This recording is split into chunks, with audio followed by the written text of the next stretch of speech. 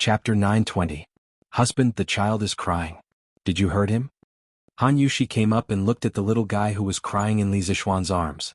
Her heart immediately melted, and her face actually lit up with a motherly glow. Li Zixuan came back to his senses and felt speechless. He was saving the child's life, okay? Why did his wife say that he was a weird uncle who bullied children? Seeing Mei Jun and his wife looking at the child in his arms with longing, Li Zixuan coaxed the child in his arms and said to Mei Jun and his wife, "The child's body is very weak now. I just used my sect's internal true qi to help him recuperate. If you want to cure the cholera in his body, I'm afraid it will be more troublesome than Denyo and Ernyo." Han Xiaoyun had just seen her child wake up. She was full of joy, but when she heard the second half of Li Zixuan's words, the tears in her eyes couldn't stop falling. "Marquis, please save my Huan. Jun and I will remember your great kindness for the rest of our lives. I beg you." With that, she was about to kneel down. Han Yushi hurriedly pulled her and comforted her. "Sister Xiaoyan, don't be like this. Since husband can wake Huaner up, he must have a way to cure your Huan. Han Xiaoyun and Han Yushi used to be sisters from the same village. They had a very good relationship. In Han Yushi's impression, Han Xiaoyun had always been an extremely strong woman. Now that she knelt down to Li Zixuan, it showed that she cared about the child very much. This kind of motherly love touched Han Yushi very much. Li Zixuan hurriedly said, "Sister Xiaodong, you don't have to be like this. I didn't say that I won't save the child. How about this, the two of you stay here first. I'll help the child recuperate for 2 days. At the same time, I'll prescribe some mild medicine to relieve his illness. What do the two of you think?" Hearing that Li Zixuan was willing to help with all his strength, Han Xiaoyun immediately stopped crying. However, she hesitated and said, This isn't very good? Marquis, we are already very grateful that you are willing to save our family's Huan. How can we disturb you here?" Mei Jun echoed, That's right. That's not good. Why don't we send Huan here every morning and pick him up at night? This way. Han Yushi advised, "Sister Xiaoyan, why don't you stay? We've been good sisters for so many years, so why are you being so polite? It just so happens that we haven't caught up in a long time. I'll sleep with you tonight. Let's have a good chat." When Li Zixuan heard this, his face darkened and he almost vomited blood. In the end, Han Xiaoyun agreed to stay at the Cloud Mountain residence. However, Mei Jun was chased away by her. The reason was that the clothes at home still needed to be collected, and her parents-in-law still needed someone to take care of them. At night, Li Zixuan groomed Huaner's body twice before tragically returning to the guest room to sleep. Alas, it's hard to be a good person in this world. It was even harder to be a good man. "Wow, Yushi, this bed in your house is so comfortable. You're so happy now." In the bedroom after Li Zixuan left, Han Xiaoyun gradually let go. This woman lay on the big bed with a latex mattress and springs without any care for her image. Then she sighed with emotion to Han Yushi. Actually, she wanted to say these words when she entered the residence in the morning. However, at that time she was worried about her son's condition. How could she have the mood to care about the magnificence of the Li family's residence? Now that she saw that her son's complexion was getting better and he could cry and make a fuss again, she had the mood to gossip with her good sister. "No way. Sister Xiaoyan, aren't you doing well too? Mei Jun is willing to endure hardships and is good to you. He's also honest. You guys are very happy too." Han Yushi was coaxing Huan to sleep. The child had just finished pooping. After some tossing and turning, the two of them could go back to their room to rest. These chores should have been done by the servants. However, there weren't many servants in the residence. Secondly, Han Yushi liked this child very much. Naturally, she did it herself. At this moment, after hearing Han Xiaoyun's words, she smiled slightly. Speaking of Han Xiaoyun and Mei Jun, this couple was also famous in the Han and Mei villages. The reason for their fame was naturally that Mei Jun was famous for being afraid of his wife. They were comparable to Fang Xianling and his wife. "Him? He's so dull. How can he be as good as you say he is?" Han Xiaoyun rolled her eyes and curled her lips. However, although she said this, she couldn't hide the happy smile at the corner of her mouth. Whether he is good or not, Sister Xiaoyan, you know clearly. You don't have to tell me." Han Yushi used her hand to gently touch the little fellow's tender face. Then she turned her head and smiled at Han Xiaoyan. I don't know if you have accumulated some great merit in your previous life. In this life you actually found a good husband like the Marquis of Yong, young, rich, powerful and capable. I don't know how many ladies in Chang'an City are jealous of you." Han Xiaoyan sat up from the bed and rolled her eyes at Han Yushi. A touch of warmth flashed in Han Yushi's eyes. However, she said embarrassedly, actually, I don't know why my husband likes me. Han Xiaoyan hurriedly said, okay. I don't want to hear about the love between you two. If I know too much, I will be silenced. At this moment, she suddenly said half-jokingly, Yushi, since you like children so much, why don't you have one with the Marquis of Yong? Speaking of which, you two have been married for a long time. Moreover, the Marquis of Yong is young and strong. Doesn't seem like. If Li Zixuan, who was lying in the guest room, knew that someone was slandering him for not being good in that aspect, he would definitely vomit 2 mouthfuls of old blood. Sister Xiaoyan, what are you saying? Han Yushi was extremely embarrassed. She hurriedly freed up a hand and covered Han Xiaoyan's mouth. Han Xiaoyan chuckled and broke free from the devil's claws. After a moment she said seriously, Yushi, don't blame your sister for talking too much. Women, you only have a few years when you are young. Moreover, the Marquis of Yong is young, promising and handsome. If you don't give the Li family a little marquis as soon as possible, you won't have a good time in the future. Han Yushi's face was slightly pale. She said, But my husband said that it's not good for a woman's body to have a child too early. Tiskti, the Marquis of Yong is really considerate of you. When Han Xiaoyan heard this, she clicked her tongue and sighed. Then she revealed her gossipy nature and said, However, this kind of thing is destined by the heavens. How can he control it? If you two sleep together a few more times, who knows, you might have it one day. Ah, Yushi, don't tell me that you two haven't slept together yet, right? No, you've obviously slept together before. Fortunately, it's still all right. Han Yushi said in her heart, My husband really can control himself. Sigh, I don't know how he calculates sex through his menstruation. Although she thought so in her heart, how could Han Yushi have the nerve to tell Han Xiaoyan such a secret? She changed the topic and said, All right, Sister Xiaoyan, don't talk about this anymore. Tell me about the situation when you gave birth to a child. I heard that it was very painful, right? Giving birth. Of course it was painful. At that time I was about to faint from the pain. However, when I saw Huan I felt that all the pain I suffered was worth it. Chapter 921. The epidemic in and around Chang'an city was far more serious than Li Zixuan had expected. On the first day, Li had received reports that more than 800 people were infected with cholera. On the second day, the number had risen to more than 2,000. The sudden outbreak of the epidemic had more or less caused panic among the commoners. Previously, the government had sent people to warn the commoners not to drink water from the murky river. Therefore, the commoners understood that cholera was transmitted from the river. Therefore, no one dared to fetch water from the river. No one even walked by the river. Many fishermen were unwilling to go into the river. In order to prevent the spread of panic, a detailed explanation of the source, pathology, and mode of transmission of cholera appeared on the headlines of Datong Daily. The name under the headline was Li Zixuan, which greatly increased the credibility of the news. Now that the Tang Dynasty Dictionary had been implemented for almost half a year, there were more and more literate people. Basically, there were children in every family who could read the newspaper according to the dictionary. Therefore, the news in the Tang Dynasty Daily could be immediately known to ordinary people. When they saw the news that cholera was mainly transmitted through water and was not contagious through mutual contact, many people heaved a sigh of relief. When they saw that boiling water could eliminate the source of cholera, those who were drinking cold water hurriedly spat out the water in their mouths and shouted for their wives to quickly boil some hot water. Boiling water was not a big deal for the villagers. At most they would need some firewood. However, there were plenty of firewood in the mountains. If they simply chopped some, it would be enough to last them for a few days. No one would take the risk of cholera just to save firewood. This was not a joke. However, what made the commoners most happy was that the imperial court had ordered the imperial physician department to research a cure for cholera. It was currently in the testing stage. They would only need to wait for a few more days to get results. The family members of the cholera victims who were in despair suddenly saw hope. The people's fear of cholera was greatly alleviated with this news. Early in the morning, Li Zixuan finished his breakfast, groomed Han Xiaoyan's son's body, and reminded Han Xiaoyan to remember to feed the little guy medicine on time. After that, he rode out. A day had passed. He had to go and see how Qingchumo, Li Tai and the others were doing. He ran from house to house. He estimated that he wouldn't be able to return home before noon. At this time he couldn't help but complain in his heart, Old man's son has been traveling for so long. Why hasn't he reached Chang'an yet? Now, as a half-baked doctor, I have to do it personally. It's so stressful. Although Li Zixuan appeared to be a strategist in front of others, it was all an act. When he was free in the dark, no one knew how many times he had gone over the prescription in his mind.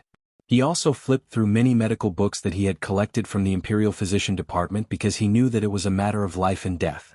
The slightest carelessness could lead to a large-scale medical accident. At that time he would really have done a bad thing with good intentions.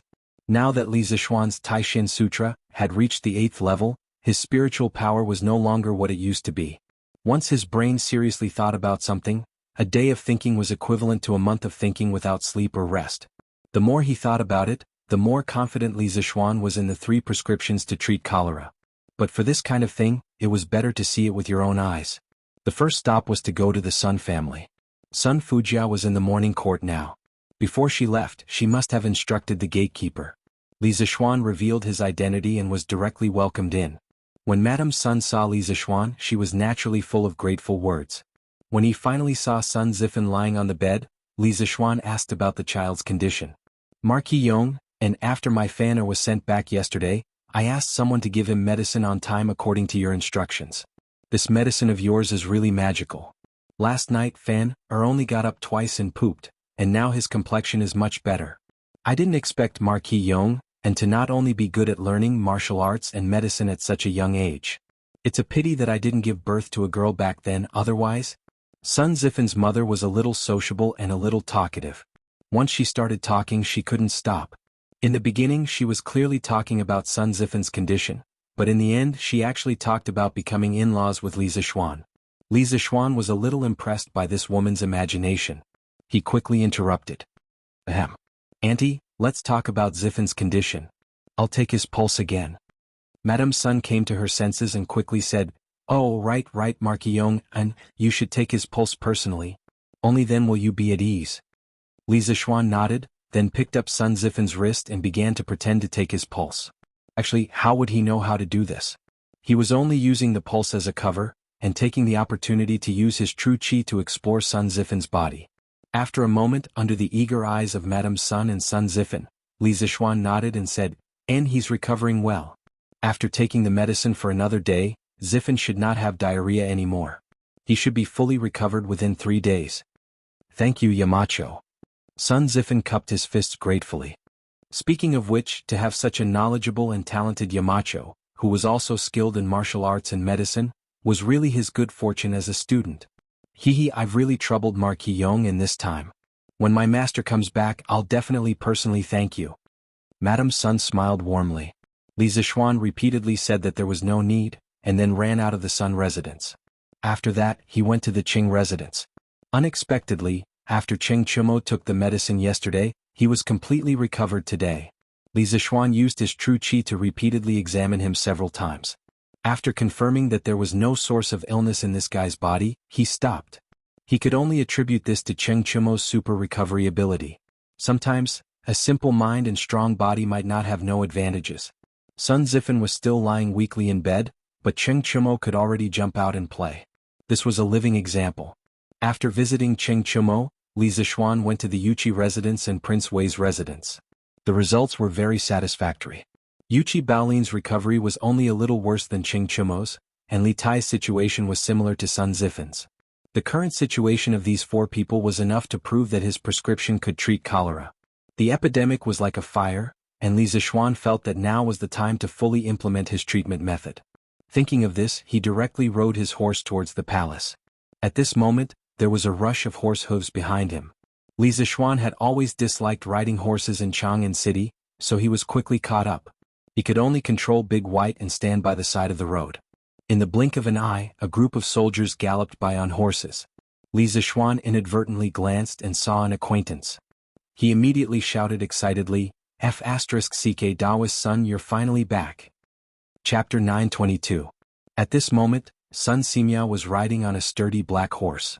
As the black horse galloped up and down, Sun Simiao's beard and hair swayed. If it weren't for the fact that he had practiced some Taoist Qigong for the convenience of practicing medicine, his entire body would have been shaken to the point of falling apart. The cavalry was as fast as the wind. It only took a moment for them to pass by Li Zixuan, so Sun Simiao didn't notice Li Zixuan on the side of the road. Besides, he was already dizzy from the bumps along the way. How could he have the time to pay attention to the pedestrians on the side of the road? Li Zixuan waved his hand and fanned away the smoke around his nose. Then he got on the horse and chased in the direction of Sun Simiao's group. In the imperial palace, it was already close to noon. Li Er had just come out of the Sweet Dew Hall and was about to go to the harem to have a meal with Empress Jiangsun. At this time a guard came to report that Dugu Xan wanted to see him. Li Er's heart moved and he immediately summoned him. Then he turned back to the Sweet Dew Hall. After a while he saw Dugu Xan enter the hall with 2 soldiers. Behind them was a white-haired old man, Sun Simiao. Dr. Sun? Without waiting for Dugu Xan and the others to greet him, Li Er came down from above and greeted Sun Simiao. He said excitedly, "Dr. Sun, you are finally back. I was just trying my luck by sending the guards to the Taibai mountain area to look for you. I didn't expect to find you. It's great that you can come back to Chang, and I don't have to worry about the epidemic in Chang, and now." Sun Simiao shook his head and then cupped his hands to Li Er. He said, "Your Majesty is too kind. This poor Taoist took my disciple to travel around the world and planned to return to Chang, and soon. A few days ago I happened to be picking herbs in the Taibai mountain. I didn't expect to meet your Majesty's imperial guards. This poor Taoist was shocked to hear that there was a cholera in Chang'an City, so I rushed back without stopping. I hope this poor Taoist is not too late." Cough cough. Actually, this old Taoist was still dizzy. Who knew how he had come all this way? Sun Simiao had been traveling day and night without rest, and had even lost a few of his horses. Although he practiced energy arts, he had never trained his body, and was only slightly stronger than the average person. Strictly speaking, he wasn't even as strong as the imperial guards around him. Therefore, the entire journey had been a huge test for Sun Simiao's body. At this moment, Dugu Xan finally had the chance to bow and say, "Your Majesty, the imperial guards were on a fast march last night. Yesterday afternoon they found Priest Sun in the depths of Taibai Mountain. Then they rushed back with Priest Sun in the middle of the night. During the journey 20 of the best war horses were killed, and 10 of the war horses were severely damaged. They might not be able to return to the battlefield. Apart from the 5 soldiers who escorted Sun Daozhang's disciple, the remaining 27 of the 32 imperial guards have all returned." Li Er nodded in satisfaction. He didn't care about the war horses that had been damaged. To him, it was completely worth it to be able to exchange for Sun Simiao, this old immortal, to return to Chang'an in time. The imperial guards have performed meritorious service by finding Dr. Sun in time. All 32 of them will be promoted by 1 rank. They will be given 2 days of rest before returning to the barracks to report on their work. Dugu Feiying cupped his fists and said, "I thank your Majesty on behalf of my brothers. You may go and rest." After saying that, Li Er looked at Sun Simiao and said, "Dr. Sun has returned at the right time. Now that the number of cholera patients in Chang, and is increasing rapidly, the imperial court is, Your Majesty the Marquis of Yong, and requests an audience." As Li Er was speaking, a chamberlain walked in and said carefully. Sun Simiao was puzzled. He remembered that when he left Chang'an this year, the title of Marquis of Yong, and didn't exist. His puzzlement didn't last long. "Summon." Li Er's expression changed and he quickly gave the order. A moment later, Li Zixuan walked in travel-worn. When Sun Simiao saw that the person who came was Li Zixuan, a hint of surprise appeared on his face. When he left Chang'an, Li Zixuan was clearly just a county boy. How did he become Marquis in the blink of an eye? When did the Marquis of the Great Tang become so worthless? "Your subject greets your Majesty." "Rise. Li Zixuan, you came at the right time. I was just discussing the epidemic in Chang, and with Priest Sun." After a round of greetings, Li Er smiled and said. Li Zixuan nodded, then cupped his fists at Sun Simiao and said, "Priest Sun, long time no see. I've been thinking about you day and night and you're finally back. Now I can finally heave a sigh of relief." Li Zixuan couldn't be more happy that Sun Simiao could return so early. After all, his half-baked medical skills couldn't compare to Sun Simiao's. Now that Sun Simiao was in charge of Chang'an City, the pressure on Li Zixuan's shoulders would undoubtedly be reduced by a lot. Sun Simiao stroked his beard and smiled. "Little Xian, you've already been conferred the title of Marquis after not seeing you for a few months. Congratulations." Li Zixuan waved his hand and said, "Fame and fortune are just fleeting clouds. Priest Sun, if you're interested in an official career, I believe His Majesty will not let a bright pearl be covered in dust." To be honest, it wasn't that Li Er didn't want to recruit Sun Simiao, but this old Taoist always liked to wander around and was unpredictable. Naturally, he wouldn't accept Li Er's invitation. Sun Simiao shook his head and said, "Haha. Let's not talk about this for now. Right now the epidemic in Jianghu and city is like a raging fire. We should discuss how to quell the epidemic as soon as possible. Li Er agreed and said, yes, Dr. Sun's words are very good. Li Zishuan, quickly tell us about your current progress. Li Zishuan smiled and cupped his hands. Your Majesty, I'm here today to tell your Majesty a piece of good news. This morning I went to the Sun, Cheng Yuqi and Prince Wei's residence. After my diagnosis, Cheng Chumo's cholera has been completely cured. Yuqi Baolin has basically recovered. As for Sun Zifan and Qing Ke, due to their weaker physiques, their recovery is slower. However, they only need one more day of medicine to basically recover. This means that the 3 doses of medicine I prescribed can be used to treat cholera. The imperial court can immediately start distributing medicine to the people to treat cholera. Li Er heard this and said in surprise, is this true? Qing Ke and the rest are fine? Li Zishuan nodded affirmatively. Sun Simiao, who was at the side, asked curiously, Little Xian, can you tell me about the prescription? To be honest, the ancient books have always lacked records on cholera treatment. I've also been researching cholera treatment methods all this time. Li Zishuan smiled and said, of course. My medical skills are not good, so I can ask Priest Sun to help me. After all, it's a matter of life and death. Seeing this, Li Er waved his hand and a young eunuch went to fetch a brush and ink. Li Zishuan quickly wrote down the prescription he had written earlier. Sun Simiao took it and began to read it seriously. His mouth was still muttering in a low voice as if he was mumbling something. He was trying to figure out Li Zishuan's prescription. Chapter 923. Wonderful, wonderful, wonderful, wonderful. These 3 prescriptions advanced layer by layer, attacking the source of the disease endlessly. First, it warms the meridians to stop the bleeding, replenishes the yang, strengthens the yang and stops diarrhea, dispels the cold and stops the pain. Finally, it warms the stomach and reduces the nausea. Especially the heart soil, it's really wonderful. I didn't expect Xiaoshuan's medical skills to be so brilliant, to be able to think of such a wonderful prescription. It seems that even if I don't rush back to Jianghu, the epidemic will be fine. In the Sweet Dew Hall, Sun Simiao exclaimed in surprise after reading Li Zishuan's prescription. Of course, Li Zishuan's prescription wasn't complete. Li Zishuan didn't mention the method of using toilet paper to smoke the patient.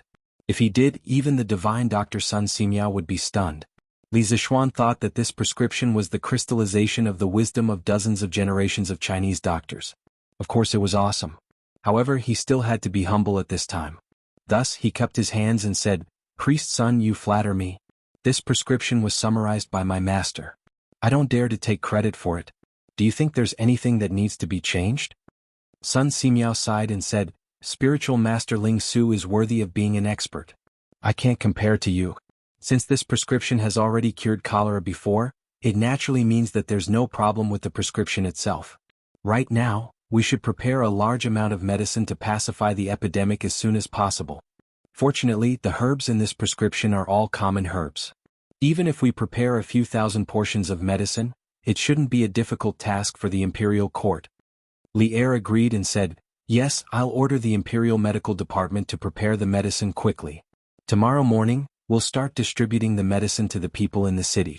Priest Sun, you've been running around and must be tired.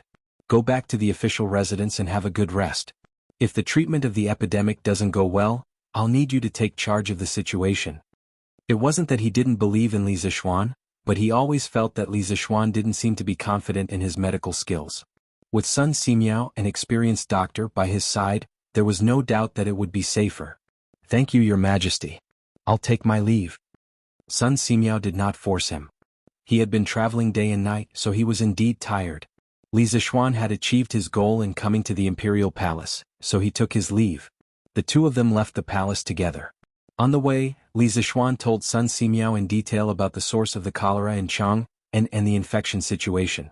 After listening to him, Sun Simiao said in surprise, Little Xian, your explanation of the cause of cholera is rather novel.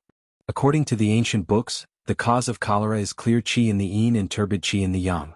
The yin qi flows in the meridians while the defensive qi flows in the opposite direction.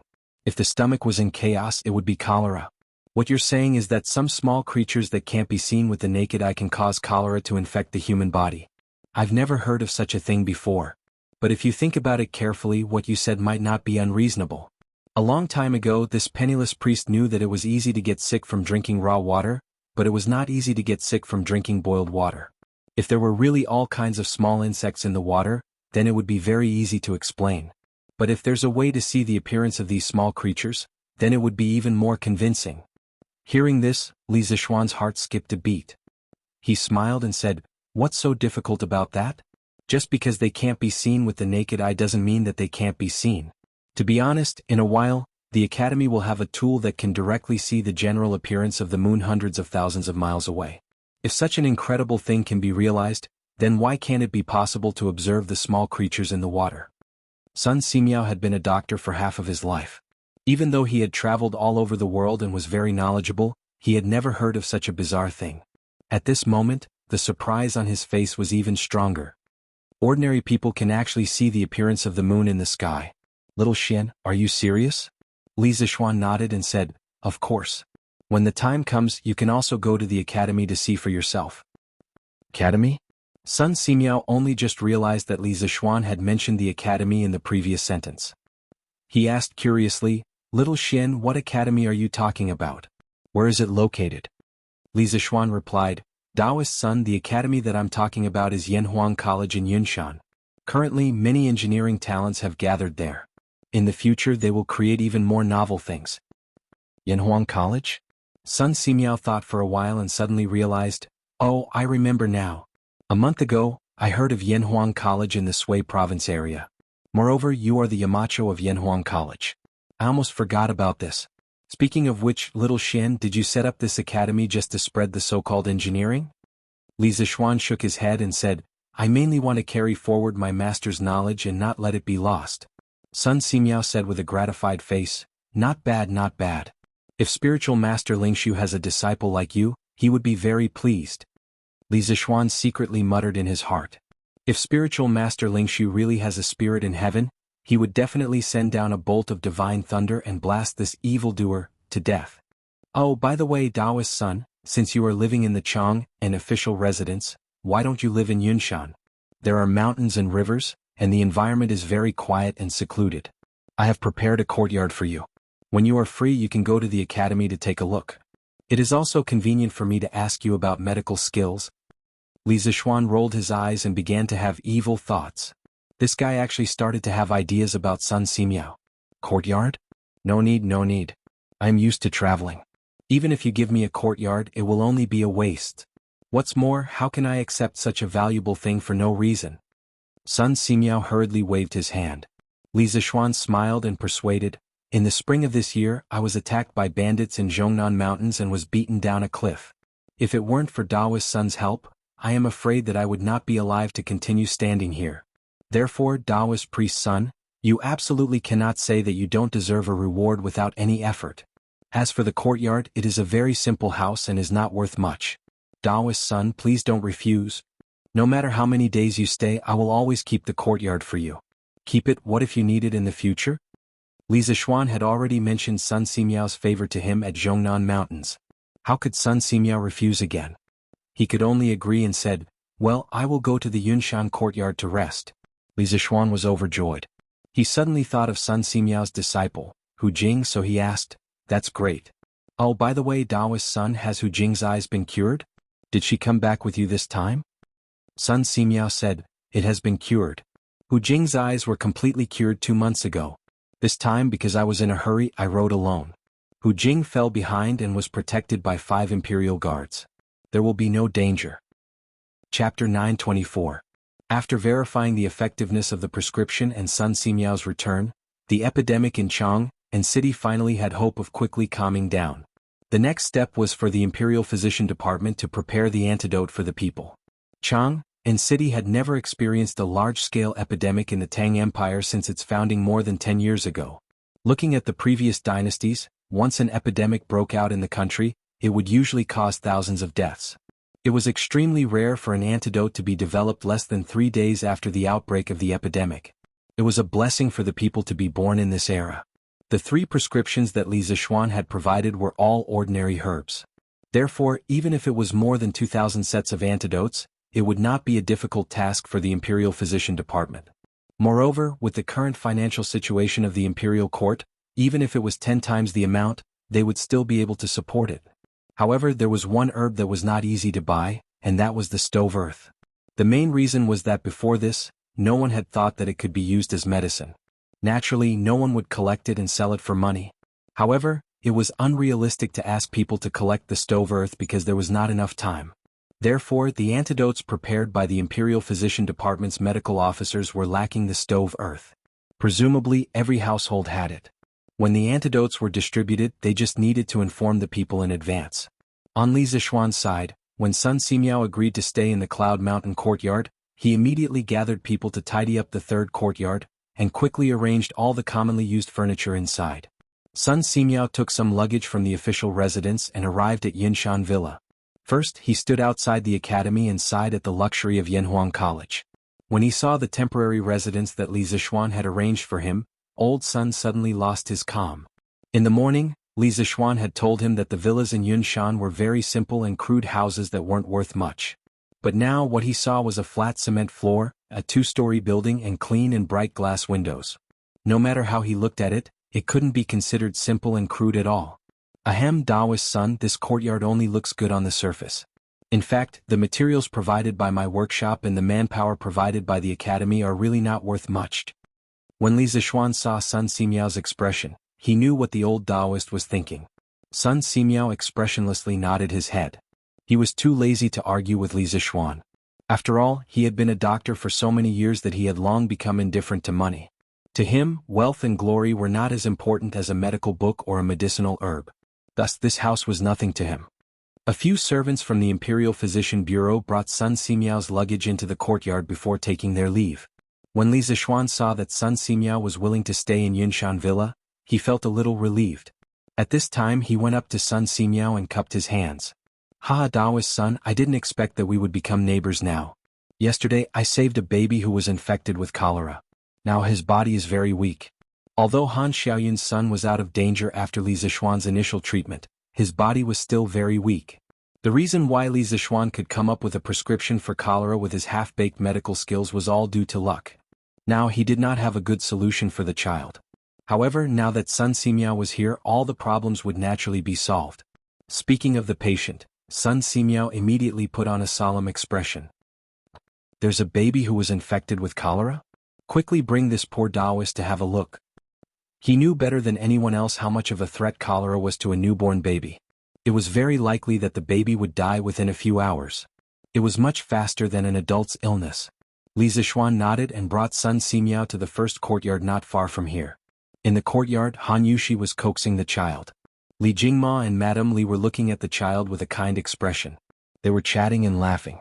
It seemed that they were very fond of Han Xiaoyun's son. Mei Jun was also there. This kid was trembling in the corner of the courtyard. He had a feeling that his son was going to be snatched away by Old Man Li and the others. Lan on the other hand, was staring at the little DD between Huan Er's legs. She was probably wondering why this thing grew on the child's body. Li Zixuan, who had entered the courtyard, saw the little girl's peeping behavior. He could not help but feel speechless. He secretly hoped that this little girl would not grow up to be a fujoshi in the future. After introducing Sun Simiao and explaining the purpose of his visit, everyone in the courtyard, except for Lan and Huana, showed a great welcome to Sun Simiao's arrival. After some pleasantries, Sun Simiao took Huana and placed his hand on the latter's wrist. He closed his eyes and carefully checked the child's pulse. The courtyard fell into silence. Only the sound of birds chirping in the nearby forest could be heard. No one disturbed them. After a while, Sun Simiao's eyebrows twitched. He looked very surprised. After a while, he put down Huan Er's arm and handed it over to Han Xiaoyun. Then, under everyone's expectant gaze, he said, "This child is truly blessed. To be able to survive the cholera is truly a blessing from the heavens. According to my diagnosis, this child's pulse is obviously very weak, but there is another kind of vitality in his body. The vitality is very strong. I guess it's this vitality that has supported the child until now. Strange. This is the first time I've seen such a strange thing in my life." Li Zixuan's heart skipped a beat. He stepped forward and explained, "Taoist son, you don't know. Before this, Huan Er only had one breath left. The situation was very critical. If we rashly used medicine in such a situation, the child might not be able to withstand it. I used Taoist genuine qi to carefully nurse the child's body several times. Fortunately, Taoist son, you came back at this time. As for the possibility that there was a second kind of qi in his body other than genuine qi, Li Zixuan himself called this qi spiritual qi, he did not intend to tell anyone. Firstly, he was not completely sure. Secondly, this kind of thing sounded too strange. Genuine qi? Sun Simiao looked puzzled. He glanced at Li Zixuan. Then, as if he had accepted Li Zixuan's explanation, he said, "No wonder. But no matter what, this child has survived a great disaster. He will have good fortune in the future. At present he is just a little weak. I'll give him a prescription to replenish his vitality. At the same time, Xiao Xian, you can give the child only 20% of your prescription for cholera. With these two approaches, the child will be fine within 5 days." Chapter 925. The next day. Early in the morning, under the escort of Wu Ho, the medical officers of the Imperial Physician Department set up cholera antidote distribution stations on the streets of Chang, and with a relatively large flow of people. Anyone who had cholera in their family could come here to get the antidote for free with a certificate issued by the Fangzheng or the Lizheng. When the news came out, the whole city cheered. The people rushed to spread the news. Those who had family members with cholera quickly went to the Fangzheng or the Lizheng to issue a certificate and then went to the distribution station to get the antidote. The people outside the city knew the news a little later. After the people who came to Chang'an City in the morning heard the news, they had to run back to the village to pass the news to the people who had cholera. Therefore, the first batch of people who received the antidote were mostly people in Chang'an City or people who lived in villages close to Chang'an City. What? There's still a missing ingredient? This medical officer, what is the missing ingredient? Is it expensive? When an old man heard the medical officer from the Imperial Medical Department say that the ingredients were missing, he immediately showed a worried look and quickly asked. The medical officer did not show any impatience or disdain because of the old man's question. He smiled and replied, "It's not expensive, it's not expensive. Every family has it. It's called hearth soil. It's the charred soil at the bottom of the earth stove. Take it down and use a knife to cut off the charred parts and impurities. Put it in the third set of ingredients you just received and fry it together." The old man suddenly opened his eyes wide and said in disbelief, "What? The soil in the earth stove can be used to cure diseases? I didn't hear wrongly, did I?" The medical officer was about to answer, but the people behind him were a little impatient. "Hey, the one in front, if you're done, leave quickly. Don't block the others from getting the medicine." Yes. We still have to get the medicine after you're done." Suddenly there was a wave of condemnation. The old man quickly stepped aside and apologized a few times before leaving with doubts. At the same time, at the entrance of the West Market, the most crowded place in Chang'an City, Sun Simiao and his disciple, who had actually set up a stall here to distribute medicinal ingredients to the commoners. Since Sun Simiao didn't like to be restrained and liked to wander around, Li Er let Sun Simiao temporarily take over the position of the head of the Imperial Physician Bureau. He was in charge of more than 300 medical students, medical officers, and doctors in the Imperial Physician Bureau. However, this temporary head of the Imperial Physician Bureau wouldn't have his freedom restricted. As long as Sun Simiao could come to Chang, and a few times every year, Li Er would be satisfied. "Auntie, have you been prone to relapse recently? Are you short of breath, sweating easily and catching colds easily?" "Ah, yes. Young lady, you are too amazing. Auntie's recent problems were all pointed out by you. Then can I still be cured?" "Auntie, it's just a minor illness. Don't worry, I'll give you a prescription. You'll be fine after you take 3 doses. Don't be too tired." Thank you, miss. I only brought 50 coins with me when I went out. Miss, do you think you can wait here for me to go back and get some money?" "Auntie, my master and I don't charge any consultation fees. You just need to take the prescription to the pharmacy to buy the medicines." Sun Simiao and his disciple were not only here to distribute the cholera medicine, but also to provide free consultation for some people. In fact, it was mainly Hu Meng who was doing the consultation. Sun Simiao was distributing the medicine while listening to Hu Meng's diagnosis. In fact, he didn't know how many times he had done this kind of free consultation with Hu Meng during their travels. It was also a test and training for Hu Meng. Practicing medicine. If you only stopped at medical books, you would never become an outstanding doctor. During the reign of Sui Kai Huang, Sun Simiao lived in seclusion in Taibai Mountain. He concentrated on studying medical books while he went around to diagnose the diseases of the people. This seclusion lasted for more than 40 years. It was because of his 40 years of medical experience that he finally became a medical grandmaster. Therefore, Sun Simiao understood the importance of medical experience better than anyone else. Since Hu Meng was bent on learning medicine, Sun Simiao had been teaching him medical theory while practicing medicine to help Hu Meng lay the foundation. Of course, the results were also very obvious.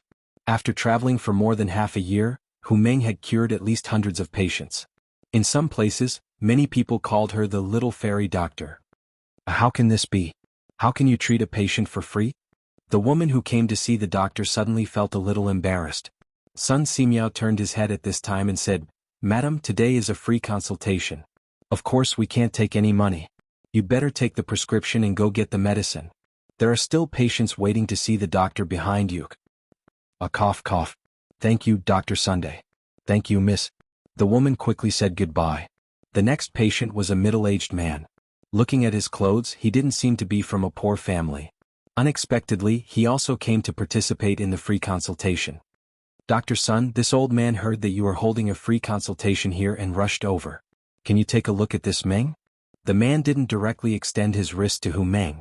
Instead, he respectfully asked Sun Simiao, "What is the meaning of this?" The patients in the line behind began to talk. "He doesn't believe in that little girl's medical skills." "Hey, actually, I don't believe it either." *T Don't look down on people. Although this girl is young, her medical skills are excellent. It is said that when Dr. Sun traveled to Liang province, there was a plague in a village. This girl didn't sleep for 3 days and cured all the people in the village who were infected with the plague. The local people call her the little fairy doctor. Hiss. She's so amazing? Of course. This time, I came specially to find the little fairy doctor to treat my illness. Some people are really blind. After hearing the middle-aged man's request, Sun Simiao, who was dispensing medicine, turned his head to look at the man. Then he turned his head back to dispense medicine and said, "Your illness can be cured by my disciple, don't worry." This old man still has to busy himself with dispensing medicine. But, no buts. If you don't believe this old man's words, why bother looking for this old man? The middle-aged man wanted to say something, but he was instantly refuted by Sun Simiao. He had no choice but to sit in front of Hu Meng obediently and extend his arm. Hu Meng wasn't annoyed by being looked down upon. She smiled sweetly and said, "Uncle, don't worry. Even if it's an illness that I can't treat, my master will definitely help." As she spoke, Hu Meng's 2 fingers were already on the middle-aged man's wrist. Chapter 926. Uncle, your face is a little pale. Are you afraid of the cold recently? Your limbs are not warm and you are often in low spirits? After a while, Hu moved her finger away, looked up at the middle-aged man and asked. "And yes." The man answered in a muffled voice. Hu continued, "In addition to these, have your waist and knees been weak recently? Frequent urination and excessive urination at night?" The man nodded again. When the patients in the queue saw this, they couldn't help but admire Hu's medical skills even more. At this moment, Hu said, "Uncle, you have a deficiency of yang and it's a deficiency of yang in the kidney. I will give you a prescription to replenish your yang qi. You have to pay attention to not be too tired recently." Deficiency of yang in the kidney? Ah. So this brother has a deficiency of the kidney. The patients in the queue were stunned at first, and then they couldn't help but laugh. A big man was actually recognized by a little girl as having a deficiency of the kidney. This was indeed very embarrassing. The middle-aged man was laughed at until his face turned red. He couldn't wait to find a hole to hide in. Whose expression was calm. There was no ridicule or any other messy expression on her face. She was like a master who had seen through the world of mortals. In just a few breaths of time, Hu had actually finished writing the prescription. She glanced indifferently at the patients who were laughing behind her. With just one glance, it was as if there was some kind of magic power, and the mocking laughter gradually stopped. Master said that there is no need to be afraid of treatment. Mortals eat grains and miscellaneous grains, and there is no one who doesn't get sick for a lifetime. Everyone, please don't ridicule me for no reason. Don't do to others what you don't want done to yourself. Hu said meaningfully. Then she said to the middle-aged man in front of her, "Uncle, this prescription was developed by my master. It is specially used to treat deficiency of yang in the kidney. Please keep it well." The middle-aged man felt both embarrassed and ashamed. He hurriedly said a few words of thanks and left. Next. Today was Tuesday. Yinhuang College officially started classes today. Cheng Chimo and Yuchi Baolin went to the college. Although Li Tai and Sun Zifan had recovered, they were still weak and needed to rest at home. In addition to the few of them, there were a total of more than 30 students in Yinhuang College who were infected with cholera. Li Zishuan sent people to the students' homes one by one to understand the situation. After confirming that no students had died of cholera, he was relieved. Today, Chang and City was distributing medicinal herbs. After breakfast, he rode a horse to Chang and City and happened to be at the entrance of the West Market. Li Zishuan had seen how Hu treated the patients just now. Now, whether it was her temperament or appearance, it was as if she was a completely different person. She used to be a blind farmer girl, but now she had become the little fairy doctor, who was respected by everyone and had an extraordinary temperament.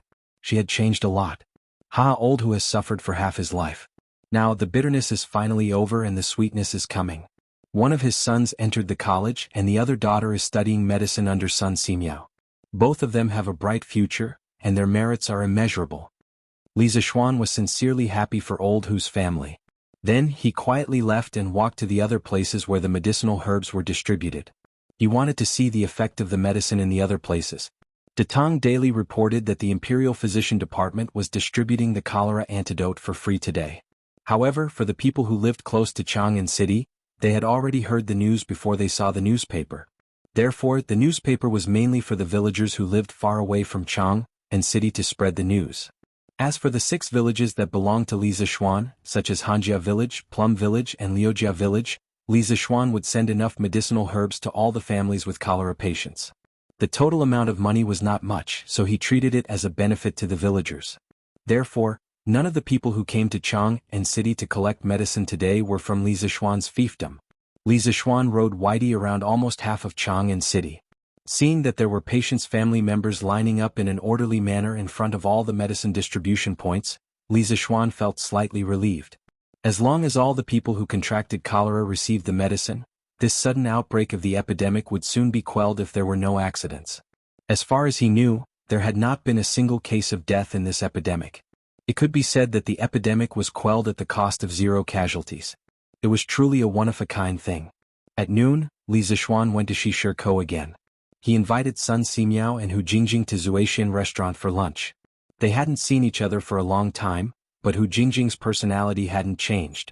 She was still quiet and calm.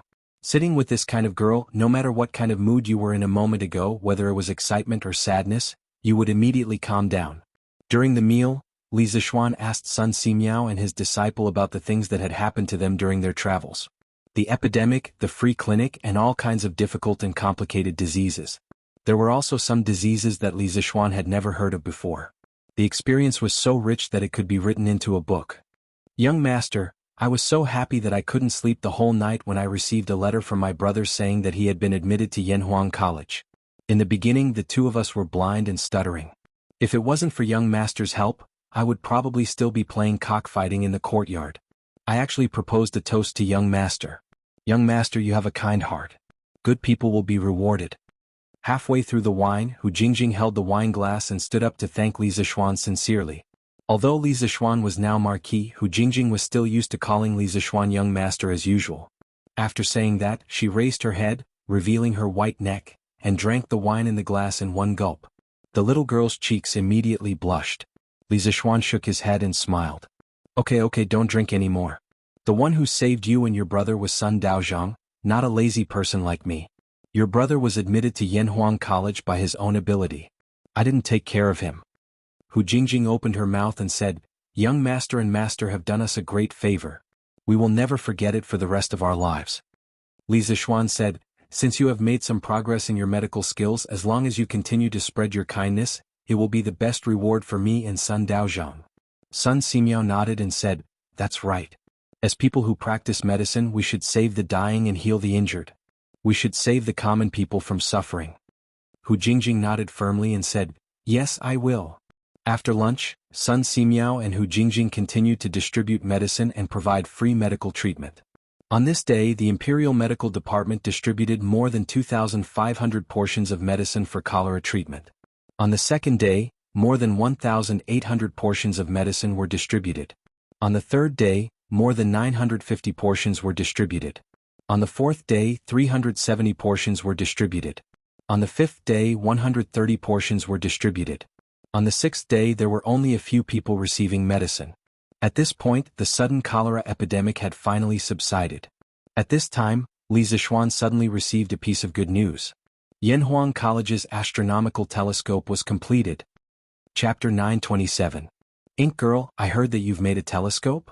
Back in the Yanhuang Academy, Li Zixuan was in Yan Xiaoning's office when he saw the couple he hadn't seen for a long time. In the morning, Mo Lingwei sent someone to inform him that the telescope had been completed. Li Zixuan immediately rushed over when he heard the news. Recently, he had been busy quelling the cholera and rarely asked about the matters of the college. He didn't expect Mo Lingwei to create such a big news all by herself. It was really shocking. Li Zixuan had expected that Mo Lingwei would make a telescope, but it was beyond Li Zixuan's expectations that she could make it so quickly. After all, although the principle of the telescope was simple, it wasn't simple to make it. Yes. Yamacho, little Ningzi and I have already made the telescope yesterday. We even tried it last night. We can see the moon very clearly from here. Mo Lingwei said excitedly when she saw Li Zixuan. Li Zixuan's heart skipped a beat. He said mischievously, Yo. Last night? You two have started to stay out all night to look at the stars and the moon together? TSK shouting, not bad. You're quite capable. Your progress. Yamacho, you. It's not what you think it is. Mo Lingwei, who had always been fierce, blushed at this moment. Yan Xiaoning was also embarrassed by Li Zixuan's words. He pretended to be angry and said, Humph? Little Xian, don't talk nonsense. I have nothing to do with this barbaric girl. Yan. So. Ning. Who are you calling barbaric? The bashful look on Mo Lingwei's face immediately disappeared and was replaced by a gloomy look. Along with her deafening roar, a storm suddenly came. As long as Yan Xiaoning didn't know what was good for him, there would probably be an even more violent storm. Hey. A gentleman uses his mouth and not his fists. Why are you like this? You're a lady who keeps shouting and fighting. Who would dare to marry you in the future? Yan Xiaoning had obviously suffered from Mo Lingwei's attacks before. He seemed to be prepared. He used Li Zixuan's body to dodge Mo Lingwei's attack and said sarcastically while dodging. Mo Lingwei's lungs were about to explode. She pointed at Yan Xiaoning and said angrily, What does it have to do with you whether I can get married or not? Even if I can't get married, I won't marry a bastard like you. Don't run. Stand if you dare. Yan Xiaoning made a disgusted face and spat. Humph? Even if you don't marry me, I don't want to marry you. Don't flatter yourself. I, Yan Xiaoning, would rather be alone for the rest of my life than marry a barbaric woman like you. Yan. So. Ning. I'm going to kill you. Mo Lingwei was really angry this time. She took a big step forward and appeared in front of Yan Xiaoning. She wanted to catch this bastard. Who knew that Yan Xiaoning was so cunning? He used Li Zixuan's body to play around with Mo Lingwei. Li Zixuan couldn't help but feel a little angry in his heart for this pair of adulterous couple to show off in front of him. Forget about showing off your love, but you still King ran over to show off your love in front of him. That was unbearable. Li Zixuan didn't say anything. He grabbed Yan Xiaoning and threw him in front of Mo Lingwei like he was throwing trash. Their eyes met and what followed was a pig-like scream. Li Zixuan didn't have time to care about this. He shook his head, turned around and walked towards the atrium next to Guanghua Tower. Even if Mo Lingwei didn't say anything, Li Zixuan knew where the binoculars were placed. He opened the metal door and entered the open-air atrium. Li Zixuan saw a long cylindrical object supported by a tall metal frame. It stood on the roof of the building like a sharp sword piercing the blue sky. Hey, it does look like it. I wonder how far this thing can see. Li Zixuan glanced at the binoculars and mumbled to himself. He then approached the binoculars. When he got closer, Li Zixuan took a closer look. He realized that Mo Lingwei's binoculars were a typical Kepler telescope. She used two lenticular lenses as the objective lens and the eyepiece respectively. The two lenses were combined to magnify distant objects. The structure of the Kepler telescope was relatively simple, and it wasn't particularly troublesome to make. Even so, Mo Lingwei was already very impressive. After all, the industrial level of this era was very high. This girl didn't even know how many lenses she had to grind to make the two most suitable ones. Hey Yamacho, give it a try. Using this thing to see the moon in the sky is much clearer than using the naked eye. Mo Lingwei didn't know when this adulterous couple had followed them again. Mo Lingwei walked cheerfully to Li Zixuan and shouted.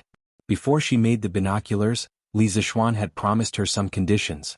Now, of course, she was hoping that Li Zixuan would quickly inspect the project, so that he could fulfill his promise. Li Zixuan put his hands behind his back and rolled his eyes. He said, Ink Girl, it's almost noon. Where do you want me to find the moon?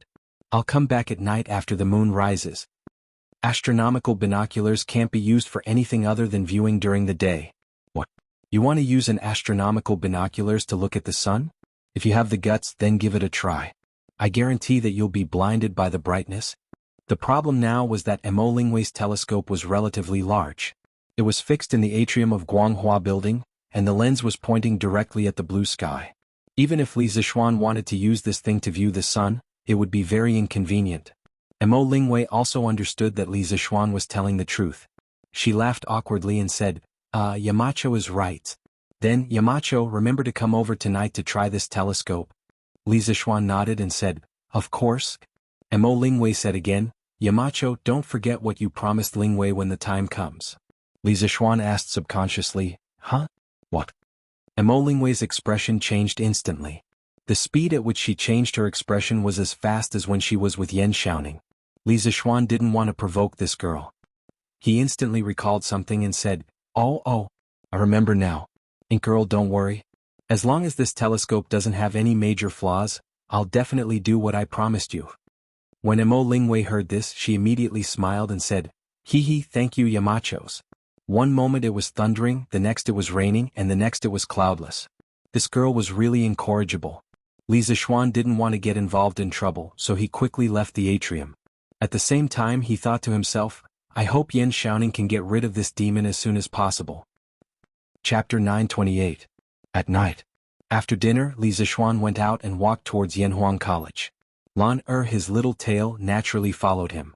Speaking of which, during the time that Han Xiaoyan's son, Meiji Huan, was in the Li family, Lan had found a new playmate. It wasn't easy to have someone younger than her in the family, and this girl naturally acted as the big sister. Many times, the way she pretended to be an adult always made others laugh. However, as early as the day before yesterday, Meiji Huan's illness had already recovered, so the mother and son naturally went home. When the little guy left in the end, he was still a little reluctant and insisted on letting Li Zixuan carry him. Speaking of which, it was strange. In the Li family, this child was not close to Father Li, Madame Li, or Han Yushi. Instead, he was very close to Li Zixuan, who was often not at home. This made Madame Li laugh and scold this child for being a little heartless. The siblings walked on the small path of Yunshan.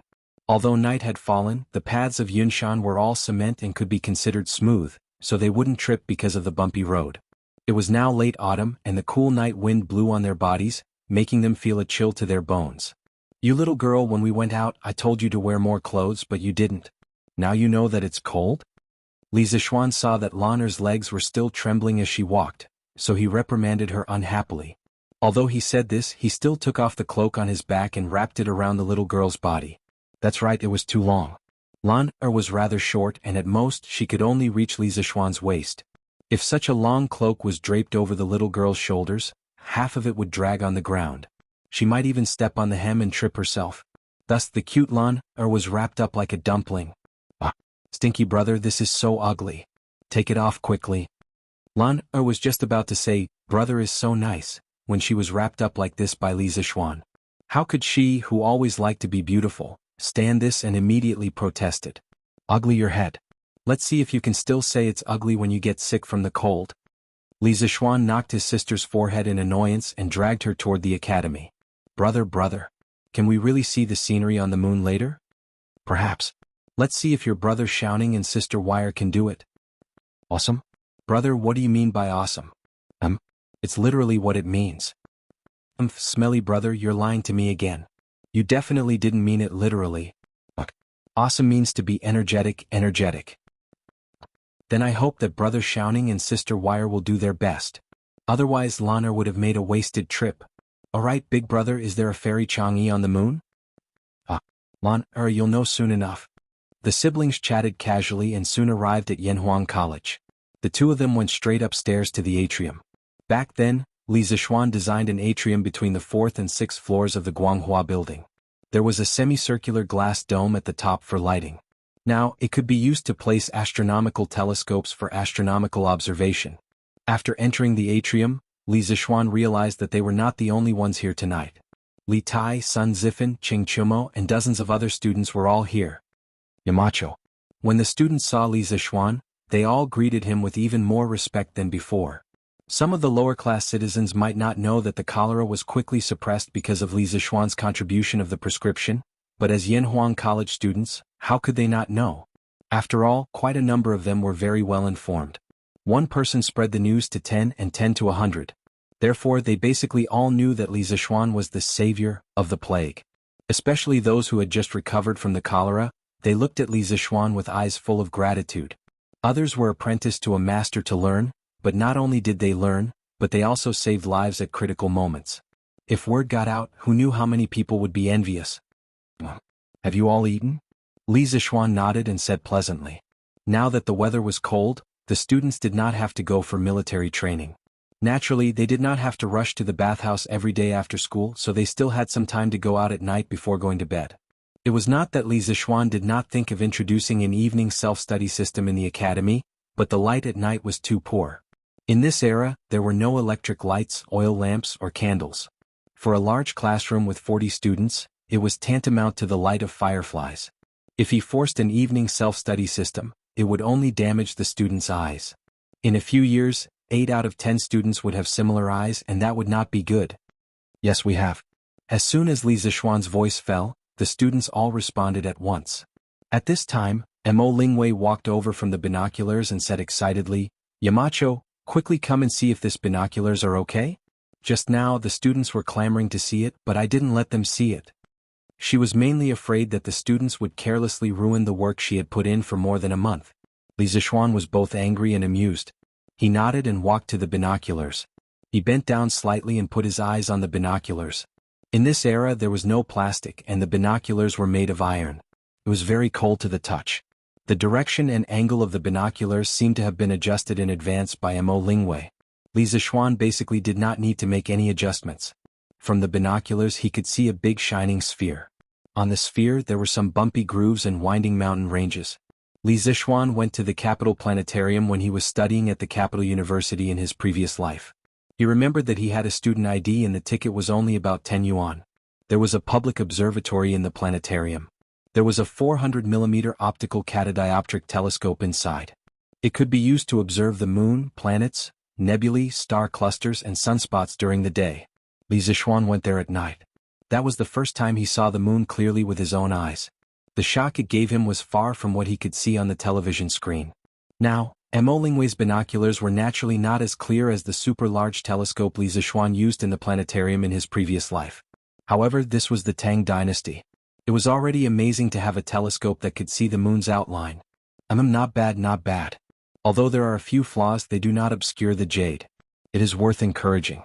Ink Girl, congratulations on making the first astronomical telescope in the Tang dynasty. Tomorrow, I will help you persuade Mr. Mo to let you stay at Yanhuang College. Li Zishuan looked at it for a while, then walked down and said to Mo Lingwei, who was beside him with a face full of anticipation. Chapter 929. Cough cough, the title is necessary for the plot, not to start a fight. Female compatriots, please don't misunderstand. Wow. That's great, thank you Yamachos. In the courtyard of Guanghua Building, Mo Lingwei jumped up excitedly after hearing Li Zishuan's words. Although she was the daughter of the Mo family and a female overlord, she was still a woman. Under normal circumstances, she could only stay at home and wait for her father to find a suitable husband for her to marry. Then she could have children and take care of her husband and children. However, Mo Lingwei didn't want to walk down this old path. She liked to be active and didn't like to be locked up at home every day. Yanhuang College was a good place for her to do that. Therefore, when Li Zishuan promised to help persuade her father if she could build the telescope, Mo Lingwei's heart instantly became active. For more than a month, she dragged Yan Xiaoning along and worked tirelessly. Wasn't it all for the sake of successfully entering Yanhuang College as soon as possible? What about me? I should have a share of the credit if this telescope can be built, right? Yan Xiaoning, who was at the side, said softly. Mo Lingwei's eyes lit up. She pointed at Yan Xiaoning excitedly and said to Li Zishuan, Yes, Yamacho, little Ning also helped a lot when we built the telescope. His skills are not bad, why don't you accept him into the school too? His position doesn't need to be too high, just a special associate professor will do. Yan Xiaoning almost vomited blood when he heard that. That wasn't what he wanted to say.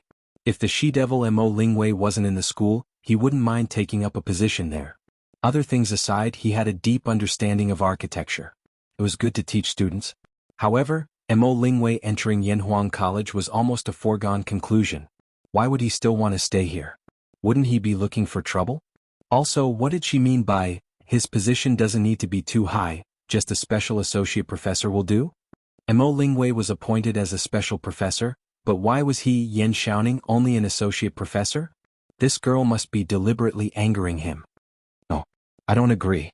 I don't want this credit anymore. Little Xian, I'm not feeling well. I'll head home first. Yan Xiaoning hurriedly waved his hand and said a few words. Then he fled, as if he was fleeing. Hey, little Ningzi, stop right there.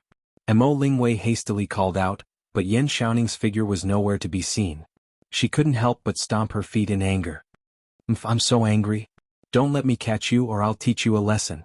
The last sentence was said in a low voice as if he was talking to himself. Li Zixuan was speechless. Girl, what have you done to Xiaoning in the past month? Why is he so afraid of you? This girl rarely acted rashly in front of Li Zixuan. When she heard Li Zixuan's question, her little face instantly turned red. After hesitating for a while, she said embarrassedly, I didn't do anything? Yamacho, what are you talking about? Why can't I understand? Li Zixuan shook his head. He couldn't be bothered with this crazy girl. He turned around and carried Lan. He teased the little girl to look at the moon for a while. After Lan realized that there was no fairy Chang'e on the moon, she lost interest and said that she wanted to go home. When the students saw that Li Zixuan and his sister had left, they immediately swarmed over and fought to see the moon. I came first, I want to see it first. Bullsh *T. I was the one who came first. I came first. I came first. Seeing that the fight between the students was getting more and more intense, Mo Lingwei, who was next to them, immediately shouted, Stop! The word stop came out of her mouth and it was deafening. Guanghua Building shook 3 times with it. A few students closer to her felt that their eardrums were about to burst. Li Zixuan and Lan who had just walked down the stairs, also heard Mo Lingwei shout. The little girl was puzzled. Brother, what's wrong with Sister Wei? Li Zixuan touched his nose. I don't know. Maybe she's going through menopause? Let's not care about her. Let's go home quickly. The menopausal Mo Lingwei looked at the chaotic students in front of her with a straight face. She pretended to be strict and reprimanded. What are you squeezing for? All of you line up properly. If you don't line up, you're not allowed to use the telescope. After saying that, she stood in front of the telescope like an old hen protecting her chicks, separating the students from the telescope. Swoosh. The students immediately lined up. No one turned a deaf ear to Mo Lingwei's words. After all, Mo Lingwei's father was the discipline leader of the physics department. After returning to the villa, Li Zixuan suddenly saw that the lights were still on in Yunshan's second villa not far from the south. He had an idea and let Lan go in first while he walked towards the second villa. The owner of Yunshan's second villa was Yan Xiaoning. When Yanhuang College was built, Li Zixuan found Yan Xiaoning to be the commander-in-chief. As a reward, he gave the second villa to Yan Xiaoning. And this guy was still up so late after escaping from Guanghua Building. What was he doing? In the past, I had countless friends, but only you were in the depths of my heart. I searched for you thousands of places in the mountains, but when I looked back, you were in the depths of the donkey shed. Eating grass, leaning against a tree with a towel wrapped around your head. Donkey, oh donkey, you're still the most worrisome. Li Zixuan had just approached the second villa when he heard Yan Xiaoning reciting a poem. Oh, it wasn't a poem, nor was it a poem. There were no popular poems in the Tang dynasty. It sounded like he was just randomly reciting. But the content? Li Zixuan almost burst out laughing after hearing it. This guy was actually talking to his donkey. Ahem, good line. Good line. I didn't expect you to have such literary talent, Xiaoning. I'm impressed. Li Zixuan clapped his hands and interrupted Yan Xiaoning's affectionate confession and flattery. Yan Xiaoning paused, turned around and said, Little Xian, you're here. Yeah. What's wrong? Xiaoning, are you still angry at Ink Girl? It can't be, right? You're a man. Why are you getting angry at a weak girl? Weak girl? Yan Xiaoning immediately exploded. Have you ever seen a weak girl as fierce as her? Look, the injuries on my arms and waist were all caused by her. Little Xian, let me tell you, don't ever trust women. Women are all drama queens, liars and pigs. I'm a good example.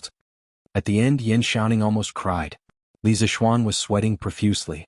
Thinking about Mo Lingwei's hesitant reaction, he couldn't help but mutter in his heart, what kind of education did that crazy girl Mo Lingwei receive? She actually destroyed a 7-foot-tall man like Yan Xiaoning to this extent. Women are indeed terrifying when they become unruly. Chapter 930. Xiaoning, did Ink Girl hit you? Li Zixuan glanced at the bruises on Yan Xiaoning's arms and waist and asked. He had thought that the two of them were just quarrelsome lovers who would occasionally quarrel with each other. He didn't expect that domestic violence would be involved. This problem was a bit serious. Yan Xiaoning said angrily, isn't it? Xiaoxian, don't be fooled by her harmless appearance. She's very vicious. I don't want to stay with her in Yanhuang College forever. Li Zixuan wondered, don't you know how to fight back when she hits you? Yan Xiaoning rolled his eyes and looked at Li Zixuan as if he was looking at an idiot. Do you think I don't want to?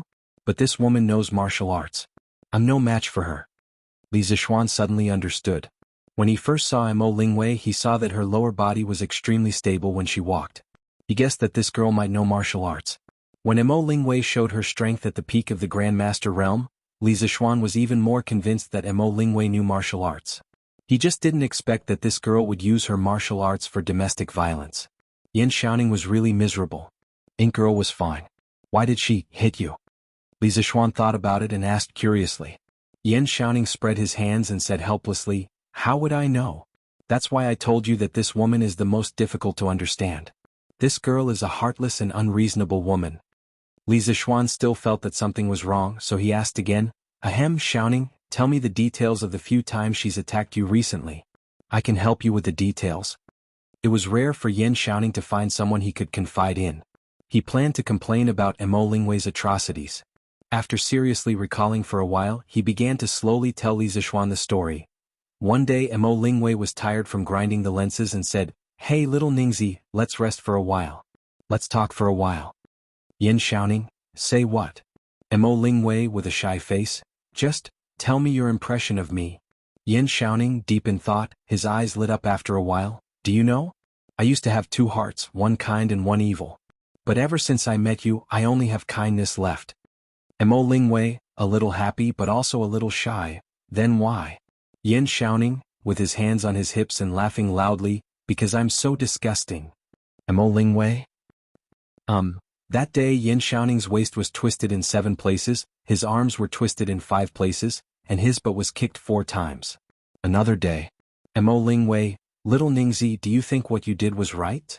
Yan Xiaoning, pitiful, no, I apologize. I apologize for what I did wrong. I have a stubbornness in my bones. I couldn't hold it back just now. I'm very sorry. Mo Lingwei, she raised her chin like a winner, then tell me, why are you apologizing? What did you do wrong? Yan Xiaoning, with his head lowered, enduring the humiliation, sorry I was stubborn. Mo Lingwei, furious, go to hell.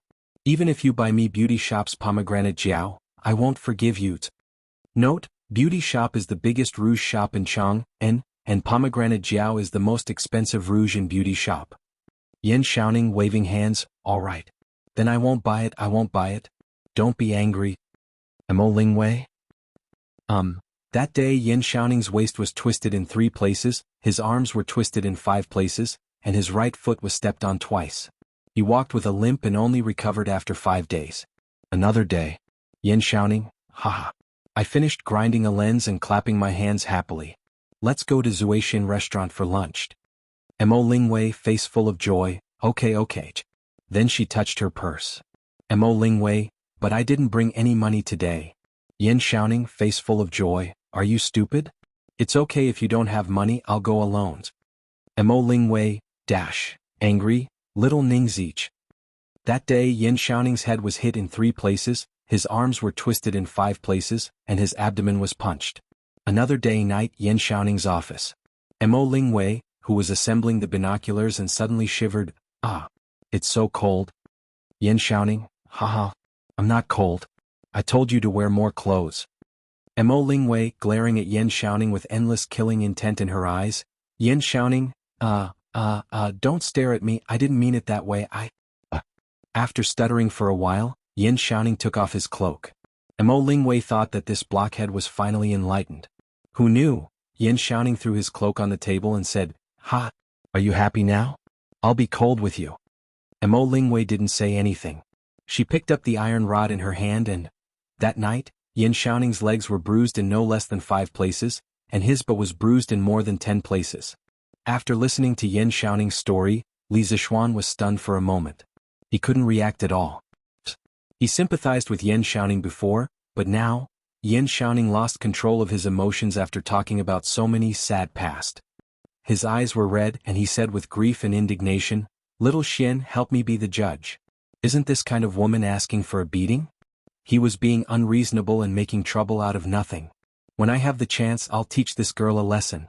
Otherwise she'll never know how high the sky is and how deep the earth is." Li Zixuan opened his mouth and was speechless for a while. What should he say about these two people? It was impossible to generalize and say which side was right and which side was wrong. It could only be said that this was the inevitable result of an iron-willed straight man meeting a violent woman. Both of them were King amazing.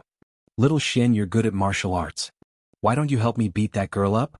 Seeing that Li Zixuan didn't say anything, Yin Xiaoning rolled his eyes and suggested again. Li Zixuan's old face turned black. Not to mention that he didn't hit women. If he really hit her and Yin Xiaoning got together with Mo Lingwei in the future, wouldn't he turn around and fight with him? Besides, she was the daughter of the Mo family's master. How could he beat her up just because he wanted to? Okay. Don't say any more. What kind of stupid thing is this? Li Zixuan waved his hand with a headache and said, "Xiaoning, in fact, you deserve all the beatings you've received. You should reflect on it yourself." After saying that, he left without looking back. Yin Xiaoning shouted behind him, Hey, little Xin, what do you mean? What do you mean I deserve it? *CK. To think that I treated you as a brother." Chapter 931. The next day, Li Zixuan got up early and prepared to go to the morning court. Old Li had sent someone to inform him yesterday. After breakfast, Li Zixuan went out with 2 guards before dawn. They rushed all the way to Yinxing Gate in the east of Chang'an City. At this time, the city gate was not open yet, but there was a long line of people outside the gate. Most of them were peddlers and civilians. Li Zixuan, a high-ranking official in his court uniform, stood out in the crowd. Many people subconsciously made way for him, not wanting to provoke Li Zixuan, an important member of the imperial court. But there were also people with sharp eyes who recognized Li Zixuan's appearance under the dim sky. Marquis. A middle-aged man in his 30s tiptoed close to Li Zixuan and called out tentatively. Li Zixuan's night vision was good. He looked carefully and recognized the person who called him. It was Lu Dezhuang, who had taken the child to Yunshan to see a doctor. "Lu Dezhuang? It's you? Are you going to the city to sell eggs?" Li Zixuan sat on the horse and greeted Lu Dezhuang with a smile. He said so because he saw Lu Dezhuang carrying a basket of eggs on his back. Lu Dezhuang scratched his head and smiled foolishly. Eggs are becoming more expensive recently, so I collected all the eggs at home and sold them together. So I can buy some meat for my Shaoan to eat." Speaking of this, he seemed to have suddenly thought of something and hurriedly added, "Oh, the last time my family Shaoan got cholera, it was all thanks to Marquis's help. Marquis's great kindness to our Lu family is like a new life. I, Lu Dezhuang, am willing to repay Marquis's kindness with the rest of my life." Saying this, he knelt down in front of Li Zixuan and kowtowed 3 times. All of this happened in an instant. Li Zixuan, who was on horseback, couldn't react in time. By the time he jumped off the horse, Lu Dezhuang had already finished kowtowing 3 times. When he bent down halfway, a few eggs rolled out of the bamboo basket. Get up. I told you before, you don't need to repay anything. Go home, farm and live a good life. That's the greatest repayment to me." Li Zixuan hurriedly helped Lu Dezhuang up and scolded him with a stern face. They made such a big commotion, kneeling and kowtowing, how could others not notice? "Marquis? This is Marquis Yong, and?" "It's really Marquis.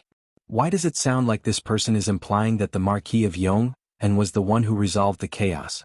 Shouldn't it be the Imperial Medical Department?" "You don't know about this, right? I heard that the reason why the Imperial Court was able to quell the cholera so quickly was mainly because Marquis Yong and contributed 3 prescriptions. Otherwise, too many people would have died. There's actually such a thing?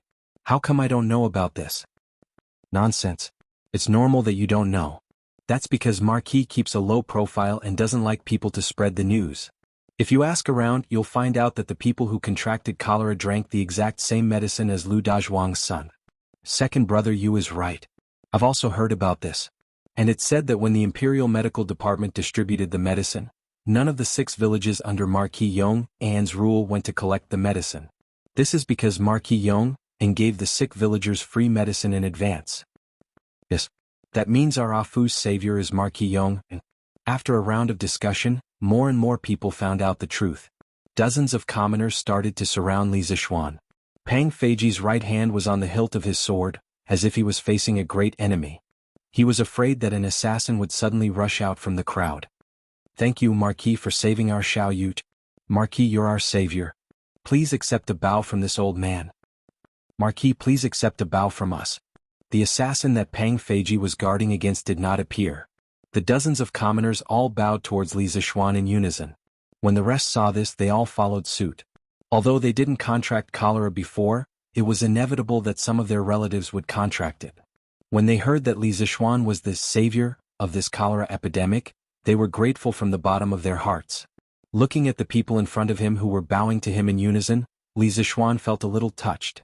He didn't want to make the cholera prescription public, but it was still noticed by some attentive people. What a bunch of simple, hard-working people. Rise, all of you. The cholera epidemic wasn't caused by me alone. If it wasn't for His Majesty's love for the people and his constant concern for them, even if I had the antidote, I'm afraid I wouldn't have been able to prepare the antidote in such a short time and hand it to every cholera patient. So if you want to thank someone, you should thank His Majesty. Li Zixuan raised his hands and said loudly to the crowd. The cholera epidemic this time had infected more than 3,000 people, and these 3,000 people had close relatives that numbered in the tens of thousands. Li Zixuan felt a little pressure to be thanked by so many people and also a little. In short, if his reputation was too high, he was worried that people would use this to make an issue out of it and badmouth him in front of Lier. His Majesty is wise. Marquis is wise. His Majesty is wise. Marquis is wise. The commoners shouted. Rumble. At this moment, the city gate was pushed open from the inside, and 2 city gate officers came out. Under Li Zixuan's persuasion, the commoners lined up again and began to undergo the security check. Yes, that's right, the city gate officers of this era were basically the same as the security guards of modern train stations and subway stations, but they didn't have high-tech equipment. After entering the city, Li Zixuan urged Dabai to run a little faster. The 3 of them rode straight to the imperial city, and soon they saw the tall and majestic imperial palace. Li Zixuan left Dabai in Pang Feiji's care, and entered the imperial palace alone. After chatting with the officials of the imperial court for a while, a servant came out to inform everyone to enter the Taiji Palace for the morning court session. After listening to old Li, Fang Xianling, Wei Zheng, and the others discuss national affairs for a long time, it was finally Li Zixuan's turn to take the stage. He heard Li Er say in a deep voice, although the cholera epidemic has been quelled, we should still reward him according to his contributions. I'm sure all of you know that the epidemic situation was very critical. If it weren't for the Marquis of Yong, and providing the prescription in time, the entire Chang and city would have experienced a large-scale outbreak of cholera. If that happened, the imperial court would have suffered a great loss. Now that the cholera epidemic has been completely quelled, and not a single commoner has died from the disease, it's a miracle. I intend to reward the Marquis of Yong, and generously. How do you think I should reward him? As soon as Li Er finished speaking, the imperial court instantly fell silent. The officials looked at each other. Reward? How else could they reward him? A 15-year-old marquis with a third-rank official position, how else could they reward him? If they rewarded him more, wouldn't they be invincible? Chapter 932. As for how to reward Li Zixuan had also thought about it for a long time. However, he realized that Li Zixuan was neither short of money nor status. As for his position, this fellow was naturally lazy, and he was even in charge of an academy now. If he was given another position, Li Zixuan would probably quit immediately. That was why he brought this matter to the imperial court. He wanted to see if the ministers had any ideas. However, Li Zixuan was a new noble who had just risen in the imperial court this year. The speed at which he rose was already unprecedented. How could the officials still think of a suitable reward? After waiting for a long time and seeing no one speak, Qing Yaojin could not stand it anymore. Old Qing took a step forward, cupped his fists and said, Your Majesty, it's not right for me to judge whether the Marquis of Yong and contributed to the cholera this time. However, if he didn't take action, my family's Chonyo might have died because of the cholera. Therefore, no matter how your Majesty rewards the Marquis of Yong, I am willing to take out 100 households of land and give it to him as a token of gratitude. Booms. The moment Qing Yaojin's words came out, all the officials in the imperial court raised their eyebrows.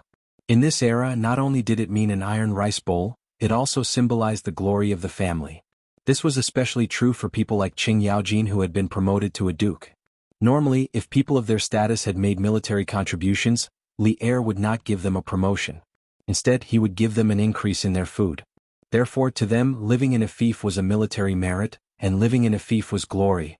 Qing Yaojin's repayment to Li Zixuan could not be said to be not generous. Of course, old Cheng's move was far from as simple as it seemed on the surface. He was forcing the other officials in the imperial court and also forcing Li Er at the same time. Li Zixuan saved my son and I have already shown my sincerity. Do you still have the nerve to be indifferent? Moreover, Li Zixuan also saved your son. As the ruler of a country, don't you boast about being fair in rewards and punishments? If you don't show some sincerity now, how can you show that you are fair in rewards and punishments? As expected, Li Er's expression changed slightly, and he revealed a contemplative look. Qing Yaojin stood up. How could Yuqi Jingde not have the nerve to come out? Without any hesitation, he stood beside Qing Yaojin and cupped his fists towards Li Er. Your Majesty, the Marquis of Yong, and also saved this old official's son. This old official is also willing to take out 100 households of land as thanks. Your Majesty, please allow it. The court gradually fell into silence. The ministers witnessed the most absurd scene in history. Two Grand Dukes actually took the initiative to transfer a portion of their territory to another person. How strange. When Sun Fujia and Zhang Sun Wuji saw this, they were about to walk out as well. However, Li Zixuan was one step ahead of them. He cupped his fists and said, "Many thanks to Uncle Cheng and Uncle Yuqi for your kind intentions. However, this nephew cannot accept this gift. Cheng Chimo and Yuqi Baolin are both my nephew's students. When my students are in trouble as their teachers, I should help them. On a personal level, Chimo and Baolin are my nephew's good friends. How can I stand by and do nothing when they are seriously ill? Even if their illness can only be cured by the 1,000-year snow lotus on the heavenly mountain, I will still step onto the heavenly mountain and find it for them. Now that their illness is cured, how can I accept such a generous gift from my two uncles? Then wouldn't I, Li Zixuan, become a vile person who seeks to repay kindness?" "Ah, good. Good lad. Old Cheng did not misjudge you. You have enough loyalty. It's a pity that you were born 30 years later. Otherwise Old Cheng would definitely become sworn brothers with you." Li Zixuan had just finished speaking when Qing Yaojin's large palm landed on Li Zixuan's body. Following that, this old fellow's heroic laughter resounded throughout the entire Taiji palace. The ministers in the palace were all speechless. They secretly thought that this old fellow was really shameless. Zhang Sun Wuji rolled his eyes. After a moment he stepped forward and said, "Marquis Yong, and is righteous. However, you have saved my son. No matter what, this old man has to express my gratitude. If you have any requests, this old man will try his best to satisfy them." Li Zixuan's mouth twitched. He secretly thought that this old fox was really crafty and petty. What did he mean by, "If I have any requests, I will try my best to satisfy them"? He had already boasted earlier. If he were to demand an exorbitant price from Zhang Sun Wuji, wouldn't he be slapping his own face? Lord Zhang Sun is too courteous. Your son is also my student. Saving him is something that this junior ought to do. Li Zixuan cupped his hands towards Zhang Sun Wuji, and then said in an indifferent tone. Seeing that his ministers were going back and forth, Li Zixuan also couldn't sit still. Oh no, it should be that his face was a little embarrassed. After all, Li Zixuan had also saved his son. Cough cough. All right. Li Zixuan's contribution to the rapid pacification of the cholera could not go unnoticed. This was a matter of the nation, not a matter of a few beloved officials.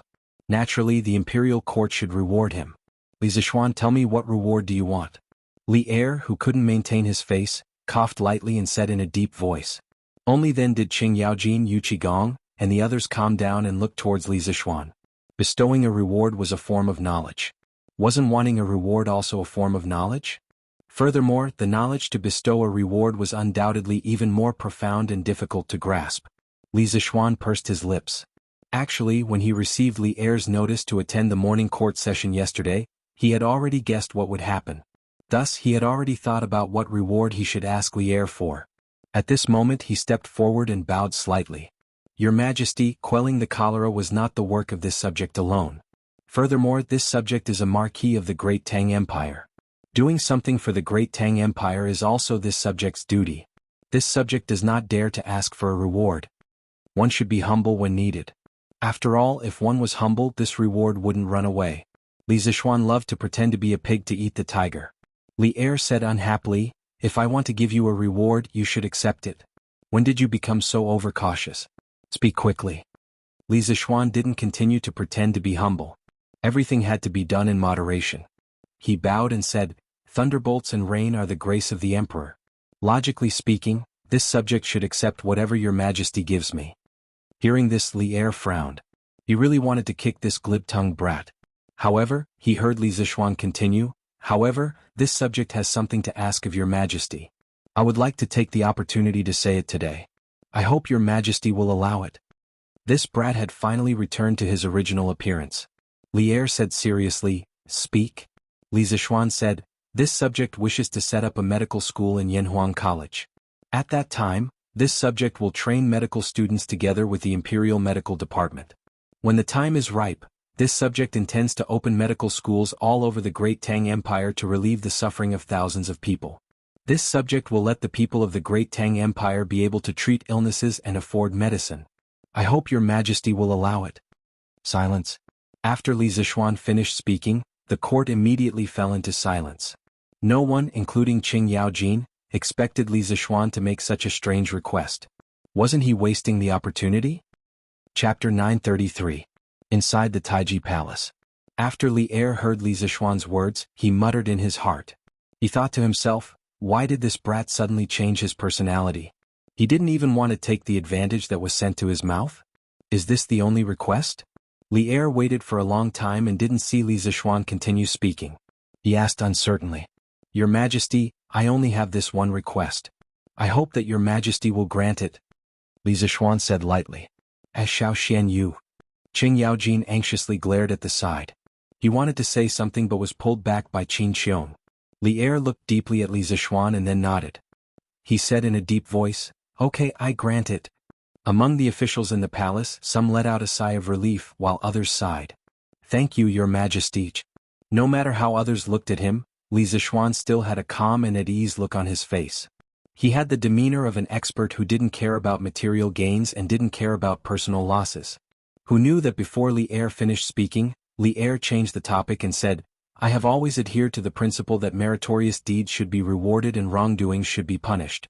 Li Zixuan, whether it is saving the 3,000 people from the cholera or establishing the medical school in the future, they are all acts of meritorious deeds for the country. They should be rewarded. Marquis Yong and Li Zixuan, come forward and listen to the decree." Li Zixuan secretly thought that old Li still had a conscience. His move of retreating in order to advance was not in vain. Putting away the messy thoughts in his mind, Li Zixuan walked to the front under the stunned gazes of the officials. He solemnly bowed and cupped his fists saying, "This subject obeys the decree." Li Er's eyes narrowed as he scanned the officials in the palace. He then said, "Marquis Yong, and has meritorious deeds for quelling the cholera. With the strength of one person, you saved thousands of people from life and death. At the crucial moment you didn't claim the credit and didn't become arrogant. You are still able to worry about the country. You are truly a role model for all officials. I have decided to grant you 400 households and 100,000 gold. I will also bestow upon your mother the title of Lady Yi and your wife the title of a Korean third-rank noble lady. Your father, Li Jingma, is a secondary 7th-rank winged cavalry officer. Are you satisfied?" Previously, Qing Yaojin had jumped out and said that he wanted to give 100 households worth of land to Li Zixuan. This gave Li Er a little inspiration. Since he could not raise Li Zixuan's title and position, and Li Zixuan did not lack money, he might as well increase his land and land. At the same time he could also reward his family members with some empty positions. If everything was calculated, the reward would be very generous. In addition to the 600 households that were given to Li Zixuan when he was conferred the title of Marquis Yong, Li Zixuan now had a total of 1,000 households. What kind of concept was 1,000 households? One must know that the Duke of Lu country, Qing Yaojin, only had 700 households. The Duke of Yi country, Qin Qiong, also had 700 households. The Duke of Wei country, Li Jing, only had 400 households. Li Zixuan's current land was almost catching up to the Prince of Hejin County, Li Shaogong. According to the records, Li Shaogong had 1,200 households. Li Zixuan was only a small marquis, but his land had already reached a shocking 1,000 households. It was truly inconceivable. Furthermore, 1,000 households land meant that Li Zixuan was now in charge of the life and death of 400 to 500 people. This subject thanks your majesty for your great kindness. Li Zixuan was also shocked by Li Er's sudden generosity. He had to admit that old Li's all-round, multi-layered reward plan made him very satisfied. Your majesty is brilliant. Qing Yaojin was overjoyed. He quickly followed behind Li Zixuan and sang praises. Zhang Sun Wuji hesitated for a moment before saying, Your majesty is brilliant. The Marquis of Yong, and cared for the people and even quelled the cholera single-handedly. None of the ancient sages could do this. Your majesty's generous reward is definitely worthy of the Marquis of Yong and's name. No matter what, Li Zixuan had saved his son Zhang Sun Chong. If he, Zhang Sun Wuji, didn't do anything, it wouldn't make sense. Furthermore, the rewards that Li Er gave were all within the rules. It wasn't too out of line. He had no reason to make things difficult for Li Zixuan on this matter. Instead, he might as well fulfill his wish. Since Zhang Sun Wuji had already agreed, who else in the imperial court would dare to come out and cause trouble for such a small matter? Strictly speaking, Li Er didn't give Li Zixuan a promotion. This was the most important thing. Most people could accept this result. Li Er nodded and said, Yes, Li Zixuan, I heard that Yanhuang College has made an astronomical telescope. Through this mirror, one can observe the sun, moon, and stars in the sky. Is this true? Once he said that, everyone was shocked. The officials couldn't help but look at each other. They were shocked and speechless. What kind of mirror could observe the sun, moon, and stars in the sky? Why does this sound so much like nonsense? It had to be said that even though these people were high-ranking officials in the imperial court, they weren't as knowledgeable as most of the students in Yanhuang College. Li Zixuan was already prepared. It should be said that from the moment Yan Xiaoning and Mo Lingwei finished making the telescope, he had already expected that Li Er would know about this news soon. Furthermore, he had never thought of exchanging a national treasure like the telescope for money. He would definitely hand it over to the country. At this moment, Li Zixuan cupped his hands and answered, Your Majesty, the Academy has indeed made an item that can see the moon and stars from hundreds of thousands of miles away. It's called the astronomical telescope. Many teachers and students of the Academy have tried this mirror. Hearing Li Zixuan's confirmation, the officials couldn't stay calm anymore. The quiet and orderly imperial court suddenly exploded like a drop of water in a pot of oil. What? Yanhuang College actually has a magical item that can see the sun, moon, and stars clearly? This can't be right? I wonder what it's like on the moon. Other than these officials who were just here to watch the show, the eyes of many military bigwigs lit up. Pharmacist, since this astronomical telescope can see the sun, moon, and stars clearly from hundreds of thousands of miles away, can it also see enemies from tens or even hundreds of miles away? It can predict the enemy's moves. This is what it means to predict the enemy's moves first. This magical item must not fall into the enemy's hands. That's right. We must fight for this item. This is a national treasure, not a toy. Seeing that the officials were all discussing in private, Li Er coughed lightly and said, I heard that the astronomical telescope is more effective at night? Is this true? Hey, old Li's information is quite complete. Li Zixuan muttered to himself and then replied, That's true. Your Majesty, the light in the day is too strong. If you use the telescope to look at the sky, it's very easy to hurt your eyes, so the effect is better at night. Li Er nodded, then made a decision that stunned everyone. Tonight at 5 p.m., all officials of the third rank and above shall follow me to the Cloud Mountain to see the moon. The officials were stunned, but after they recovered from their shock, they all hurriedly cupped their hands and said yes. Your Majesty. Those officials of the third rank and below opened their mouths and had a bitter look on their faces. In fact, they also wanted to go and see it. Unfortunately, they didn't have that fate. Chapter 934. After the morning court session, Li Zixuan finally revealed a proud smile on his face. This morning court session was not in vain. Now, this young master has truly become a big landlord. Li Zixuan sighed in his heart. Now he had 1,000 households. In this era, there were at least 5 people in a household and they owned about 100 mu of land. 1,000 households meant 100,000 mu of land. Although the yield of grain was very low in this era, 100 mu of land is only 300 dan, about 30,000 caddies. It could not cover the total amount of land. 100,000 mu of land could produce millions of caddies of grain every year. Even if he only collected 10% of the tax, he would still have millions of caddies of grain. This landlord could really just sit at home and wait for death. It could be said that with Li Zixuan's family business, Even if his descendants did not achieve anything in their lives, it would be very difficult for them to squander the family business. Marquis, is there good news?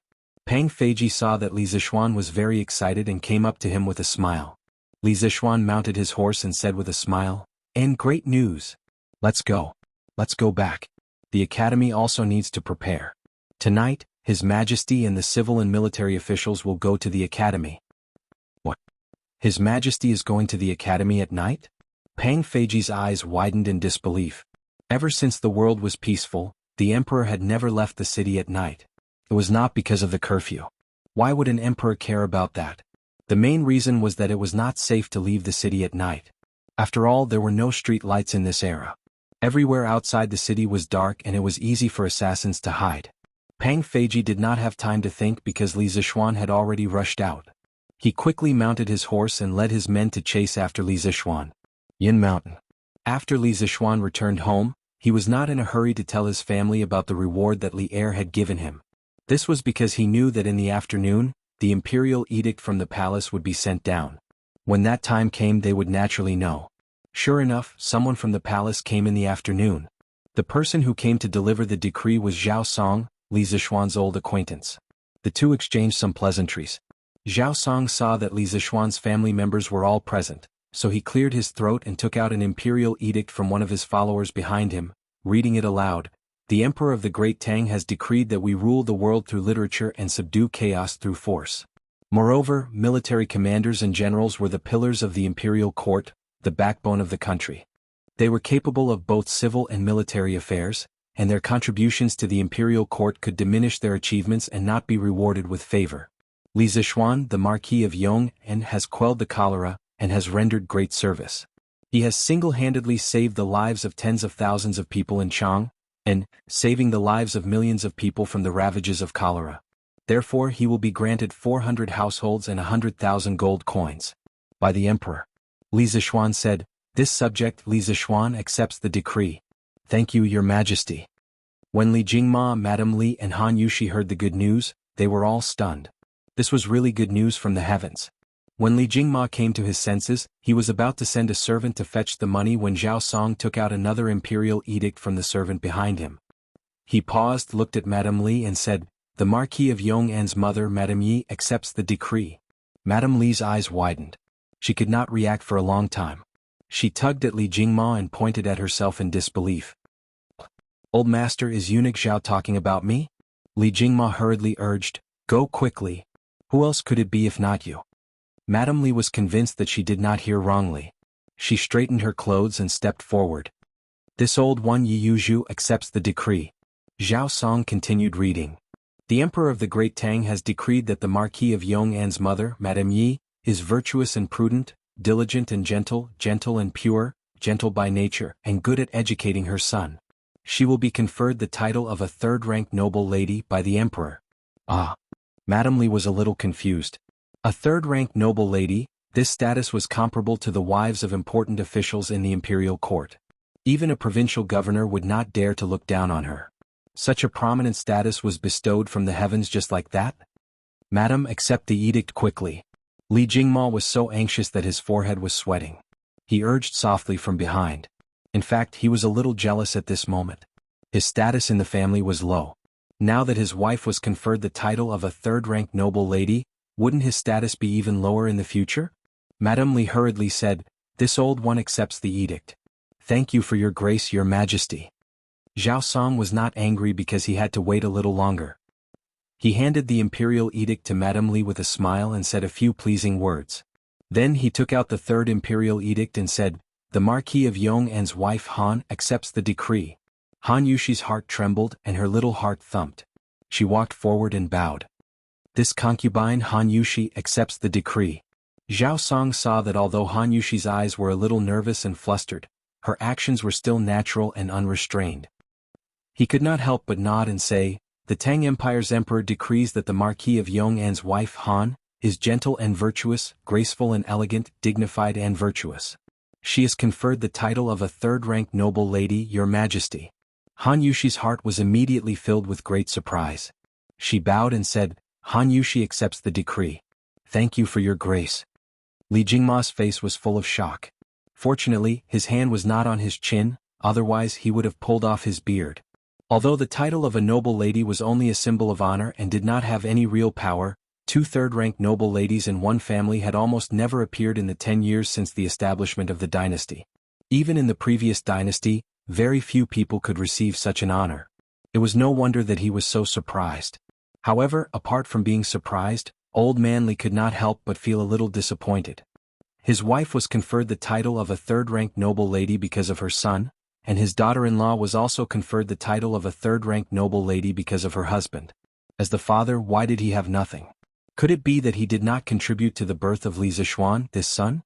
Just as Old Man Li was feeling sour, Zhao Song spoke again. Li Jingma accepts the decree. Li Jingma immediately came back to his senses, and a smile finally appeared on his old face. I Li Jingma accept the decree. Zhao Song recited. The Tang Empire's emperor decrees that a family that accumulates good deeds will have more to celebrate. Those who have not done good deeds will not be affected. How can I be stingy with my praise? Your son, Li Zishuan, has a righteous character and good conduct. He is adept in literature and martial arts. You have taught your son well. I hereby grant you the title of a 7th-rank winged cavalry officer, Your Majesty. 7th rank? Li Jingma was not a novice. He still had some common sense. Even though this winged cavalry captain didn't seem to be of the same rank as a third-grade noble lady, this was a genuine military merit. Normally, only those soldiers with military merits would be able to obtain it. Therefore, Old Man Li was grinning from ear to ear. Li Jingma accepts the decree and thanks for your grace. No matter what, he would never have thought that he would have the opportunity to become an official at such an age. The wonders of life were truly indescribable. Moreover, the 4 imperial decrees had arrived at Yinshan today. It could be considered as 4 consecutive blessings. Chapter 935. 4 imperial edicts to reward the same family was a rare sight in the Tang Empire. The fact that Li Zishuan was favored by the emperor made people look at him in a different light. But were these rewards really a lot? Not at all. Although there were 4 imperial edicts as rewards, the real benefits were only 400 households and 100,000 gold coins. The rest were nothing more than empty titles. Compared to Li Zishuan's contributions, these rewards were really not much. Think about it, if Li Zishuan did not help, even if Sun Simiao could rush back in time, it was unlikely that he would be able to produce the antidote immediately. With the epidemic spreading like wildfire, the delay in producing the antidote would increase the number of people infected with cholera. When the number of people could not be controlled, the Tang Empire's capital, Chang'an, would be in great danger. Therefore, the rewards given by Li Er were not much at all. Ah, good. Today is really a day of great joy. Ah. After Zhao Song left, Li Jingma laughed heartily. It was rare that Madame Li did not dampen old Li's enthusiasm. She looked at her son lovingly and said, Xian'er is getting more and more favored by the emperor. Thanks to you, Xian'er, offering the antidote for cholera, not only did you save the people, but you also earned a title for your father. Your father will be happy for a while. Old Li was immediately unhappy. Madam, weren't you unwilling to let Xian'er help the king of Wei treat cholera? Madame Li said unhappily, I was afraid that our son would accidentally contract cholera too. So you're not afraid now? You're just a 7th-rank winged cavalry captain, how dare you talk back to a 3rd-rank honorary lady? You're offending your superiors. Madam, this is not how things are supposed to be. Seeing their parents quarreling, Li Zishuan and Han Yushi couldn't help but look at each other and smile. This was life. Brother, why are you all rewarded but not Lan Er? Lan Er is your sister, I also contributed. The little cutie tugged at Li Zishuan's arm and looked up at him. Overjoyed, Li Jingma and Mrs. Li discussed and decided to return to the Li mansion in Chang'an for a while. According to Li Jingma's father, such a joyous occasion should be celebrated with the servants in the mansion. Although it was comfortable to live in Yunshan, it was not as lively as Chang'an. Before leaving, Madame Li specially called Li Zishuan to the side and said, Xian'er, you and Yushi have been married for quite some time now. It's time for you to have a child. Mother and your father are going back to Chang'an to stay, and will bring Lan Er back as well. You and Yushi must hurry up. Mother is waiting to hold a grandson. Li Zishuan was suddenly enlightened. He finally understood why the old couple had suddenly clamored to return to Chang'an. It turned out that they wanted to create a couple's world for him and Han Yushi. Mother, we are still young. What's the hurry? Mrs. Li Zishuan couldn't help but slap Li Zishuan's arm. What's wrong with being young? Look at Mei Jun and Han Xiaoyun, aren't they the same as you? Look at how adorable his Huaner is. You and Yushi should hurry up. Li Zixuan didn't want to disappoint his mother, so he didn't say much. He just vaguely agreed. Around 3 in the afternoon, Li Jingma and Madame Li brought Lan who also missed Chang'an. They dressed lightly and rode down Yunshan in a carriage, rushing towards Chang'an. Li Zixuan asked Pang Feiji to bring a team of personal guards to follow behind them. He entrusted them to stay in Chang, and then protect his parents. As for himself, Li Zixuan felt that he didn't need protection at all. The academy had 3 great grandmasters guarding it, so it was very safe. After watching his parents leave, Li Zixuan didn't have time to spend some alone time with his wife. He was called over by Mo Zhong to Yanhuang College. Li Gang heard that Li Zixuan was going to bring the civil and military officials to the academy to admire the moon with binoculars tonight. He wanted Li Zixuan to return to the academy in advance to take charge of the situation and make arrangements in advance to prevent any accidents. The old teacher had already treated the academy as his home. The students of the academy were his children. If something happened to Li Zixuan in the academy, the entire academy wouldn't have an easy time. Therefore the old teacher was especially attentive. At 5:45 p.m. the sky gradually darkened. A full moon appeared in the sky, but it didn't look very bright. The civil and military officials who were admiring the moon led by Li Zixuan ascended Yunshan and arrived at the gate of the academy. They saw that there were big lanterns hanging on both sides of the road leading out of the academy. They were hung up every 5 steps, making the entire academy as bright as day even at night. Li Zixuan brought the leadership of the academy to the school gate to welcome them personally. I'm just here to try the binoculars. You're so good making such a big fuss. I wonder how much money you've spent. After exchanging pleasantries, Li Zixuan pointed at Li Zixuan and scolded him jokingly as he walked. Li Zixuan cursed in his heart, but he said, "Your Majesty and the officials of the imperial court came to the academy to admire the moon. Of course, the academy should prepare in advance. Otherwise, if your Majesty and everyone accidentally knocked or bumped into each other in this pitch-black darkness, wouldn't it be my fault?" You're getting more and more glib-tongued, Li Zixuan said unhappily. After exchanging a few more words, they arrived at the courtyard of Guanghua Building. A huge binoculars came into view. Li Zixuan looked at it with interest. He touched and knocked on it for a long time before asking, "How do I use this?" Li Zixuan explained, "Your Majesty only needs to put your eyes in front of the cylinder. Then you'll see a whole new world." The angle of the binoculars had been adjusted in advance. There was no need for Li Zixuan to do anything. He just needed to look. Li Zixuan nodded. Under the gazes of the officials, he bent his knees slightly and put his eyes in front of the binoculars. Suddenly, Li Zixuan opened his mouth in shock. He saw a bumpy sphere in the binoculars. When the attentive officials saw this, they couldn't help but be secretly shocked. Even before Li Zixuan ascended the throne, he didn't show his emotions on his face, let alone now that he was the emperor. He didn't show his emotions on his face. But now Li Zixuan looked so surprised that people couldn't help but think, what kind of scenery could surprise Li Zixuan, the emperor of a country? The more they thought about it, the more eager they were to use the binoculars. But here came the problem. Li Zixuan had been in front of the binoculars for almost 15 minutes, but he still didn't have any intention of leaving. What could the officials do? Could they go up and kick Li Zixuan away? So they could only wait at the side for Li Zixuan to finish using it. Chapter 936. Tiske, I didn't expect the moon to be like this. There's no moon lord, no jade rabbit, and no trees. It looks like there's only barren mountains and dry rocks. The moon lord refers to Chang'e, and the moon star refers to the moon in the ancient language. The Book of Changes states that Tai Chi gives birth to Yin and Yang, and Yin and Yang give birth to the 4 symbols. Yin and Yang refers to Yin and Yang, and the 4 symbols refers to Taiyang, Taiyin, Shaoyin, and Shaoyang. After the Qin and Han dynasties, they gradually referred to the eastern god Azure Dragon, the western god White Tiger, the southern god Vermilion Bird, and the northern god Black Tortoise. Yanhuang College, Guanghua Building, Atrium. Li Er looked at it for a long time and finally couldn't help but sigh. However, he still didn't have any intention of moving. It seemed like he hadn't seen enough. The ministers all sighed in their hearts. Encountering such a boss who liked to eat alone, they, as little brothers, felt very helpless. Li Zixuan, can you point this telescope somewhere else?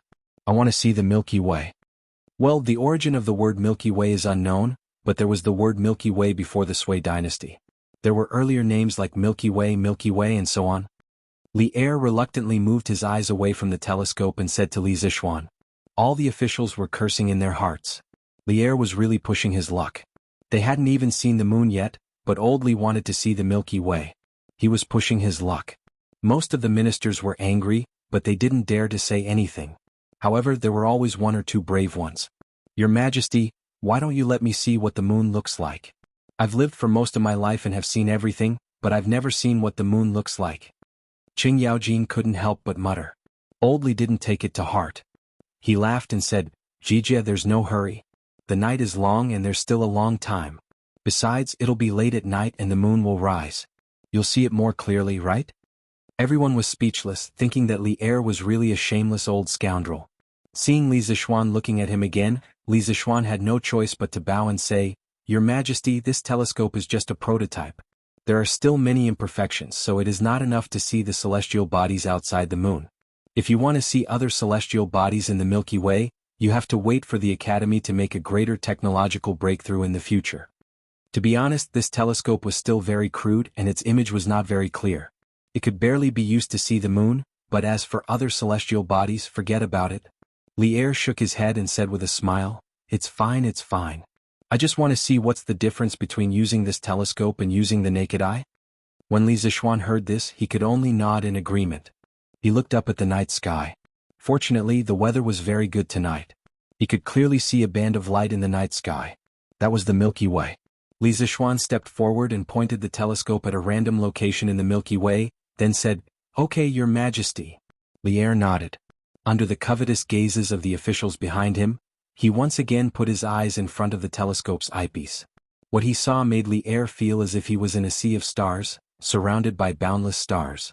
Further away there were dreamy and magnificent nebulae and star clusters, giving people a strong visual impact. In the vast dark space, everything seemed so small. Emptiness, vastness, loneliness, shock, and all kinds of complicated emotions poured into Li Er's heart in an instant, making him, the supreme ruler of the human world, a little confused at this moment. Seeing that Li Er was silent for a long time, the officials couldn't help but look at each other. They didn't know what Li Er had seen that made him silent for so long. Qing Yaojin was so anxious that he scratched his ears and cheeks. If the person squatting in front of the telescope was not Li Er, but someone else, old Qing would probably go forward and kick him away and take his place to enjoy himself. In fact, Li Zixuan quite understood Li Er at this moment. In his previous life, when he went to the cinema to watch Interstellar, he had been severely shocked. Some movies were not worth going to the cinema to watch. The big screen also exposed the shortcomings. Some movies were born for the big screen. When he went to the cinema to watch Interstellar, he was deeply shocked by the visual effects on the screen. Even after walking out of the cinema for a long time, his heart was still in a state of accelerated heartbeat, and he did not calm down for a long time. It was also because of this that he had specially gone to the capital's planetarium in order to feel the vastness of space and the brilliance of the interstellar. Those who had seen the star chart in space, regardless of whether they were men or women, could not resist its charm. At that time, his dream was really the sea of stars. If a technology company wanted to recruit volunteers for interstellar travel, he really might have given it a try. However, this was just his unrealistic dream at that time. Later, his dream became a house, a car, and money, and he completely became a layman. As a modern person, he was so shocked when he saw space. How could Li Er, an ancient person, be indifferent when he saw space for the first time? After about 15 minutes, perhaps he felt that his legs were a little tired from standing, Li Er finally came back from space. His face was full of absent-mindedness. He walked to the side and stood beside Li Zixuan, giving up the position of the telescope. Qing Yaojin could not wait any longer. This old guy was afraid that someone would beat him to it. He rushed to the front of the telescope and shouted, "Xiao Xian, quick! Quickly point this guy to the position of the moon. I old Qing want to see if there are any fairies on it." Hearing this guy start talking nonsense, everyone could not help but laugh. Li Zixuan had no choice but to step forward and point the telescope at the position of the moon. Old Qing smacked his lips and began his journey to the moon. Li Zixuan returned to his original position. Seeing that Li Er was still in a daze, he said, "Your Majesty, what do you think after seeing this Milky Way?" Li Er murmured, "Vast, vast. I feel that I am so tiny in the midst of all the stars in the heavens. Previously you said that the ground under our feet was a sphere. At that time I didn't believe it. Tonight I completely believe it. In the past, I was still complacent about conquering this land, but compared to the universe, this land is probably as small as a speck of dust. After a pause, Li Er looked at Li Zixuan with a burning gaze and said faintly, Marquis Yong, and, is it possible for Yanhuang College to let me go to the sky to take a look in my lifetime? Li Zixuan was speechless. He never thought that old Li's feelings after seeing space were to actually want to go to the sky. Could it be that Li Er wanted to conquer the sea of stars in the future? Wasn't that too ridiculous? Chapter 937. Your Majesty, when engineering is developed to the extreme, it is indeed possible to achieve interstellar flight. However, there is still a long way to go. It could take decades or even centuries. Li Zixuan was speechless for a while. He looked into Li Er's burning eyes and replied. In his previous life, the United States of America, which had been established for more than 100 years, relied on its advanced and complete industrial system to launch the Apollo program, which started in May 1961 and ended in December 1972. They achieved the first moon landing in history. The entire Apollo program lasted for about 11 years and cost more than $25 billion. It accounted for about 0.57% of the United States GDP and about 20% of the United States total scientific and technological research and development funds. At the peak of the project, there were more than 20,000 companies, more than 200 universities, and more than 80 research institutions that participated in the project. The total number of people involved was more than 300,000. It could be said that the United States of America had mobilized the entire country to complete the first moon landing project. Even a powerful country like the United States of America had done so.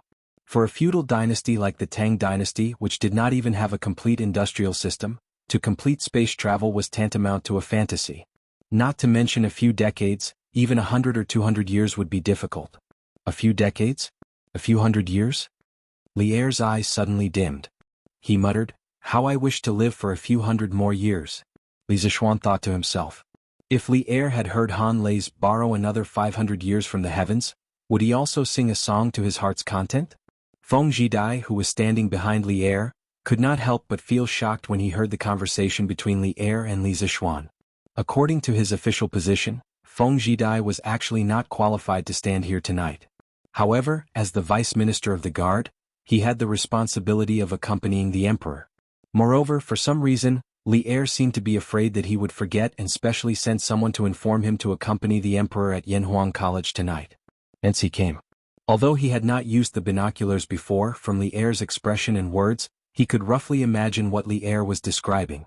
After hearing Li Zixuan's reply, he could not help but feel a huge wave of emotions surging in his heart. This was because Li Zixuan did not give Li Er a direct negative answer. Instead, he said that it would take decades or centuries. This was a mission that seemed impossible to ordinary people, but Li Zixuan had turned it into a goal that could be achieved. This had completely overturned Feng Zhidai's understanding of the world.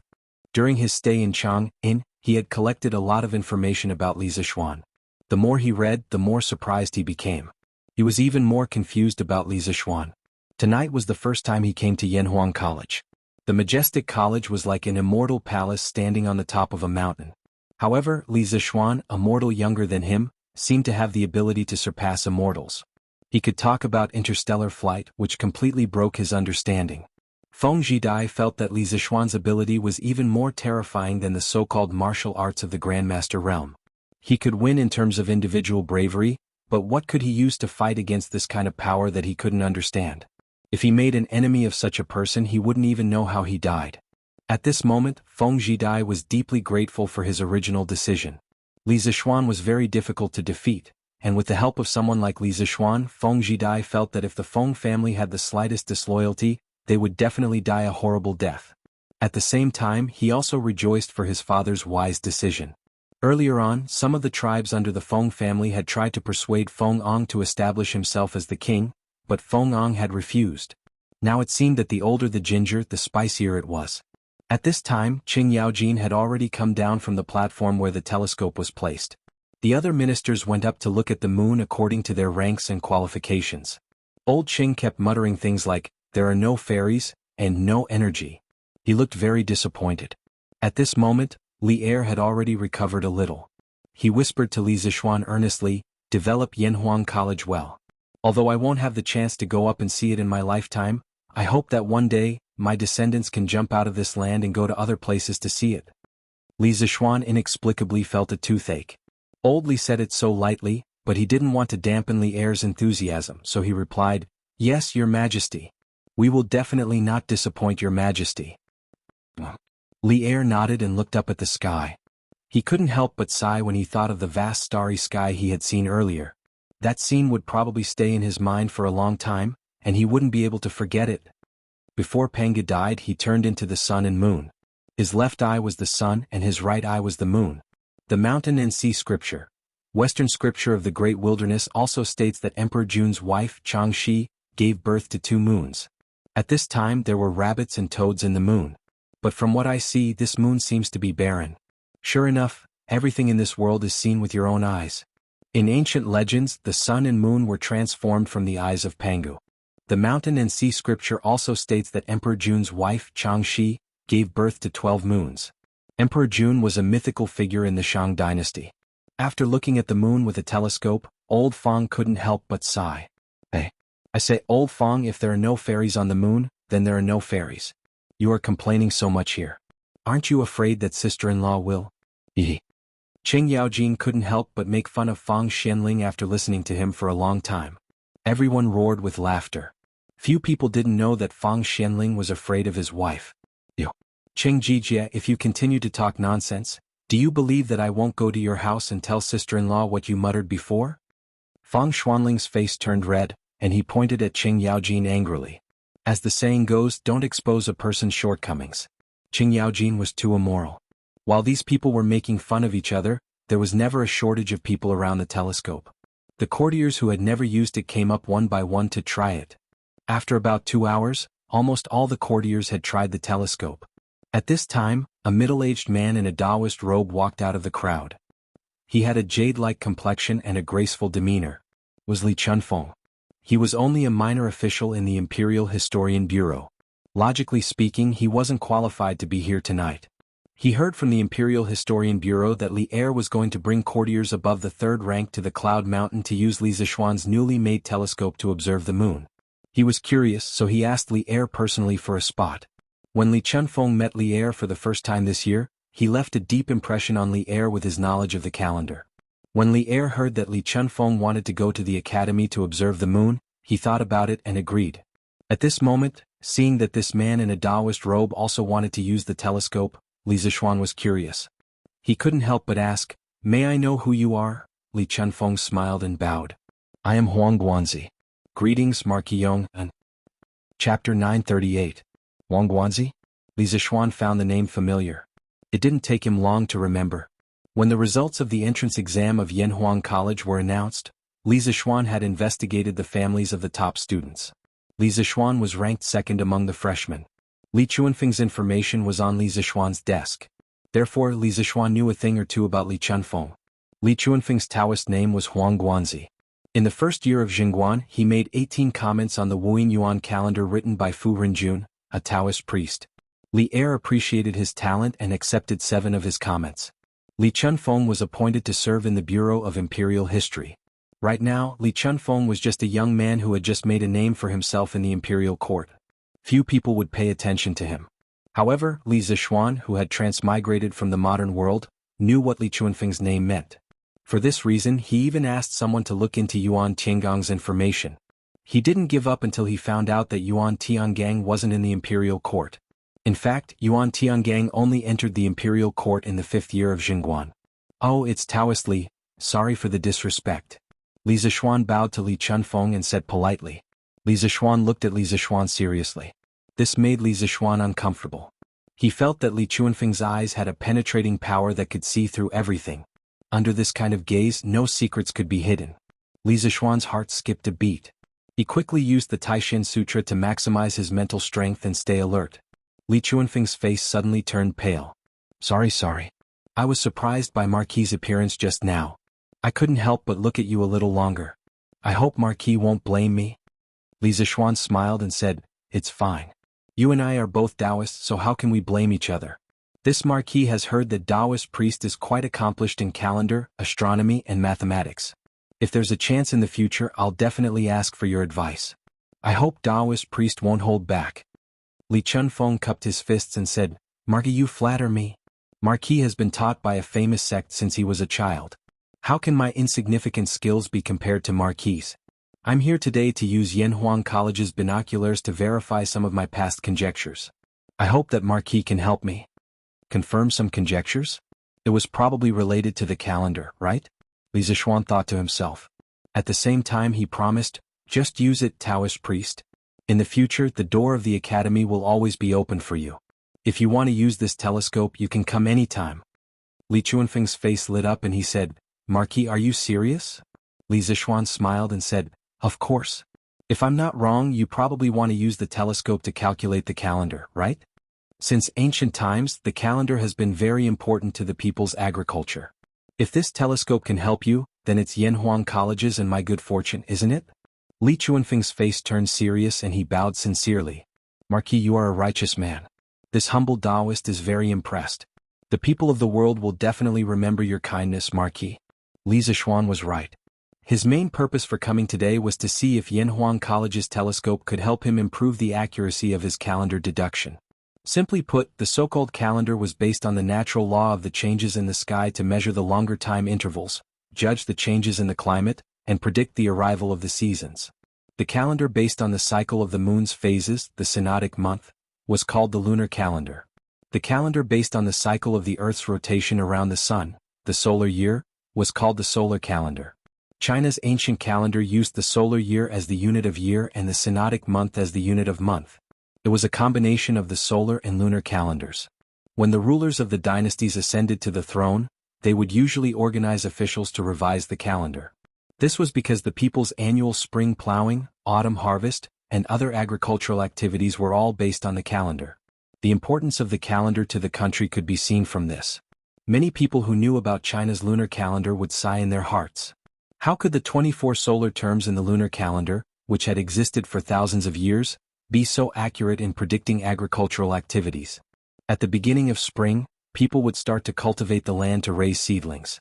The rain would weed the wheat, the insects would fertilize the wheat would grow at the spring equinox, and so on. Every mid-autumn festival, the moon would never be round. The creator of the calendar and the discoverer of the laws of the calendar for thousands of years was truly admirable. Compared to it, the modern Gregorian calendar was so weak. In fact, China's lunar calendar used the 24 solar terms to determine the year, the leap month, the leap year, and the lunar moon to determine the month. The 24 solar terms were based on the solar calendar. Thus, it was very accurate in predicting the farming season. Thus, China's lunar calendar was based on the solar calendar. The 24 solar terms were based on the solar calendar. Its cycle was the same as the Earth's revolution. Observed from the Earth, the moment when the sun passed the spring equinox in the ecliptic was the beginning of a new year and the end of an old one. The ancient dynasties set up the imperial astronomer to observe and correct the equinox every year to ensure that the spring equinox was accurate and the farming season was accurate. Li Zishuan felt that giving the telescope to Li Chunfeng was like giving a sword to a hero. This way Li Chunfeng might be able to perfect the calendar even more. This was something that would benefit the country and the people. Furthermore, if Li Chunfeng discovered the 8 planets of the solar system through the telescope and came up with a heliocentric theory or solar system theory, wouldn't that be a contribution to the Tang dynasty's astronomy? You Marquis Yong-un. I don't know what tricks you used to make Dr. Sun move to Yunshan, but now you want to use the telescope to poach my man?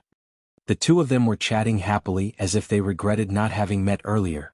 Li Er walked over from the side and said angrily. He had always been a good judge of character. Li Er had high hopes for Li Chunfeng. I'm afraid.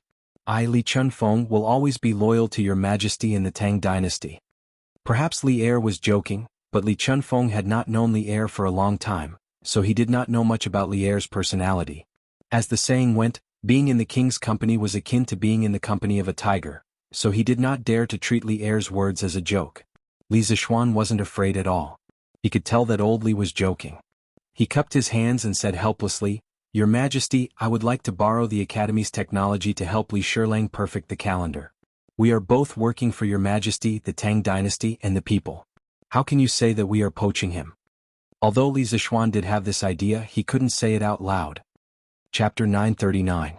In fact, Li Zishuan wasn't the only person he wanted to poach. He wanted to poach a few other people as well.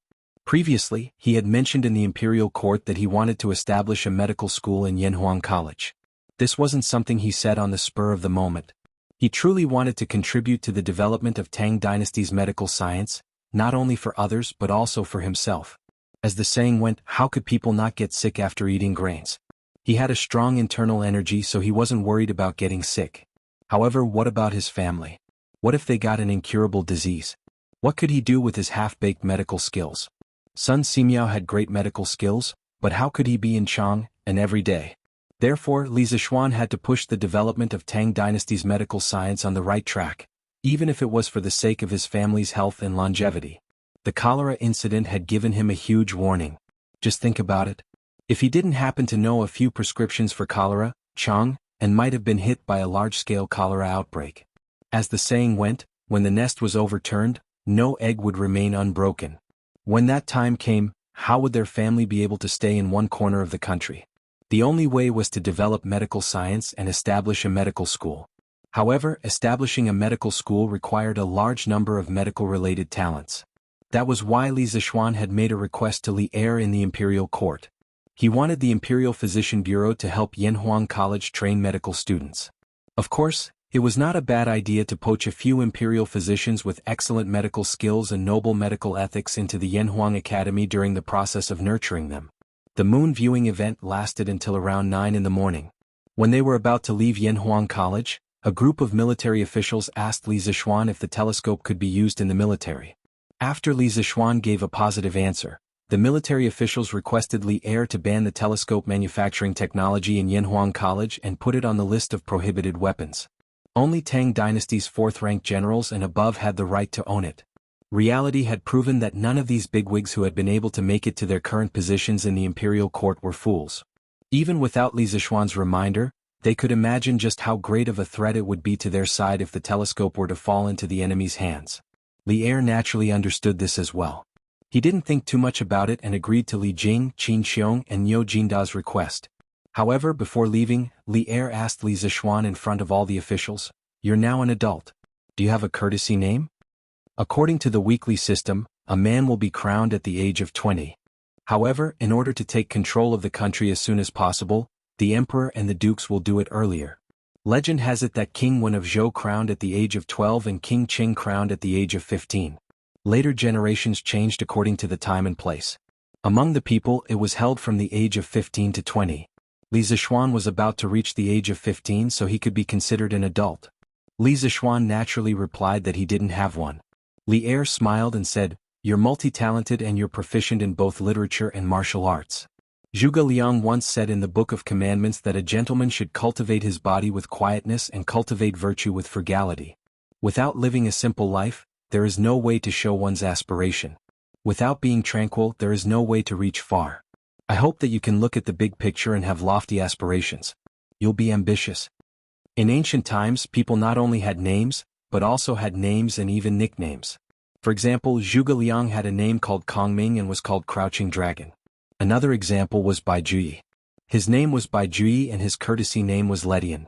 He also had a nickname, Fragrant Mountain Hermit.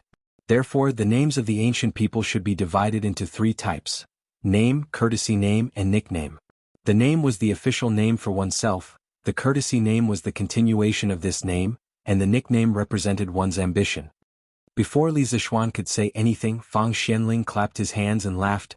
"Wonderful! Wonderful!" In the Zhuozhuan, Zi Pai once said that a gentleman knows the big picture and knows the big picture. A villain knows the small picture and knows the small picture. One knows the big picture and the other knows the big picture. Marquillon, and is so lucky. Li Zixuan thought about it carefully for a long time and felt that Li Er's words were not bad. He cupped his hands and said, "Thank you, Your Majesty, for the words. I will remember Your Majesty's admonition today." Li Er, who liked to trick people, finally didn't trick him this time around. Li Er nodded his head in satisfaction. The rest of the officials looked at Li Zixuan with envy. This was the first time Li Er bestowed words to a court official. They never thought that this great honor would fall on Li Zixuan, who had just entered the court for less than a year. It really made them feel a little jealous. Li Zixuan, who had a big heart and nerves, was naturally not afraid of the envy and jealousy of others. After Li Er and the ministers left, he returned to the courtyard and spent a rare 2-person world with Han Yushi, cough cough, although there was still Xiao He and Xiao Shi in the courtyard, but these two girls had heard the word bed too many times, so Li Zixuan no longer treated these two girls as outsiders. They shamelessly fooled around until 1 o'clock in the morning before going to sleep. Li Zixuan slept comfortably until the sun was high in the sky the next day before he woke up. Li Zixuan stretched his body and ate the breakfast that Xiao Shi had prepared. He then went to the academy. There were still many things to do there. First of all, he had promised Mo Lingwei that he would persuade her father, Mo Lingwei. However, there were a lot of things to do yesterday. He had to attend court, receive the imperial edict, and receive Li Er and the other big shots who came to the academy to look at the telescope. Therefore, Li Zixuan did not have time to do this.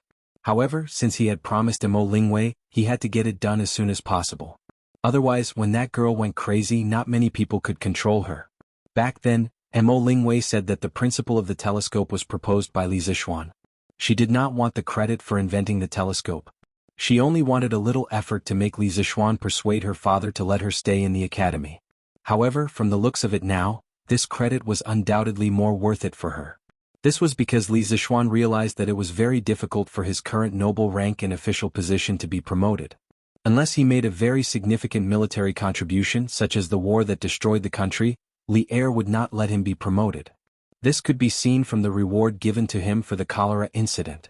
Therefore, it was better to use the credit of inventing the telescope to exchange for some substantial rewards for Mo Lingwei. This would force old man Mo to agree to let Mo Lingwei continue to stay in the academy. Hurry up and go back. I thought you were just fooling around in Yanhuang College. I didn't expect you to want to stay in the academy for a long time. You're simply fooling around. Sure enough, just as he approached Mo Huai's office, he heard old man Mo's angry roar from inside. Li Zixuan shook his head and quickly pushed the door open and walked in. Chapter 940. Father. Why can't I study at Yanhuang College? Don't you just dislike your daughter for being a girl? But back then, Grandmaster Li Ying not only became a general as a girl, but she also became the head of the Mo family. Why can't I come to the academy to study? Li Ying, the 42nd generation head of the Mo family, was also the first female head of the Mo family. She fought with the Northern Wei many times and once fought with the Erju family and defeated them. She commanded the cavalry and was one of the valiant generals of the Southern dynasty. As soon as Li Zixuan entered, he heard Mo Lingwei arguing with Mo Huai. Mo Huai slammed the table and said angrily, "Bastard! How can the present be compared to the past?" At that time, the 5 barbarians were in chaos and the world was in turmoil. The Mo family was facing internal and external troubles, so Grandmaster Li Ying stepped forward. But now that the world is peaceful, the Mo family has no internal and external troubles. Why do you need a girl to show her face in public? Yamacho. Mo Huai only realized that Li Zixuan had pushed open the door and entered at the end of his sentence. Awkwardness immediately appeared on his old face. After all, this was a family scandal. Li Zixuan smiled and walked to a spot not far from Mo Huai. Then he said, "Haha, I was looking for Mr. Mo for some matters, but I accidentally came in without permission. I hope Mr. Mo won't blame me." Mo Huai waved his hands awkwardly and said, "It's fine, it's fine. It's my daughter who is naughty and has embarrassed herself in front of Yamacho." Li Zixuan shook his head and said, "Mr. Mo, you're wrong. Also, Mr. Mo said something wrong just now." Mo Huai asked, "Oh? May I ask what Yamacho is referring to?" Li Zixuan glanced at Mo Lingwei and gave her a look that said, "Leave it to me." Then he said to Mo Huai, "Mr. Mo just said that now that the world is at peace, the Mo family no longer has any internal or external troubles. Why would they need Ink Girl to show her face in public alone? In the past, Confucius," Li Zixuan said Confucius, not Confucius, in order to avoid provoking Mo Huai. After all, in the eyes of the followers of the school of Mo, there was only one saint, and that was Mozi, said, "Only women and villains are difficult to raise." Later on, the Western Han Confucian Grandmaster Dong Zhongshu was given an important position by Emperor Wu of Han due to his 3 strategies for heaven and man. Emperor Wu then adopted Dong Zhongshu's theory of heaven and man interaction, the 3 cardinal principles and 5 constant principles, and officially proposed, abolish the 100 schools of thought and respect Confucianism. The result of this was that men were superior to women, and women were inferior to each other. Originally, I thought that the concept of men being superior to women would only exist in Confucianism. Who would have thought that it would also exist in Moism? But Mr. Mo, don't forget that when the Mo family's divine ancestor was recruiting followers of the school of Mo and promoting Moism, Did he mention anything about men being superior to women and women not being allowed to show their faces in public? Confucianism has changed a lot since then. I don't want, and I believe that Mr. Mo and the Mo family's divine ancestor don't want Moism to follow in the footsteps of Confucianism, right? Women's rights. Although Li Zixuan wasn't a woman, he also felt that the excessive concept of men being superior to women was very detrimental to the development of society. Perhaps he could use the Mo family and Mo Lingwei to set an example for women's rights in this era. Moreover, if he let go of women's rights appropriately, it would also help to liberate society's productivity. Good. Yamacho, what you said is too good. Every word that Li Zixuan said was in Mo Lingwei's heart. She also wanted to say these words, but she felt that they weren't as imposing as Li Zixuan's. As soon as Li Zixuan finished speaking, Mo Lingwei excitedly clapped and cheered. At the same time, she couldn't help but sigh in her heart. To be able to say such words, it was obvious how much respect Li Zixuan usually had for Han Yushi. What an enviable couple. Mo Lingwei was happy to hear this, but Li Zixuan's words were like a heavy hammer that smashed fiercely into Mo Huai's chest. His expression changed drastically, and his brows were tightly knitted. A drop of cold sweat slid from his forehead to his chin and landed on the ground with a plop. After a long time, Mo Huai spoke. His voice was a little hoarse. Thank you, Yamacho, for your reminder. Mo's legacy has indeed deviated from its original path. Yamacho's words today are like a warning bell. I will definitely keep them in mind at all times. Actually, Mo Huai's feelings for Li Zixuan were very complicated. Cough, don't misunderstand. These feelings weren't ordinary feelings. When he first met Li Zixuan, he looked down on this young brat and was slapped in the face on the spot. However, the way Li Zixuan slapped his face made him realize that Li Zixuan had too many similarities with the Mo family's divine ancestor. He couldn't help but treat Li Zixuan as the reincarnation of the Mo family's divine ancestor. Although Li Zixuan had explained that he wasn't, Mo Huai still subconsciously treated Li Zixuan as the reincarnation of the Mo family's divine ancestor. It was precisely because of this that he was willing to bring the few remaining members of the Mo family to Yanhuang College. He felt that this might be a better way to continue Mo's legacy. Li Zixuan's words just now made Mo Huai feel that the Mo family's divine ancestor was beating him to his face. That was why his expression changed drastically and he broke out in cold sweat. Li Zixuan saw this and hurriedly said, Mr. Mo, you're too kind. That was just my opinion. If you feel that it's wrong, please don't take it to heart. Mo Huai said with shame, No. Yamacho is right. This old man brought the Mo family's disciples into the world for several months. I didn't expect that they would be tainted with the vulgarity of the world. I really shouldn't have. Oh, by the way, Yamacho, didn't you say that you wanted to talk to this old man about something? Li Zixuan finally revealed his foxtail at this moment and said, Ahem, Mr. Mo, I'm sure you've seen the telescope upstairs. His Majesty is very satisfied with it. And this telescope was mainly completed by your daughter. I see that your daughter is very talented in this area, so I want to invite her to the academy as a specially appointed professor. What do you think? Mo Huai frowned. Li Zixuan saw this and hurriedly said, Don't worry, Ink Girl will only be responsible for research after coming to the academy. She won't be responsible for teaching students. What do you think? Unexpectedly, Mo Zhong waved his hand and said, Yamacho, you're mistaken. This old man isn't worried about that. This old man thinks that the identity of a professor in the academy is very noble. How can this girl be qualified with her little cleverness?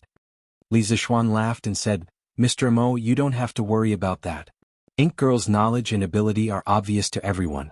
As the saying goes, a hero doesn't care about his background. A person's ambition doesn't depend on his age. The academy needs to promote talent. Ink Girl is completely worthy of the title of a specially appointed professor. Mo Huai couldn't help but feel happy when he heard Li Zixuan praise his daughter. After all, she was still his biological daughter. In that case, this old man has no objections.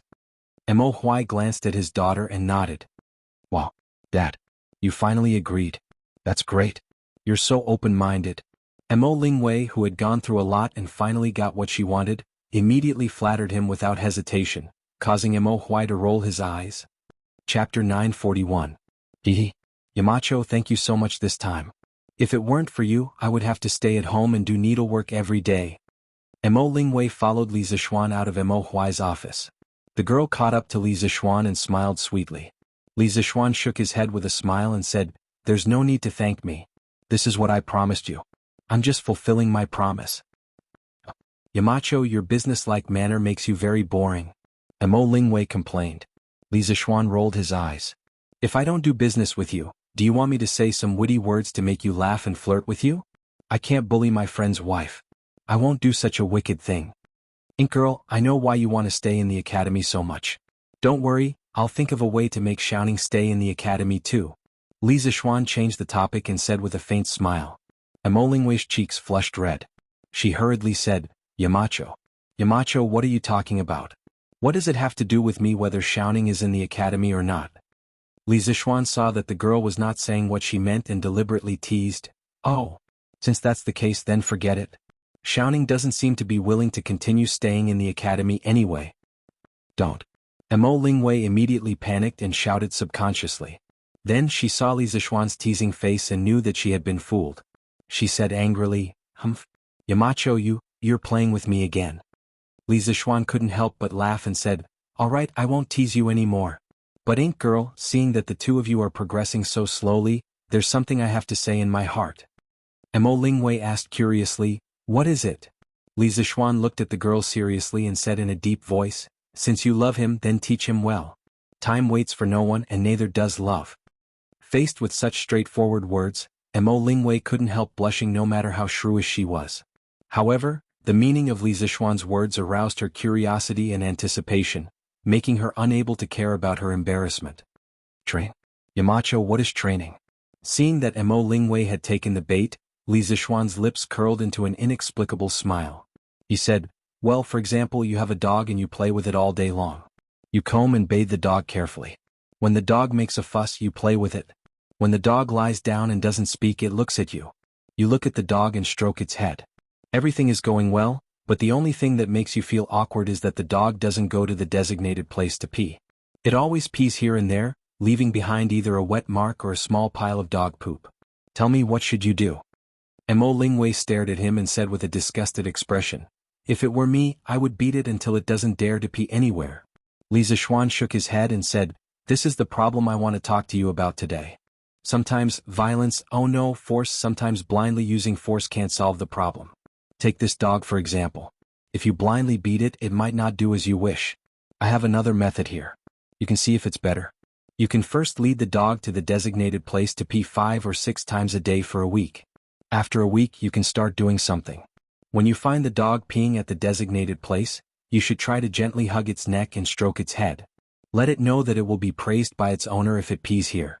When you find the dog peeing somewhere else, you should severely reprimand it on the spot. Poke its nose and scold it. After a period of time, the dog will obediently go to the designated place to pee. Mo Lingwei frowned and thought seriously for a while. She said, It seems that Yamacho's method is better. Li Zixuan smiled and said, of course. In fact, this process is training. Training is a reward and punishment. The purpose of training is also very direct. It is to make the other party obedient. Obedient is the so-called obedience. Dogs need to be trained, but some people also need to be trained. If you blindly use force on Yan Xiaoning, it will only make him more afraid of you. In this way, the distance between you and him will naturally increase. I believe that you don't want to see this result, right? Mo Lingwei's little face was a bit pale. She was probably frightened by Li Zixuan's analysis. At this moment, the girl nodded pitifully and said, yes, yes. Although Yan Xiaoning is usually quite hateful, I know that he has a good heart. Yamacho, did you just say that you want me to train him like a dog? Li Zixuan was sweating profusely. He resisted the urge to vomit blood and said, cough cough, that was just an example. Mo Lingwei blinked and said, I know. I mean like training a dog.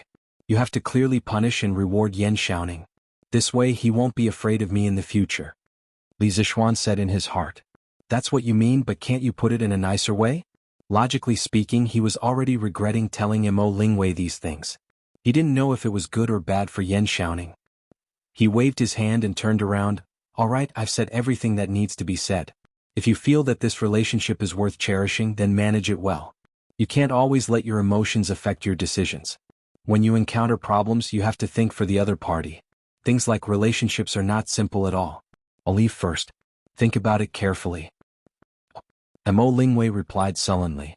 She was a little curious as to why Li Zixuan knew so much about relationships. Seeing that Li Zixuan was about to leave, she suddenly thought of something and hurriedly chased after him. Hey hey hey Yamacho, I'm now a professor of the academy. Can you give me a courtyard in Yunshan? Li Zixuan's face darkened. Not only did he have to be a relationship consultant for this girl for free, he also had to give her a house? What the F***ck is going on here? According to the rules of the academy, it's like this. Li Zixuan's face tightened as he said sullenly. Mo Lingwei was instantly amused. Ha! Then Yamacho, can you give me the third courtyard? Li Zixuan was a little curious as to why this girl wanted the third courtyard, but he couldn't give it to her.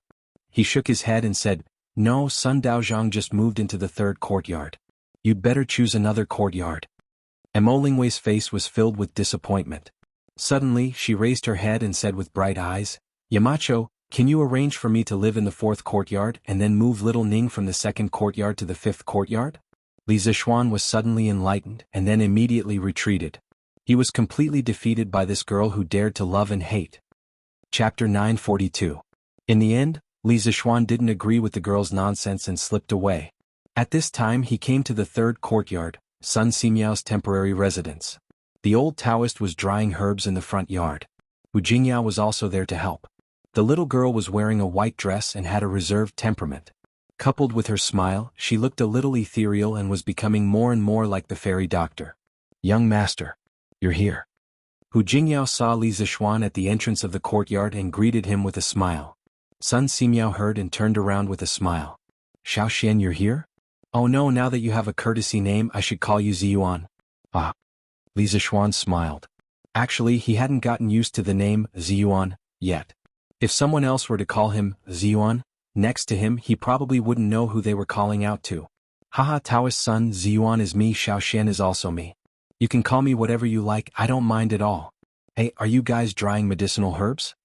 Li Zixuan greeted Sun Simiao, then looked at the medicinal herbs in the courtyard and asked. Sun Simiao nodded. Yes. A few days ago, I and Xiao Xian picked some herbs on the west side of Yunshan.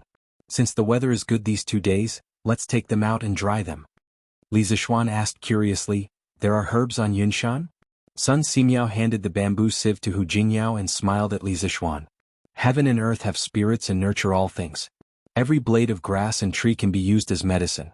Yunshan has abundant rain and water, and the west side of the mountain is uninhabited. Of course, there will be many mature herbs. Li Zixuan thought about it. Indeed, very few people went to the west side of Yunshan. According to Second Master Lu, the terrain there was dangerous and there were often some ferocious beasts. At the end of the Sui dynasty, many farmers risked hunting in the mountains in order to get food. There were often casualties when they went to the west side of Yunshan. Thinking of this, he said worriedly, Taoist son, the west side of Yunshan has dangerous terrain and there are often some ferocious beasts. In my opinion, you shouldn't go there to pick herbs in the future. Besides, there aren't any rare herbs there, so why would you take the risk? Sun Simiao waved his hand and chuckled, Ha, it's fine, it's fine. Over the years that I've been traveling the world, I've also picked herbs from various places. Qinling Mountains, Taibai Mountains, Zhongnan Mountains, Mount Shu and Wudong Mountains. Which of these places is not more dangerous than Cloud Mountain? This poor Taoist has a way to avoid wild beasts, little Shen, you don't have to worry. To be honest, Sun Simiao was still not used to calling Li Zixuan by his courtesy name. Li Zixuan was helpless. After thinking for a while, he suddenly had a bright idea and said, Priest son, since there are medicinal herbs in this Cloud Mountain, why don't we mobilize the people and let everyone go into the mountain to gather the herbs together? First, it will be safer with more people. Second, the herbs that the villagers gather can be sold to us. For them, it can be considered a considerable income. Third, priest son, your medical skills are superb. There are countless patients waiting for you to treat, yet you often go out to gather herbs. This is simply a waste of talent and will delay the treatment of many patients. At this moment, Hu Jing looked up and said to Sun Simiao, Master, what the young master said is very reasonable. Previously, Aunt Han's son had an intestinal abscess, appendicitis, and came here to look for you, but you went to gather herbs alone. If you hadn't taught me how to treat this disease, Aunt Han's son might have died. Sun Simiao frowned and looked troubled. He thought for a moment and sighed, How can this poor Taoist not know that what you said is reasonable, little Xian? Many times, saving a life is far more important than gathering a basket of herbs. But if this poor Taoist doesn't go to gather herbs, then I can only go to the pharmacy in Chang and to buy herbs. The prices of all kinds of herbs there are generally very high. This poor Taoist's entire fortune is not enough to treat the people's illness for 3 days. Li Zixuan understood when he heard this. It turned out that old Sun not only did not charge a consultation fee but also did not charge for the herbs when he treated the people. Even if he did charge, it was probably just a token charge, right? How could this be? Li Zixuan, who had experienced all kinds of unreasonable charges in the modern era, felt that where could he find such a good doctor like old Sun? If there really was, even 1,000 of them wouldn't be too much. That, Taoist son, I came here today because I have something to discuss with you. Li Zixuan changed the topic and cupped his hands towards Sun Simiao. It's about the medical school, right? Sun Simiao smiled. Although he was not in the imperial court, he still knew some news about the imperial physician department. Li Zixuan nodded and said, "That's right. Since Taoist Sun already knows the news, then I'll just say it. It has been more than 200 years since the imperial physician department was first established during the northern and southern dynasties. Although the current size of the imperial physician department in Great Tang is much larger than before, how many students are there in total? Only about 300 people, right? But the Great Tang has more than 360 states and counties. These 300 students of the imperial physician department are like a cup of water to the entire Great Tang. Furthermore, the imperial physician department only serves the important officials in the imperial palace and the imperial court. If the common people want to see a doctor, they can only seek help from the private medical centers. The inheritance of medical skills among the common people is mostly passed down through the family. How can the common people's medical skills improve if they keep it to themselves? Taoist son, although your medical skills are superb, you're still just one person. Once there are more patients, you won't be able to do anything else.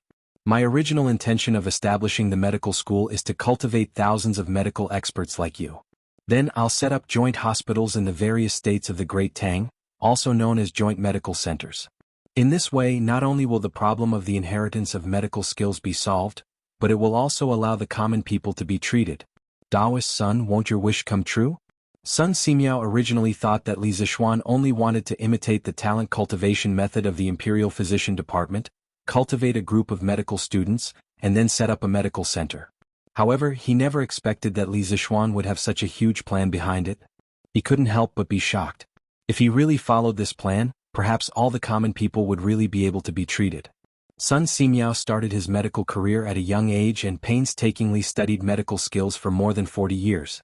Didn't he travel to hundreds of states and counties all for this dream? Little Xian, are you serious about what you said? You have to know that opening medical centers in all the states and counties of the Great Tang will cost tens of millions. Don't tell me you want to earn back this money from the patients' fees? That won't do. Sun Simiao was excited at first, but then he thought of a realistic problem and quickly shook his head. Li Zixuan said seriously, Taoist son, do you think I'm that kind of person? You have a kind heart. Although I'm not as good as you, I'm not evil. Hearing his witty words, who couldn't help but burst into laughter. Li Zixuan glanced at the little girl and said, Taoist son, don't worry. I'll find a way to get the money for the establishment of the joint hospital. The purpose of this joint hospital is definitely not to make money. When the time comes, the consultation fees will definitely be cheaper than ordinary medical centers. Sun Simiao saw that Li Zixuan was speaking so confidently. Moreover, based on his understanding of Li Zixuan, he really wasn't a greedy person, so he was relieved. That's good. Little Xian, if you really want to set up this joint hospital, I'll definitely give you a hand. You don't have to worry about the medical center. Since His Majesty has agreed, the doctors of the Imperial Physician Department will definitely help you set up the medical center. I'm afraid there won't be enough time to enroll students this year. Wait until next spring to enroll students. At that time, if I'm free, I can also help teach the students. Li Zixuan said happily, Thank you, Taoist son. Chapter 943. Li Zixuan did not have much confidence in getting Sun Simiao to join them. Now that the results were out of his expectations, he left the third courtyard with satisfaction. Then he prepared to go down the mountain to find his father-in-law, Han Tianhu, to discuss the matter of organizing the villagers to go into the mountains to collect herbs. Recently, he had planned to set up a school hospital department in Yanhuang College. When the time came, he would need to buy a batch of herbs. It would be better to buy them from the villagers.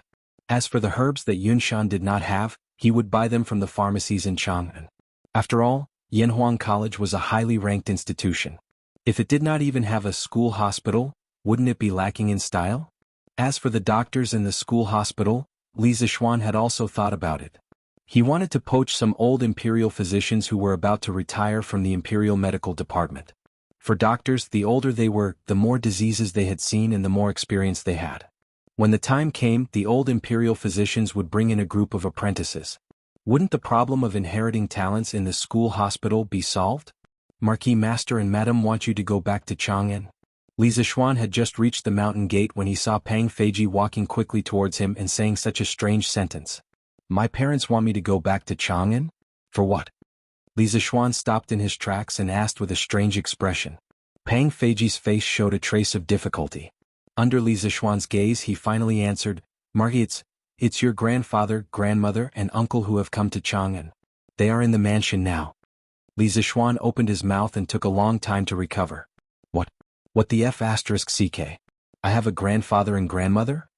It was no wonder that he was surprised. In the memories of his predecessor, there was not a single bit of information about his mother's family. After transmigrating for so long, he sometimes wondered why his mother's parents and brothers never came to visit him. It was impossible to say that they were too far away. After all, he was his mother's precious son and had finally returned from Mount Longhu with great difficulty. His body had also fully recovered. No matter how far away his mother's family was, they would still have to come and visit, right? Although he had many questions in his mind, he had never asked them in his long time in the Great Tang, because he was afraid that he would be exposed. What if the previous owner of the body knew about this, but the fusion of memories wasn't complete? Wouldn't that be exposed? Now that Li Zixuan suddenly heard that his maternal grandparents had come to Chang'an, he was a little dumbfounded. Hearing Li Zixuan's strange words, Pang Feiji's face twitched a few times and said, Marquis, everyone has a maternal grandfather and maternal grandmother. Li Zixuan came back to his senses and his expression returned to normal. He waved his hand and said, That's not what I meant. I was asking where my maternal grandparents came from. Cough cough. When I left home to go to Mount Longhu, I was still young, so I don't remember some things clearly. This last sentence was purely to deceive others and prevent them from being exposed. Pang Feiji didn't have such thoughts. Besides, he was just a guard. Even if he was beaten to death, he would never think that Li Zixuan in front of him was an outsider who had transmigrated from more than 1,000 years in the future. At this time, when he heard Li Zixuan's question, he bowed and answered, Marquis, your maternal grandparents came from Nanyang. Madam used to be from Nanyang. Nanyang? Li Zixuan was even more puzzled. Nanyang was not far from Chang'an, and only about 400 li. If they rode a horse carriage, they would arrive at Chang'an in at most 5 days. But his grandson, who had been away for treatment, had returned to Chang'an for so long. Why hadn't his maternal grandparents come to visit him? It didn't make sense. Pang Feiji definitely didn't know the answer to this question, so Li Zixuan was too lazy to ask. He ordered, Feiji, go to the Han family village and find my father-in-law. Tell him to inform the 8 villages under my rule that there are large amounts of herbs in the west of Mount Yinshan. Each village can organize young adults to go into the mountain to collect herbs. The herbs that they collect can be sold in Chang'an by themselves, or they can be sent to the academy to exchange for money. The academy recently wants to purchase a batch of herbs. In short, this matter is voluntary and not forced. But you must travel together to ensure your safety. Yes, Marquis. Pang Feiji bowed and left to receive the order. Li Zixuan turned and walked towards the side yard. He definitely couldn't go back alone and leave Han Yushi here alone. When he returned to the side yard, he explained the situation to Han Yushi. The husband and wife took the 2 young maidservants and boarded the horse carriage back to Chang'an. On the way, Han Yushi seemed to be very uneasy. Li Zixuan saw this and couldn't help but laugh. Wife, don't be nervous. You're just going to see the 2 elders. They won't eat you. Han Yushi said uneasily, but husband, what if grandfather and grandmother don't like me? Li Zixuan rolled his eyes and said, my wife is so beautiful, how could they not like her? Besides, we are officially married under the orders of our parents and the words of the matchmaker. Even if they don't like her, what can they do? You're living with me, not with them. Husband, don't say such nonsense. If grandfather and grandmother don't like me, then it must be my fault. How can we say that the elders are wrong? If others hear this, I'm afraid it will be detrimental to your reputation. Han Yushi said hurriedly. In this era, filial piety was greater than heaven.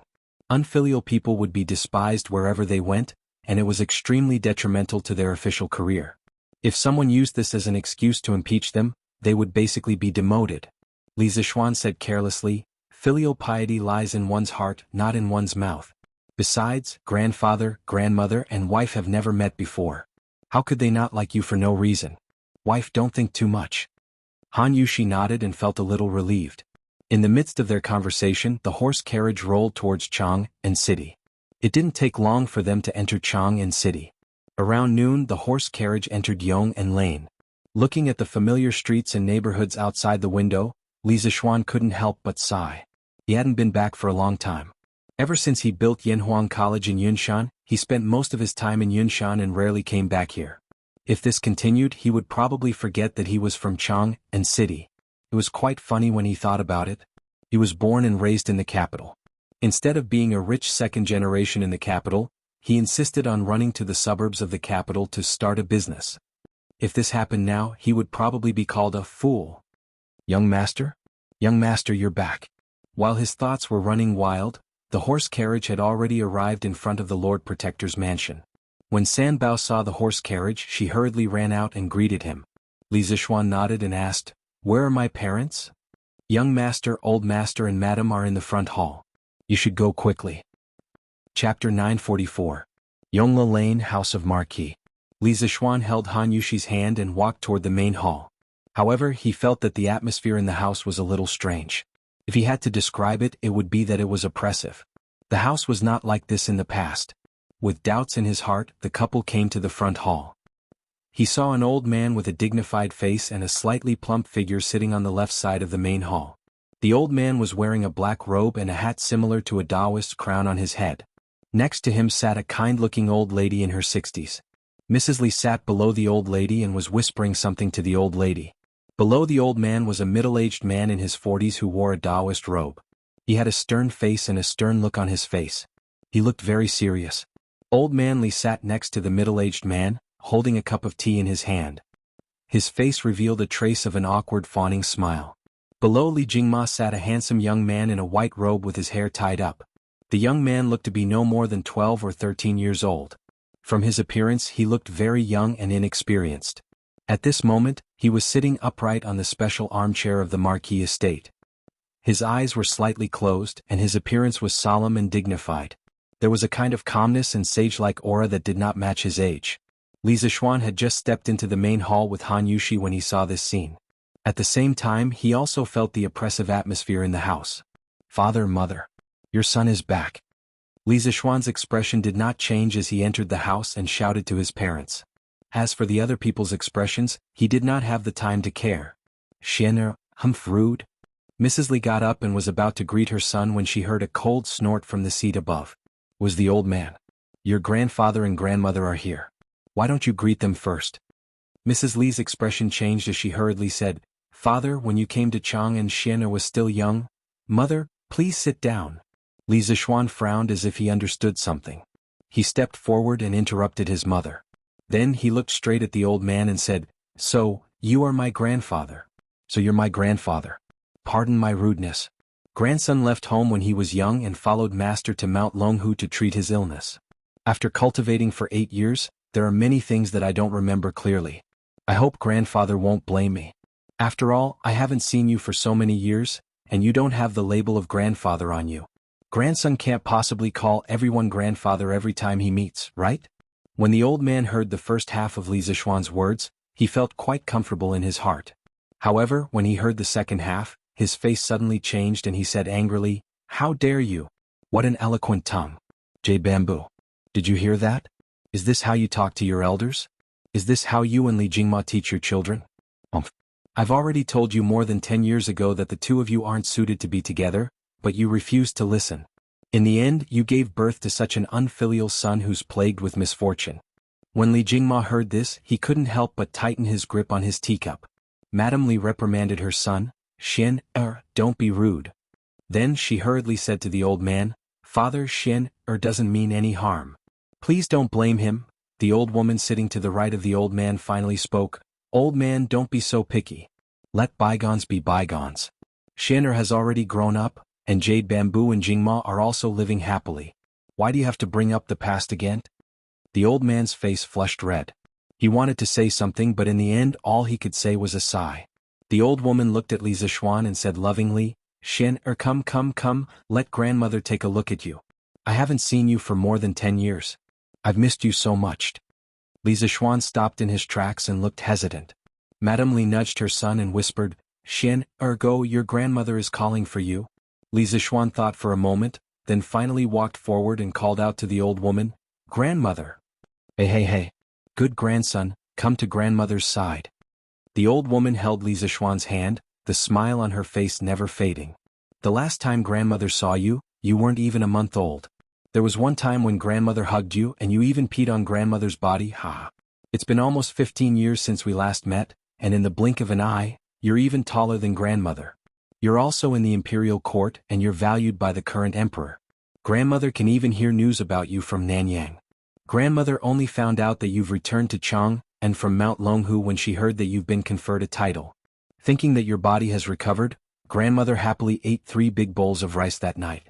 After that, I heard that you created some kind of newspaper, so I asked your uncle, Huiming, to buy a copy for me every day. There were all kinds of interesting things in the newspaper. Every time I read the newspaper I would think, is my good grandson happy now? Is he healthy? Is he well? In July, grandmother heard that Xianer had founded an academy and was recruiting students from all over the Great Tang Empire. Grandmother originally wanted to send your cousin Fa Shan to add to your popularity, but this child's ambitions were not there, so she gave up. Then grandmother heard that Xianer had been conferred a title of Marquis, and she was so happy. Good child. Sigh. It's all your grandfather's fault. Otherwise, grandmother wouldn't have worried about you every day, and not come to Chang and to see you. If you blame grandmother in your heart, grandmother will accept it. To be able to see my good grandson today, grandmother is satisfied. Perhaps it was because she was old that she spoke more than usual. The old woman rambled on for a long time, and by the end of it, her eyes were filled with tears. Beside her, Madame Li was already sobbing. Mother, don't say that. Xianer won't blame you, right? Xianer? Come here and tell grandmother. Madame Li held Li Zixuan's other hand and cried. Li Zixuan had never seen his mother like this, and the hostility in his heart dissipated by half. Moreover, the old woman's love for him came from the bottom of her heart, and it touched him. At this moment he pursed his lips and said, Grandmother, grandson has never blamed you. The sadness on the old woman's face disappeared without a trace, and she revealed a smile that came from the bottom of her heart.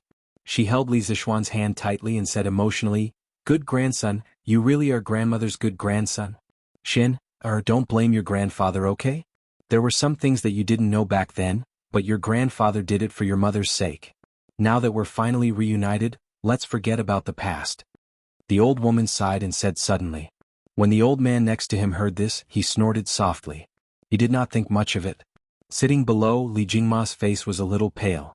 When Li Zixuan heard this, he secretly thought that there were many secrets that he didn't know. He frowned and asked, Grandmother, what happened back then? Can you tell me? Chapter 945. Ahem. Xin, come out with me. I have something to tell you. In the main hall, Li Jingma, who had been silent for a long time, suddenly coughed and said. Li Zixuan nodded and was about to move when he heard the old man sitting at the top snort, What can't you say here? If you don't want to say it, I will say it for you. Li Jingma turned around and said helplessly, Father-in-law, it's not that I don't want to, humph. You don't need to say more. After so many years, your nature of wanting to save face still hasn't changed. Let me say it for you. The old man mercilessly interrupted Li Jingma again. Then he looked at Li Zixuan and said, You were sick when you were young and followed spiritual master Ling Su to Mount Longhu to recuperate. There are many things you don't remember. I don't blame you. But you don't have the right to blame me. Speaking of this, the old man stood up and walked to Li Zixuan's side and continued, I am Yi Guozhong and this is your uncle Yi Huiming. The Yi family has cultivated for 4 generations and is also a prominent family in Nanyang. Although I didn't have much opinion about family background, I also hoped that my only pearl could find a good husband to entrust her life to. But I never expected that your father, who was just a traveling merchant and a poor boy, would cheat away my beloved daughter's heart. Being poor is nothing. Although the Yi family is not a wealthy family, we still have some money to spare. As long as your father is someone who is worthy of being entrusted with her life, seeing that both of them are in love with each other, it is not a big deal even if this old man marries my daughter to him. But when I first saw your father, I noticed that your father's middle was flat and there was a deep vertical line between his eyebrows. I have cultivated for decades.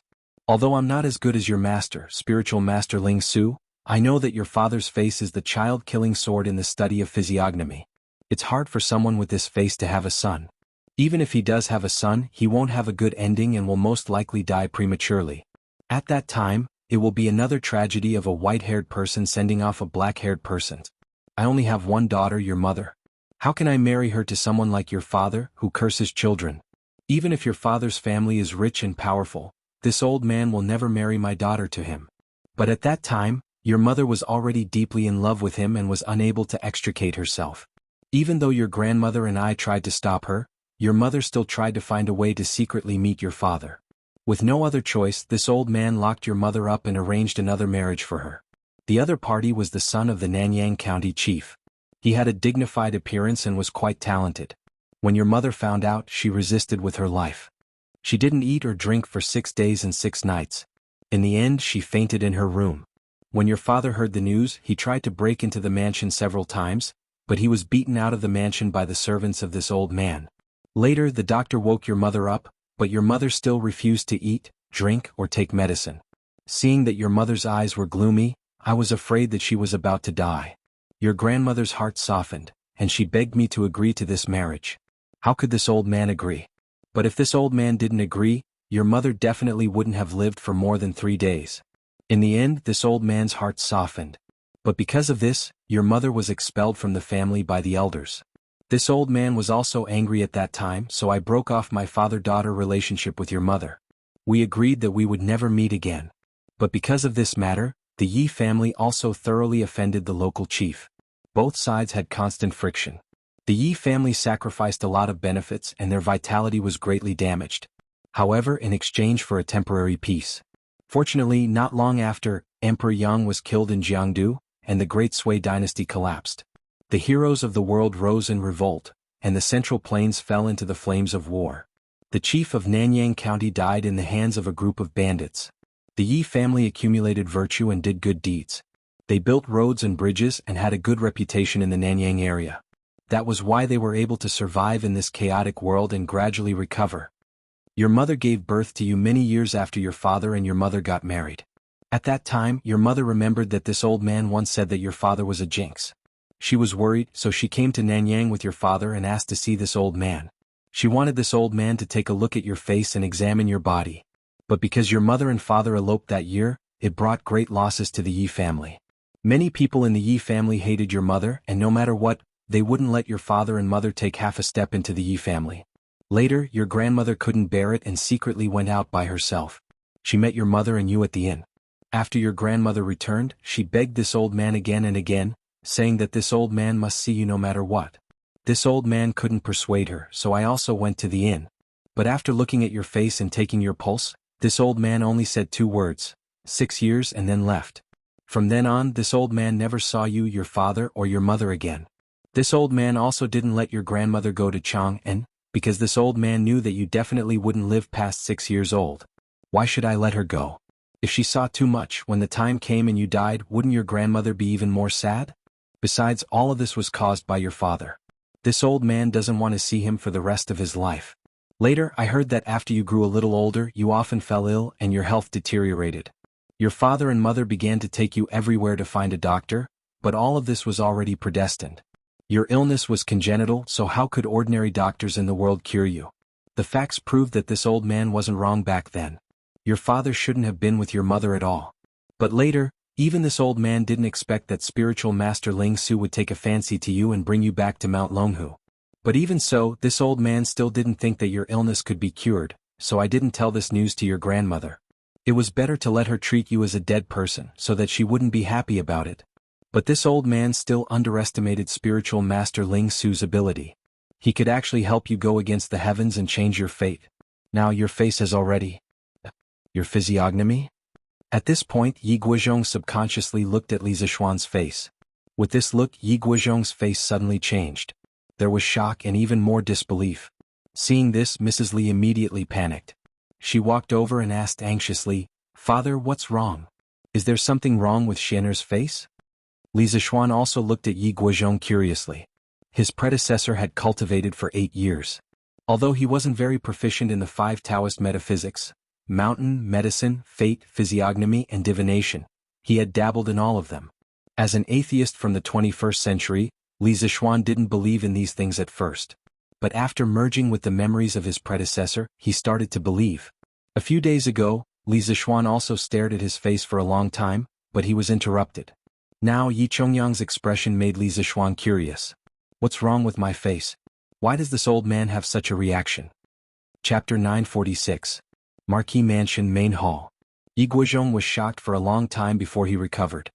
He shook his head and sighed. The problem isn't his physiognomy, but that I can't see his physiognomy clearly.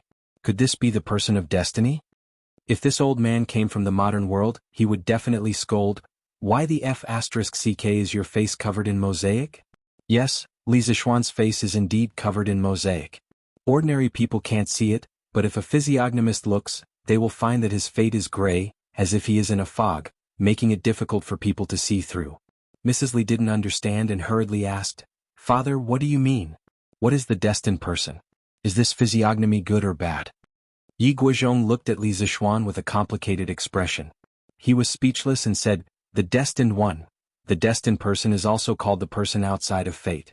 The person who has this kind of fate is already out of the control of the heavens. In the future he may conquer the world, intimidate the world, or he may be the enemy of the world and die an unnatural death. In short, it is difficult to predict whether it is good or bad.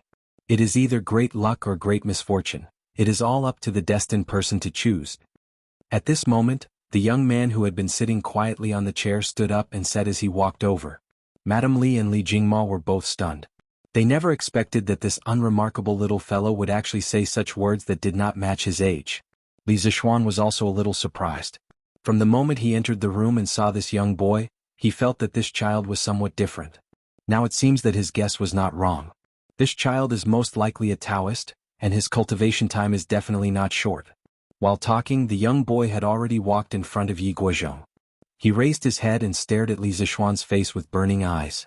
But don't forget, he is only 11 or 12 years old. His face is still childish. Coupled with such a mature expression, it will make people want to laugh and think that he is pretending to be profound. Yi Guozhong's face didn't show any surprise. He was probably used to his grandson's behavior. At this moment, he put his hand on the boy's head with a comforted look on his face. A trace of kindness flashed across his solemn face. At this time the old lady also stood up and walked over. She took the boy's hand with a smile and said to Li Zixuan, "Xiaoxian, this is your cousin Xiaoshan. Since he was 4 years old, he liked to go to your uncle's study to read books about Taoist cultivation methods and talisman seal scripts. He is always mysterious and always likes to wander. This time I brought him here to let him see the world in Chang'an. Xiaoxian, you are familiar with Chang'an. Take your cousin out for a walk when you have time." After listening to Yi Guozhong's narration, Li Zixuan didn't have much resentment towards his maternal grandmother. Instead, he had a lot of respect for her. It was said that in a big family, there were all disgusting and filthy fights for power. It was already not easy for his maternal grandmother to help his mother time and time again. At this moment he nodded in response. "Well, grandmother, don't worry. I will often take Xiaoshan out for a walk." Then, in order to show the care of an elder brother to his younger brother, he reached out and patted the boy's head. He didn't expect that the boy deftly avoided it. "Cousin, please don't call me Xiaoshan. That's what grandfather and grandmother call me. My name is Yi Fashion. Please call me by my name." The boy raised his head and frowned slightly. He said with a serious face. It seemed that he was very dissatisfied with Li Zexu's behavior and the way he called him. The old lady laughed and everyone laughed. Li Zixuan was amused and wanted to laugh too. But after hearing the boy's real name, the smile on his face suddenly froze. "Haha, father, mother, Xiaoshan is so cute. By the way, father, what Xiaoshan said about the destined one, is it true?" Mrs. Li smiled and returned to the topic she was worried about. Yi Guozhong stroked his beard and said with emotion, "Of course it is true. No one can say for sure about this child's future. No one can affect it. Only he can decide. But Yuzhu, you don't have to worry. From the fact that Xiao Xian has been conferred the title of Marquis at such a young age, his future will definitely be smooth." Mrs. Li heard this and felt a little relieved. She smiled and said, "Father, mother, sit here. I'll go to the kitchen to arrange the food." The old lady smiled and nodded. At this moment she saw Han Yushi, who had not made a sound since she entered the door. She smiled and said, "Oh, this is Xiao Xian's wife, right? Come and let grandmother take a look." A trace of panic flashed across Han Yushi's face. Mrs. Li saw this and came over to pat her on the shoulder. She smiled and said, Yushi, go and talk to your grandmother for a while. Mother will go to the kitchen to arrange lunch. Yes, mother?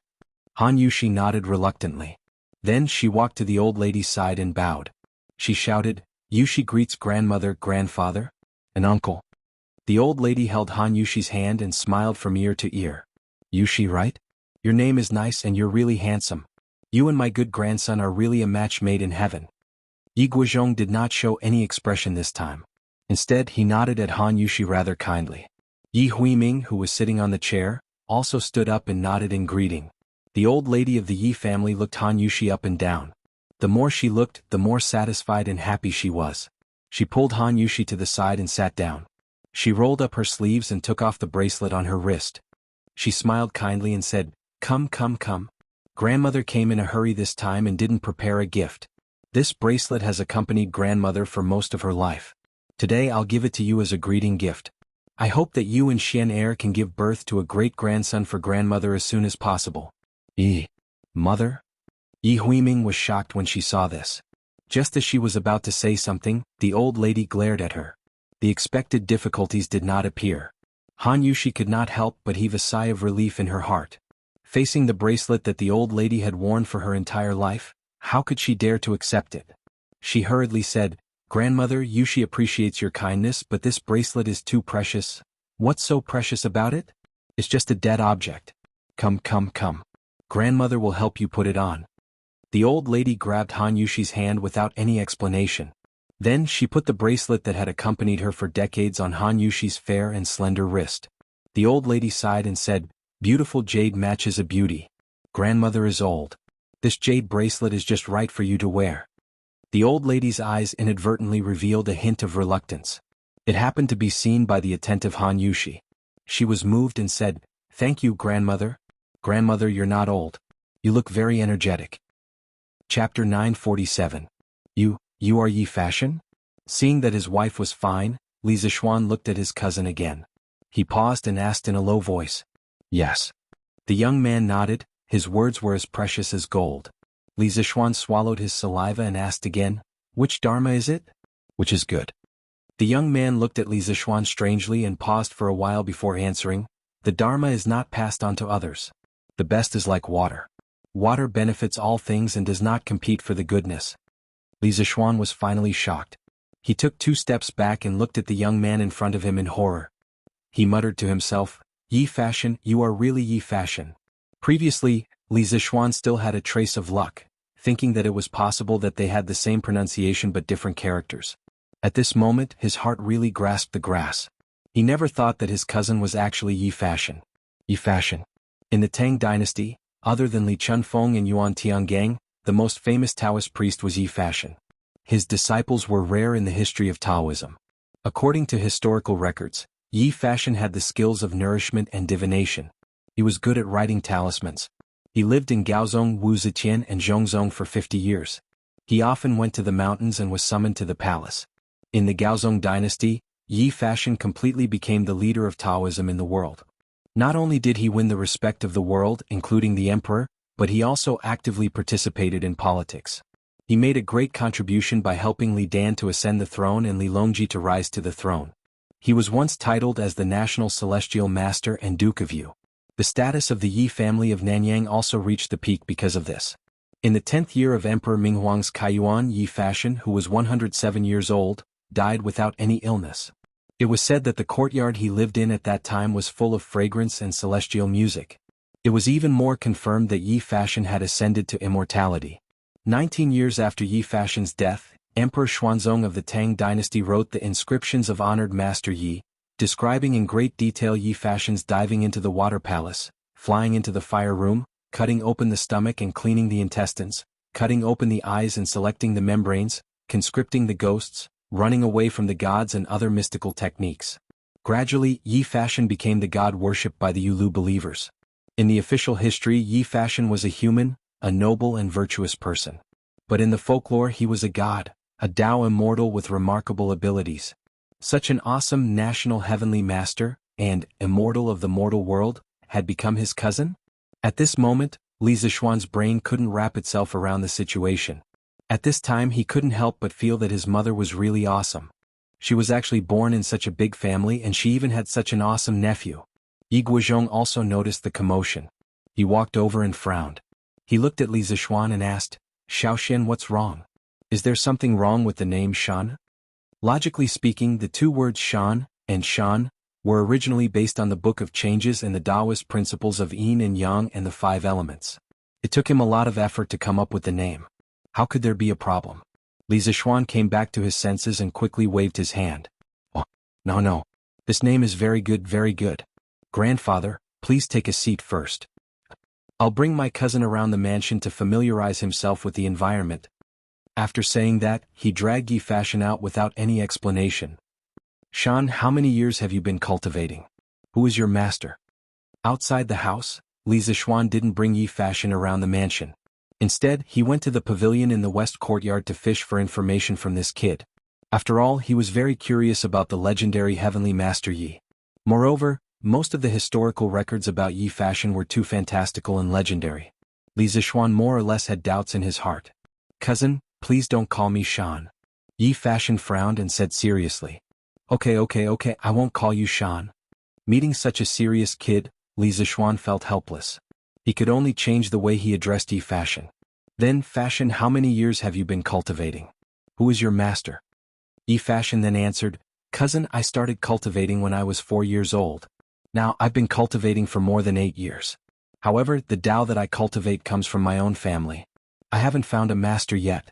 From next year onwards, I plan to leave Nanyang and travel around the famous mountains to find a master and find a way to transcend the Tao. The 4 generations of Yi family cultivators all used Yin arts and impeachment to save people. It could be said that the family had a long history. Even if Yi Fashion didn't go out, he could still learn the profound Tao. Before Yi Fashion, the Yi family had many famous Taoist priests. For example, his granduncle Yi Jingning was good at Tao, but he was good at literature. When his grandfather was still alive, he was a Taoist priest and a Taoist priest. He had more than 100 disciples. Yi Jingning's status in the Tao world was even higher than Yi Guozhong's. The Old Tang book, biography of Zhongzong Wei Shuren, stated, the Taoist priest Yi Jingning was good at charms and restrictions. He often served Qin Ku and was also good at medicine. Guanglu Shaoqing Yangjun was good at cooking meals. They all went in and out of the palace. Yi Jingning not only obtained the position of Taoist priest because of his knowledge and Tao skills, but also became the favorite of the empress. He went in and out of the palace. His political status was extraordinary. This was really a mature child. Li Zixuan muttered in his heart. He didn't know what kind of education Yi Fashion received in his childhood to develop such a strange personality. This was the Yi family's fortune. At the same time, Li Zixuan also felt that this was Yi Fashion's misfortune. This kind of life meant that he was destined to lose his carefree childhood. Li Zixuan was surprised to hear that this child was going to travel alone next year. He said with a straight face, Fashion, do your father and grandfather know that you are going to travel? Even though Yi Fashion was young and mature, he was still afraid of his father and grandfather. At this moment, he shrunk his neck and showed a rare guilty look on his face. He answered crisply, So what if they know? So what if they don't? My goal is to cultivate and save the world. No one can stop me from going out to search for the Tao. What a stubborn child. Li Zixuan said helplessly, Fashion, have you heard of the saying that parents should not travel when they are alive? You are still young. It is inevitable that you will encounter danger when you travel. Why don't you wait a few years before you consider this? Yi Fashion raised his head and said solemnly, My father and mother are still healthy. It is the best time for me to go out and search for the Tao. Besides, the love of family is just a small love. Saving the world is the greatest love. There are countless people in the world who are suffering from diseases. I want to search for the Tao and come back to save the world. Father and mother will definitely understand me. Alright. Li Zixuan had been in the Tang Empire for so long and was used to seeing all kinds of weirdos. However, he was still defeated by this weirdo in front of him. He opened his mouth and was about to say something when suddenly Lan voice came from behind him. Ah, brother, you are here. Chapter 948. Lan When Li Zixuan turned around, Lan had already skipped over. Li Zixuan couldn't help but rub the ponytail on his little sister's head. He smiled and said, Lan where did you go just now? Why didn't I see you after so long? Lan smiled and slapped Li Zixuan's big hand away. Then she said weakly, I was looking for little Gray to play in the backyard. Grandfather and uncle looked very fierce. Lan didn't dare to play in the front yard. Before Li Zixuan came back, the main hall was occupied with Li Jingma's being criticized special meeting. The atmosphere in the house had always been very oppressive. Children were usually more afraid of this kind of atmosphere, so Lan sneaked into the backyard to play with little Gray. Brother, isn't he that? As she spoke, Lan noticed Yi Fashion standing behind Li Zixuan. She quickly covered her mouth with her hand. At the same time, a trace of embarrassment appeared on her delicate little face. It was very cute. After all, she was bad-mouthing someone's father and grandfather in front of them. How could she not be embarrassed? Lan, this is your cousin Yi Fashion. You should have seen him before. Li Zixuan couldn't help but laugh and say. Lan had an "I know I was wrong" expression on her face. She said to Yi Fashion in a crisp voice, "Nice to meet you, cousin." Yi Fashion wanted to say something, but seeing Lan's cute appearance, he couldn't bring himself to scold her. He could only mutter, "Nice to meet you, cousin." That's enough. Let's go back to the front yard to eat. Otherwise, mother will come and call us later. Li Zixuan stood up and patted both of them on the shoulder. Yes. Let's eat. Lan is starving. Mrs. Li was very happy to see her parents after so many years. She was also able to untie the knot in her heart. This level of happiness was almost comparable to the time when she saw her son return from Mount Longhu. Although she had been expelled from the family back then, Mrs. Li understood that being able to be together with the person she loved in such a big family under such circumstances was already the best ending. Haven't you seen other young ladies of noble families fight to the death for marriages they don't like? In the end, their parents are still unmoved and watch coldly as they commit suicide? The living conditions of big clans were good, but most of the so-called big clans were cold-blooded. Yi Yuzhu was able to walk together with Li Jingma in the end because Yi Guozhong was soft-hearted at the last moment. Expelling him from the family was just an explanation to the other members of the family. Mother, try this mushroom celestial steamed pigeon. Yi Yuzhu picked up a small piece of pigeon and placed it in the old lady's bowl. The Yi family was also considered a wealthy and influential family. What kind of food had they not eaten? However, the old lady had never heard of this dish before. She couldn't help but ask curiously, "Yuzhu, why is the name of this dish so strange? This old lady has never heard of it before?" Yi Yuzhu chuckled and said, "Mother, this dish is a new dish that Yushi came up with a while ago. Put the pigeon into a pot in advance, add mushrooms, scallions, ginger, garlic, immortal wine and salt and mix it well. After marinating it for 2 hours, put it into a pot and steamed it for 2 hours. This dish is the most nourishing. Mother, quickly try it." The old lady said in surprise, "Oh, it's actually a dish that my granddaughter-in-law came up with? This old lady has to try it properly." After saying that, she picked up the white and tender pigeon and put it into her mouth. Who knew that the pigeon meat would melt in her mouth? It was even more tender than tofu. Moreover, a strong mushroom fragrance and wine fragrance instantly exploded in her mouth. The old lady had lived for most of her life and was not a greedy person at all. At this moment, her eyes widened and she picked up another piece for herself. After eating, the old lady sighed. "And Yuzhu, this pigeon tastes really good. It melts in the mouth, is smooth and tender and leaves a fragrance in the mouth and teeth. It's simply endless aftertaste. The kitchen maids of the Marquis's mansion definitely can't do this. It should be you who made it, right? I didn't expect my Yuzhu's cooking skills to be so good now. Jingma Lan'er and Xiao Xian have been blessed these years." Mrs. Li smiled and said, "Mother, your eyesight is really good. It's not easy for you and father to come. Of course, Yuzhu has to personally cook a few delicious dishes for you. Actually, Yushi is better at doing this than me. I learned it all from her. If she personally cooks, Mother, you will know what true delicacies are." The old lady smiled and said, "Hee, not only is my granddaughter-in-law beautiful, but she also cooks so well. Xiao Xian, you have to treat Yushi well and strive to give birth to a great-grandson for grandmother as soon as possible." "Yes, grandmother." Li Zixuan did not want to dampen the old lady's mood, so he agreed. Han Yushi's face was flushed red and everyone in the room laughed. Of course, other than the other two little fellows who were engrossed in eating. "Mother, you don't know. Actually, the one with the best cooking skills in our family at first was Xian. The new dishes in the Zuaxian restaurant in the West City were almost all made by him at the beginning of the year. But later, this child was put in an important position by the emperor and became busier and busier. He didn't have the mood to think about food anymore. One look and you can tell that she's his biological mother. She can say that her son is lazy so tactfully, naturally, and in a dignified manner.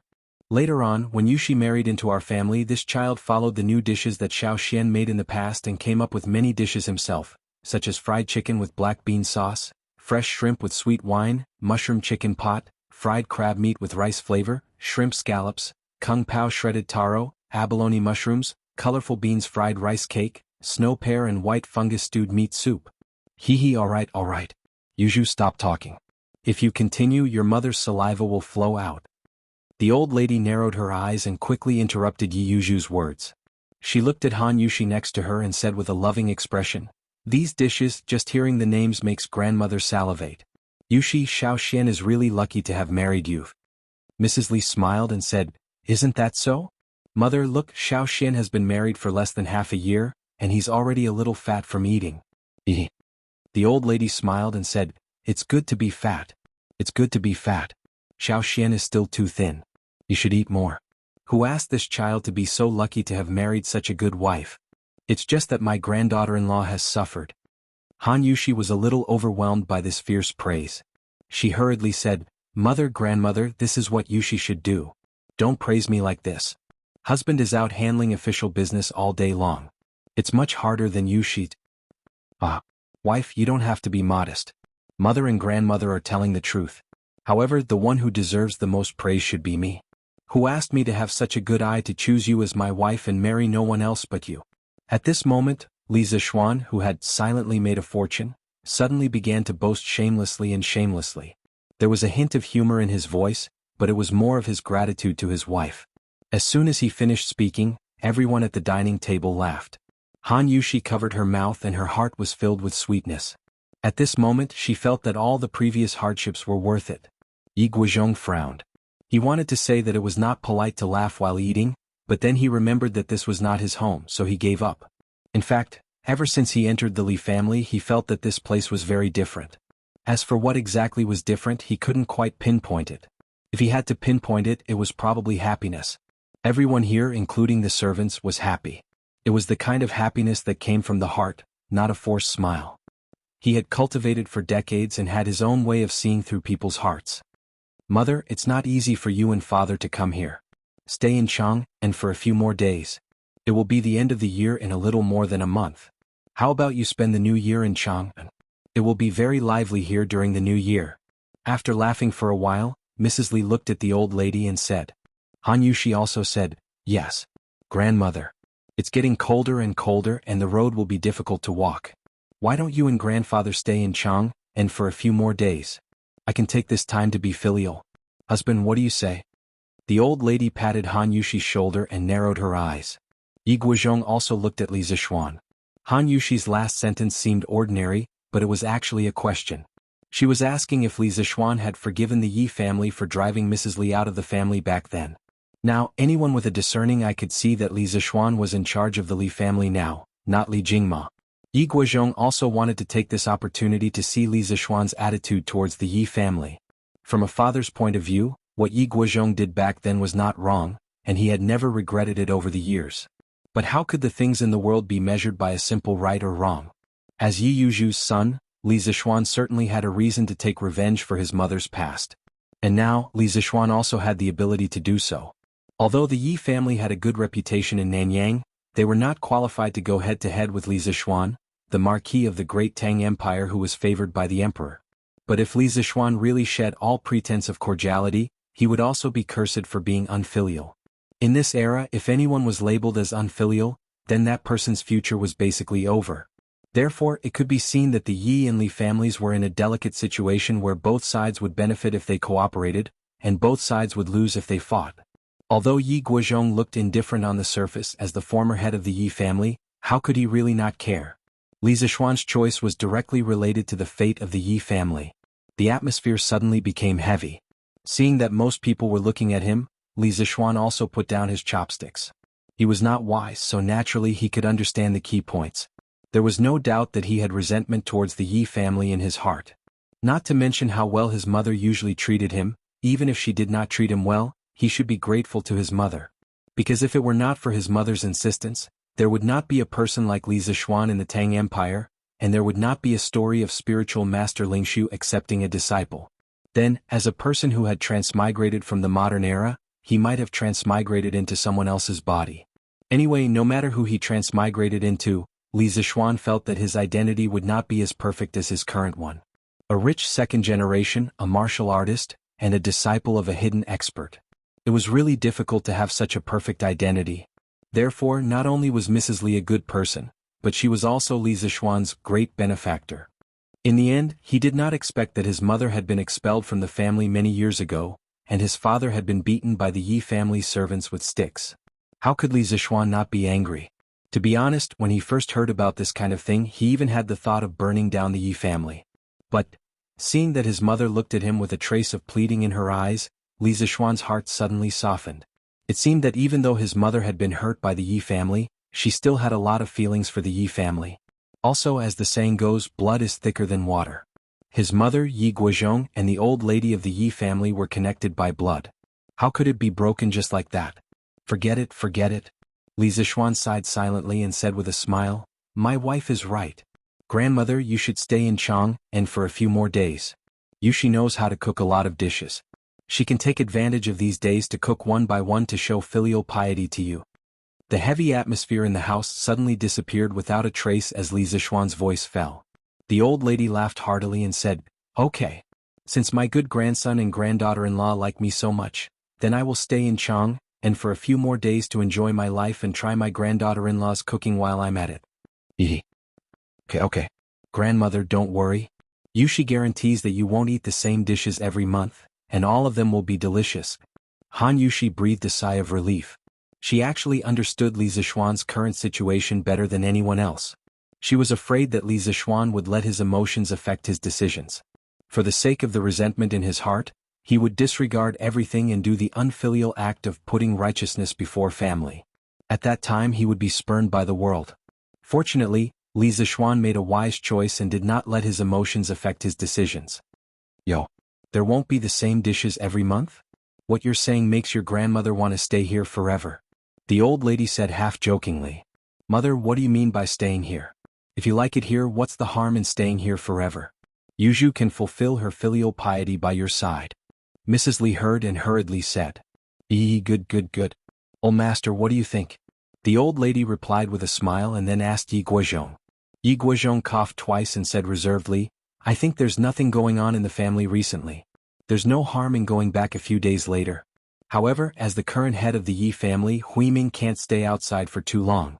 After 3 days, Huiming, you will return to Nanyang. As for Shan, stay in Chang, and to accompany me. Logically speaking, although he did not like Li Jingma and had made things difficult for Li Jingma many times in the past, now that Li Zishuan had given him a way out, wouldn't he be too insensible if he still put on the airs of an elder? It seemed that Yi Huiming respected Yi Guozhong very much. She quickly put down her chopsticks, stood up and said solemnly, Yes, father. When you and mother want to go back, please send someone to inform me in advance so that I can come and pick you up personally. Li Zishuan interrupted, Uncle, there's no need. When the time comes, I will send guards to escort grandfather and grandmother. Chapter 949. Cousin, after your master passed away, why didn't you stay at Mount Longhu to continue your cultivation? Why did you return to Chang'an? Is it because you didn't have a good life at Mount Longhu? The next morning after breakfast, Li Zishuan planned to bring his cousin to Cloud Yamacho to broaden his horizons. On the way, Yi Fashion asked. From his point of view, Mount Longhu was the holy land of cultivation for all the Taoists in the world. Li Zishuan had been cultivating for 8 years, but he suddenly left to return to Chang'an. This was something that Yi Fashion, who was determined to use his Taoist skills to save the world, could not understand. When Li Zishuan heard this question, he subconsciously thought to himself, if the original Li Zishuan had really stayed at Mount Longhu to cultivate, how would I have the chance to transmigrate here? I might have already been reported to the King of Hell. Although this was what he thought, he could not say it out loud. He smiled and said, No, the head of Mount Longhu and junior martial uncle are very good to me. The reason why I returned to Chang, and is because my parents are getting old. If I don't return to fulfill my filial piety to them, how different would I be from a beast? Yi Fashion's expression was a little unnatural. He said, Then cousin, how will you continue your cultivation in the future? Li Zishuan turned around and looked at Yi Fashion's young face, which was pretending to be mature. He said, Fashion, I think you have a misunderstanding about cultivation. Who said that you can only cultivate in a Taoist temple? As long as you have the Tao in your heart, where can you not cultivate? What is not Tao? What is not cultivation? The heavenly Tao is not kind-hearted, it is always with good people. The level of a cultivator depends on the depth of their use of Tao. Tao is not the private property of any immortal, God, or true saint. Why should we care about where we cultivate? Yi Fashion was stunned. After a long while, he bowed to one side and put his hands together in front of his stomach. He bowed from bottom to top and said, "Cousin, you are wise. Fashion has learned a lot." Li Zishuan's expression changed. Yi Fashion's etiquette was very particular. Taoists had 3 etiquettes and 3 kowtows. Towards mortals they would bow and kowtow. Towards gods, immortals and immortals they would bow and kowtow. Yi Fashion's etiquette was the standard Taoist kowtow. This was usually done towards the elders of the sect. From this, it could be seen that Yi Fashion was really touched by the words just now. Li Zishuan returned the etiquette by cupping his hands and said, "Monk, everyone has their own Tao. Cousin's Tao is the Tao of the mortal world. In the world of mortals, treat your family well and help those around you that you can. Of course, I also hope that you can be a Taoist of the mortal world in the future and not hide in the mountains to cultivate. You don't have to sit and watch the change of dynasties and not think about the people of the world." Yi Fashion bowed again and said, "Cousin, don't worry. Fashion wants to learn the profound Tao and walk the world to save the people of the world. I will not be a blind Taoist who only knows how to cultivate in seclusion." Li Zishuan smiled and nodded. He brought Yi Fashion and continued walking towards the Cloud Mountain. Yes, they were walking. He didn't know what was wrong with this cheap cousin of his. The home mansion clearly had horses, but he wasn't willing to ride them. Even if there was a carriage, he wasn't willing to sit in it. He said that he wanted to see how the people were living. Although Li Zishuan didn't want to, he couldn't just tie this kid up on a horse, right? Even though he had only spent a day with Yi Fashion, Li Zishuan already knew that when his cousin was stubborn, even 8 horses wouldn't be able to pull him back. Therefore he might as well accompany this unlucky kid and walk together. Bang bang bang. Use more strength. The soil is still loose. How can you do it? Han Xiaodong, didn't you eat? Second Master Lu, I won't hide it from you. I really didn't eat this morning. Hey, you little rascal. You only know how to talk nonsense with me. Mother Ker, work harder. The weather is getting colder. If we can't fix it by the time it freezes, we will delay Marquis's important matter. Look at the construction team of the 4th Regiment. How fast are they progressing? After they left the city, they walked through a section of the official road and arrived at the small path leading to the Cloud Mountain. They walked forward for about 2 or 3 miles. Then they heard a series of loud crashing sounds as well as the noise of some people. Yi Fashion looked over curiously. In the end he was blocked by a small hill. He asked, "Cousin, what's going on over there? Why is it so lively?" Li Zishuan smiled and said, "The construction team of the academy and the villagers are repairing the road. We will see it after we turn this corner." Repairing the road? Yi Fashion thought to himself. How could there be such a big movement when they were repairing the road? However, even though he was doubtful, he still lowered his head and quickened his pace. After a while, the 2 of them had circled around the mountaintop. What entered their eyes was a dense mass of people. Some were hammering the ground with large hammers, some were shoveling soil to fill holes, some were pushing carts to dump sand and stones, and some were dumping mud onto the flat road. However, the mud was greenish-gray in color, which made Yi Fashion feel surprised. "Cousin, what is that slurry thing in the carriage?" Li Zishuan looked in the direction of his finger and replied, "That is cement. In the beginning it can be shaped like mud. However, it will solidify after a period of time. Once solidified, it will be as hard as a rock. Even if it is raining, it will remain in its original state." Oh? There is such a magical thing in this world? Why have I never heard of it before? Yi Fashion could not help but feel that the capital was indeed different. A small place like Nanyang could not be compared to it. Li Zishuan smiled and said, "Cement has only been around for half a year. It has not spread to Nanyang yet. It is normal that you have not seen it before." While they were talking, the 2 of them had already approached the road construction site. A hale and hearty old man with white hair and a white beard walked towards them. It was Master Lu. "Yo, Marquis, you are here? Why did you not ride a horse today? And this is..." Li Zishuan smiled and replied, "I wanted to train my legs, so I did not ride a horse today." "Alright, Master Lu, this is my cousin. He just arrived in Chang'an yesterday. He wants to visit the academy today." Yi Fashion saw that when Li Zishuan spoke to the old man in front of him, he did not put on any airs like Marquis. His tone was also not arrogant and condescending. Instead, there was some respect for an elder. Yi Fashion was surprised but did not show it on his face. He saluted Master Lu and said, "Greetings, Master Lu." Master Lu was flattered and said, "Hey little Lang Jun, you are too courteous. Since you are Marquis's relative, I should be the one greeting you." Li Zixuan smiled and said, "What are you saying, Master Lu? You are my elder." "Alright, Master Lu, this road looks like it is almost finished, right?" Master Lu wiped his sweat and said, "Hey, Marquis, it is almost over, almost over. There are only about 3 miles of road left to be repaired. It will take about 10 days to completely repair it. It is just that I am ashamed to say that we farmers are not very good at repairing this kind of cement road. We are dragging Regiment Commander Gong and the others down." When Li Zixuan first divided the construction corps, he set up 5 regimental commanders. They were Hu Hanyun, Master Lu, Chao Xiaofu, Gong Minyong, and Enai Taifeng. Later, in order to repair the cement road and the academy's project was almost completed, Li Zixuan disbanded 2 construction regiments, with a total of nearly 5,000 people. One was the 2nd Regiment of 2nd Master Lu and the other was the 4th Regiment of Gong Minyong. Master Lu's prestige in this area was still very high. Later, the farmers who came to help repair the road were also under his command. In this way, Master Lu's 2nd Regiment now had more than 3,000 people in name. However, these farmers who came to help had not experienced the big project of Yanhuang College. Naturally, they lacked experience. As a result, although Master Lu's 2nd Regiment had more people, the overall progress was not much different from Master Lu's 4th Regiment. Li Zixuan smiled and said, "It's okay, there is no rush.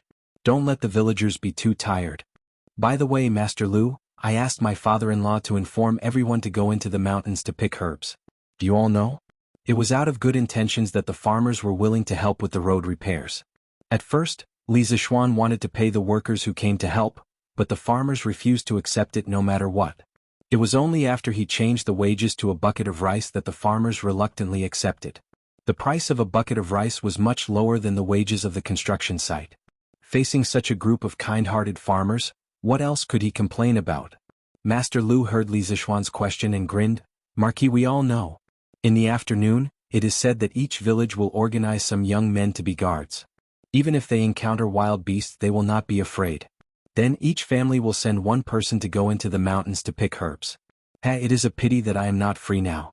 Otherwise, I would also go into the mountains to hunt wild beasts and let the kids in the village see Master Lu's archery skills."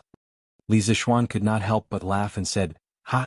Other people's treasured swords are not old, but Master Lu's divine arrows are not old." "Ah!" Master Lu said proudly, "Of course. Back then, the villagers were hungry and wanted to go to the west of Yinshan to hunt. Master Lu went as well. I met a big tiger with white forehead. Master Lu began to explain the heroic deeds of the past to the two of them. Li Zixuan was also happy to rest at the side. Yi Fashion, on the other hand, was frowning deeper as he listened. Half an hour later, they bid farewell to Master Lu and continued to walk on the wide and flat cement path towards Yinshan. Yi Fashion suddenly opened his mouth and said, "Cousin, if the farmers go into the mountains to pick herbs, then just pick herbs. Why do they have to fight wild beasts in the mountains? Everything in the world has spirituality. Wild beasts are also living creatures. That mountain forest originally belonged to them. Let's not talk about the farmers taking over the magpie's nest. Why do they have to search and exterminate them? Cousin, as a Taoist, not only did you not stop them, but you even secretly encouraged them? When it came to killing, many people would think of benevolence like sweeping the floor for fear of harming the lives of ants, and covering the lamp with gauze to protect the moths. However, some Taoist priests did eat meat. The Taoist doctrine did not support killing, but it did not forbid it either." Li Zixuan was inexplicably stunned. He did not expect Yi Fashion to ask such a question. After thinking for a while, he said in a deep voice, "Fashion, you are not wrong. Everything that is bloody has spirituality. That is to say, they have Taoism. There are early and late stages of enlightenment, and there are also differences in the speed of cultivation. Wild beasts are also living creatures. Logically speaking, they should not be killed easily. But sometimes, killing is to protect them. When a wild beast wants to attack a person, what should you do? Kill. Or use your Taoism to influence it? The people are just mortals. They only care about food, clothing, and taking care of the old and young. Everything they do is for survival. Is there anything wrong with that?" Li Zixuan remembered that during the war of resistance against Japan in his previous life, Taoists held guns in one hand and incense in the other. After killing the Japanese, they also worshipped the gods. Compared to those Taoist priests who only knew how to cultivate in seclusion deep in the mountains and forests, and did not care about the suffering of the people, such Taoist priests were the ones he admired. Killing is to protect them? Yi Fashion muttered under his breath and fell into deep thought. When the sun was about to reach the top of their heads, the two finally reached the top of the cloud mountain. When they stepped through the mountain gate and saw the tall and majestic Yanhuang College building, Yi Fashion was still greatly shocked even though he had mentally prepared himself. That small face of his that liked to pretend to be mature was now filled with shock and astonishment. How is it, Fashion? Cousin, this college is not bad, right?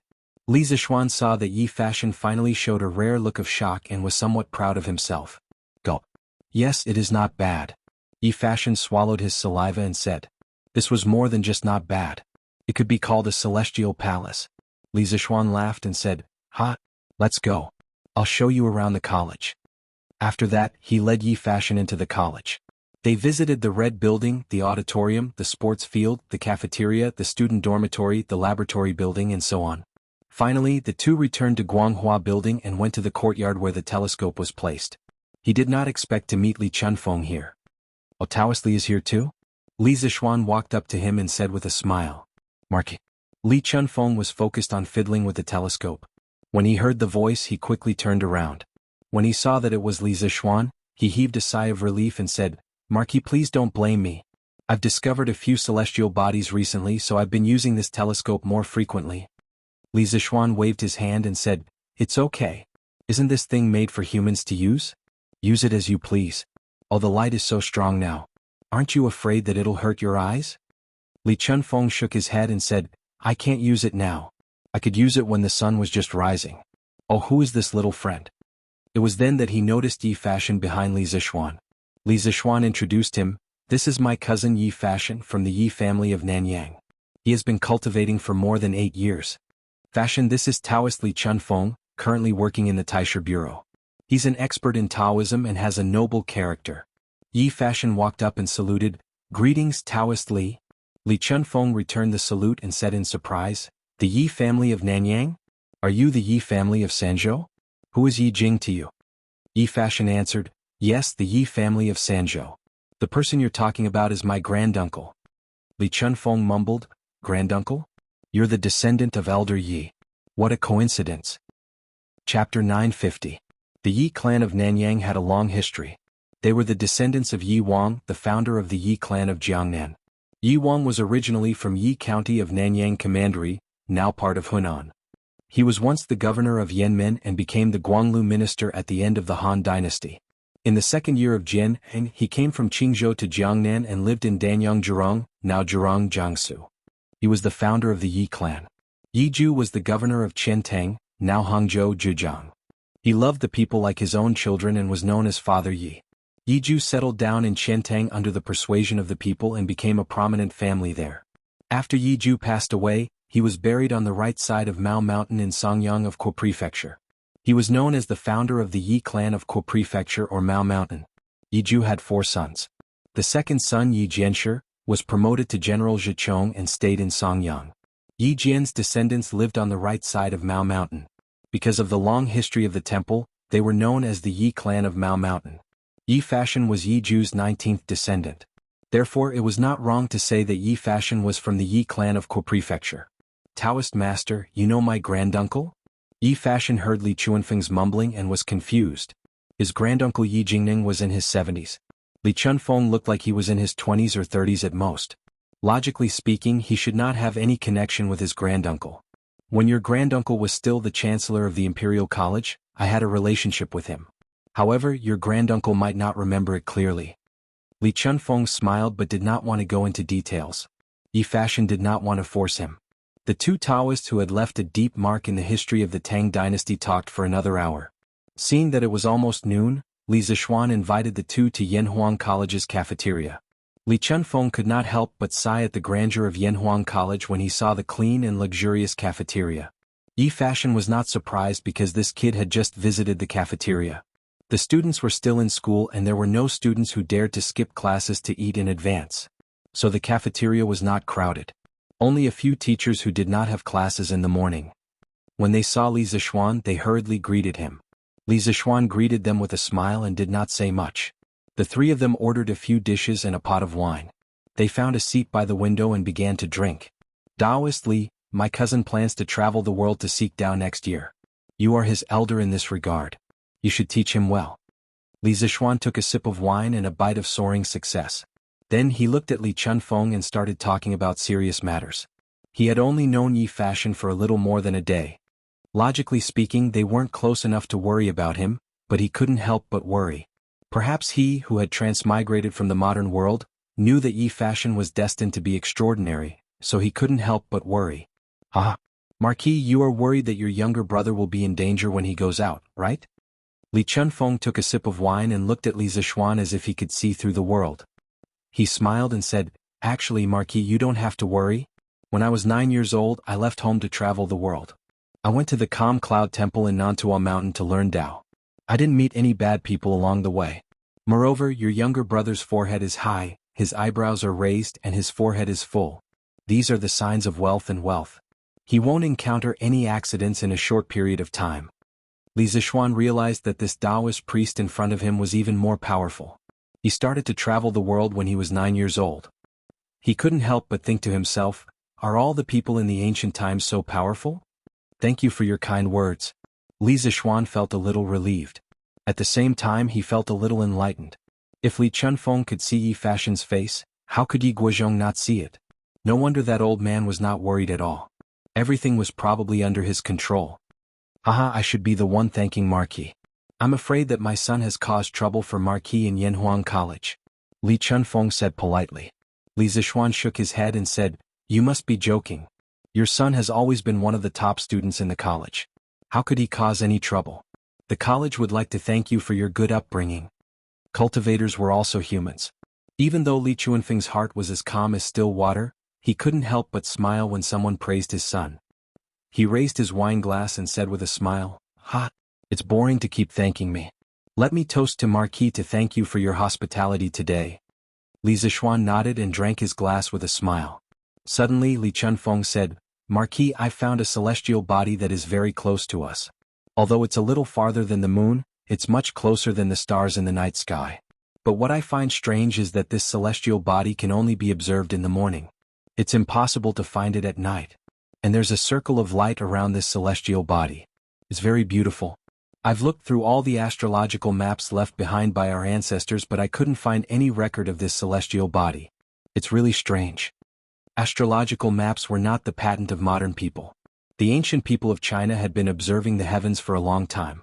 They had made many achievements that modern China was proud of. They invented astronomical tools such as the celestial sphere, and many others.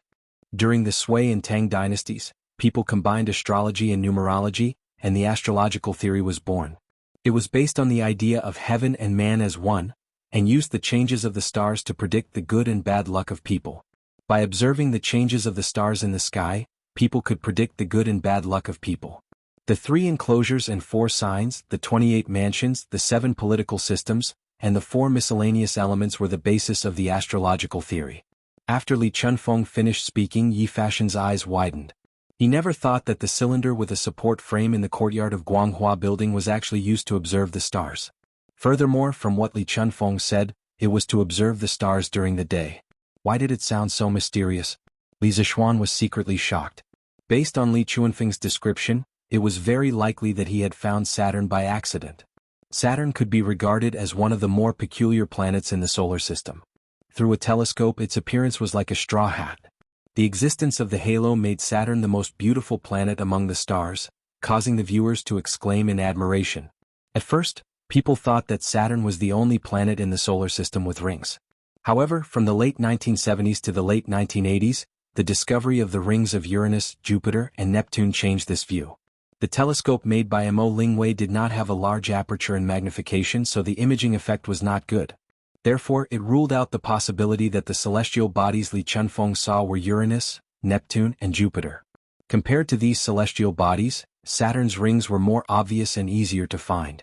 If one was lucky, they could see Saturn's rings with their naked eyes even without the help of a telescope. Congratulations, Taoist priest. You have found a new planet. In time, you might be able to perfect the existing astrological map.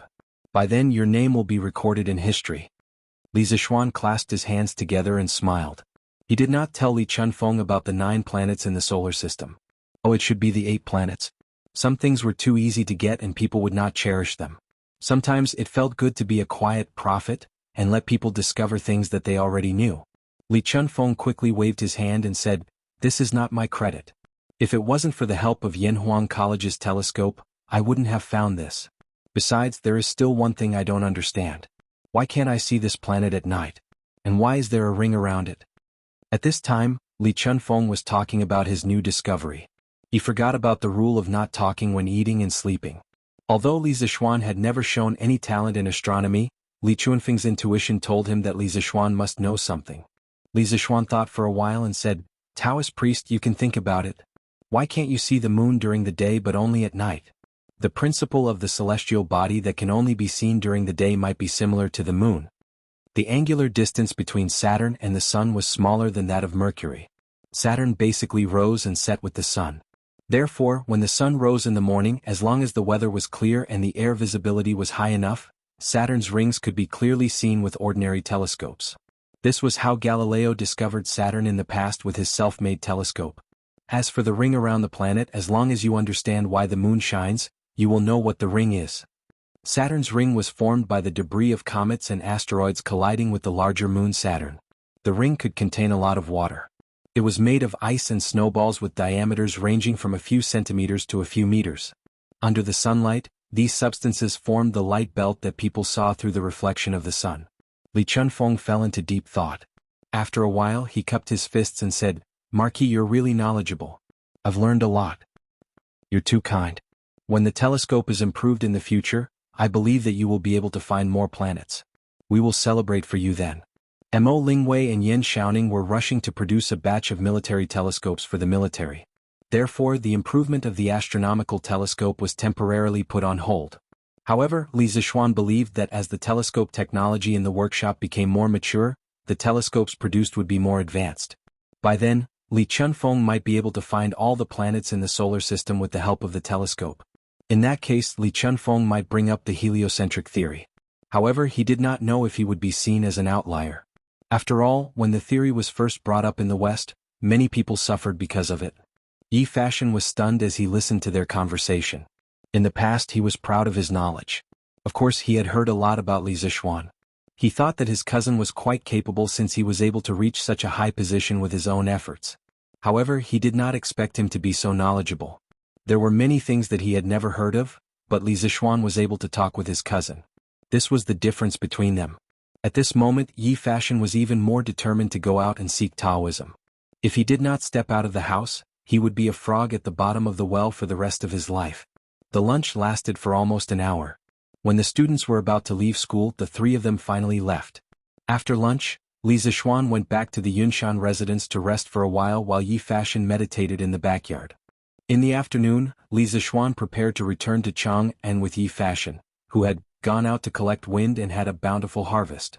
Originally, he wanted to bring his cousin to the west of Yunshan to see if the farmers would encounter any beasts when they were gathering herbs. However, Yi Fashion could not bear to see the beasts killed, so he gave up on the idea. When they came to Chang'an, Li Zishuan did not want to continue walking. He felt that it was a waste of time, so he borrowed 2 horses from the guards of the academy. Each of them rode 1 horse and rushed back to Chang'an. Da-da-da. All the horses of Li Zishuan's guards were equipped with horseshoes. When they walked on the hard and flat cement road, the sound of the horses' hooves hitting the ground was particularly clear. Not only did people like to walk on the cement road, horses also liked to walk on it. Once they were on the cement road, they could clearly feel that the horses were running faster. At this speed, it didn't take long for them to reach the end of the cement road. After another quarter of an hour, they finally left the small path and walked onto the main road. Who would have thought that they would be greeted by a large group of soldiers? It was a grandiose group of about a few thousand people. Whoa! When Li Zishuan saw the leader of the group, he hurriedly stopped his warhorse and jumped off to greet him. "Your Highness, are you leading the soldiers to the south?" Li Zishuan asked. Yes, the person was Li Xiaogong. There were dozens of officials behind him. When Li Xiaogong saw that the person who had come was Li Zishuan, he had the army move forward slowly first. He would catch up with the officials in a while. Then he replied to Li Zishuan, "That's right. Now that the prototype of the Department of Shipping has been completed and the officials of the key departments are in place, His Majesty is in a hurry, so this prince can only bring them to Guangdong in such a hurry. It was obvious that Li Xiaogong did not want to go to the south at this time. After all, it would be the new year in a month.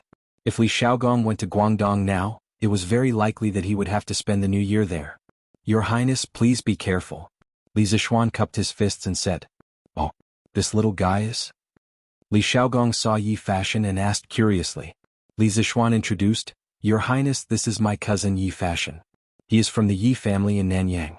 He just arrived in Chang'an yesterday." "Cousin?" Li Xiaogong pondered for a moment and said, "Oh, your mother's family is willing to come and find your mother? Aha, I know a little about your mother's matter. I didn't expect the Yi family to give in the end, ha." Li Zishuan was speechless. Hearing Li Xiaogong's words, he already knew about the Li and Yi families. However, this guy was really tight-lipped. He had never mentioned it before. He was really cunning. "Haha, by the way, Xiaoshan, take a closer look at my team. Is there anyone you know?" Li Xiaogong suddenly lowered his voice and said mysteriously to Li Zishuan. Chapter 951. On the official road outside Chang'an City. Li Zishuan's mysterious words had piqued Li Zishuan's curiosity. He had been so focused on talking that he hadn't noticed the lineup Li Xiaogong had brought with him to the south. He calmly glanced behind Li Xiaogong. Although Li Zishuan didn't know the names of these officials, he had seen them all in court before. There were officials from the Ministry of Civil Affairs, the Ministry of Works, the Ministry of Rights, and the Ministry of Appointments. When he saw the gloomy-faced official at the back of the line, Li Zishuan almost laughed out loud. Who else could it be other than Cui Shanfu? Speaking of which, Li Zishuan hadn't even had the time to take revenge on the old fellow when Cui Shanfu had urged the diplomatic corps to go to Yanhuang College to watch the military training exercise. He hadn't expected Li Xiaogong to be so supportive, silently bringing this old fellow to Lingnan. Let's see how this old fellow can jump around once he's there. Yo, isn't this Minister Cui? You've been promoted. Congratulations. When dealing with villains, one had to beat them while they were down. Li Zishuan wasn't willing to give up such an opportunity. He walked over to Cui Shanfu and cupped his hands with a smile. The officials turned to look in Li Zishuan's direction and saw Cui Shanfu's old face as black as the bottom of a pot. The Marquis of Yong, and is taking pleasure in other people's misfortune. I'm afraid you've lost your status as a marquis. At this point, Cui Shanfu felt that there was no need to pretend to be nice, so he snorted coldly at Li Zishuan. Li Zishuan was surprised, and said, "Taking pleasure in other people's misfortune? Why would Minister Cui say that? This marquis was clearly congratulating you on your promotion and wealth. All my colleagues here can testify for me. How can you slander me? Assistant Minister Wang, please be the judge. Was this marquis taking pleasure in other people's misfortune?" Li Zishuan pulled over an assistant minister from the Ministry of Rights and asked. That assistant minister of the Ministry of Rights had originally been doing well as an official in the capital. Inexplicably, he had been pulled in by Li Xiaogong. However, this fellow was also a smart person. He knew that on this trip to Lingnan, their fates were completely in Li Xiaogong's control. Furthermore, Li Xiaogong's relationship with Li Zishuan was probably known to everyone in Chang'an. How could he stand on the wrong side at this time? Cui Shanfu? Cui family? 5 surnames and 7 hopes? No matter how big it was, could it be bigger than his own future? Assistant Minister Wang opened his mouth and pretended to be stunned. With an exaggerated expression, he said, "Ayaya. Minister Cui, the Marquis of Yong, and is clearly congratulating you with good intentions. How can you not recognize his good intentions? As His Majesty's subjects, we have to share His Majesty's burdens. Although Lingnan is a barren land, if His Majesty wants us to go there, we have to serve His Majesty without hesitation. Being able to serve His Majesty is a blessing for us subjects. Therefore we have indeed been promoted. Your attitude isn't right. My fellow colleagues, don't you think what I said is right? That's right. Going to Lingnan this time we are serving His Majesty. It is indeed the same as being promoted." That's right, that's right. Minister Cui, what you said is wrong. What do you mean by gloating? We are going to Lingnan to serve His Majesty. Where is the talk of calamity? Assistant Minister Wang's words had just landed when the surrounding officials instantly began to denounce Cui Shanfu. This kind of matter was related to political standing. If they didn't know how to choose, then they had really lived for so many years in vain. Cui Shanfu's face instantly turned even darker. Shameless. Extremely shameless. A bunch of vile people who invert black and white. This old man disdains to be associated with you. Saying that, Chui Shanfu flung his sleeves and walked to the other side of the road. Ah, Minister Chui, what you said is wrong. How are we shameless? That's right. That's right. Minister Chui, you are clearly flying into a rage out of humiliation.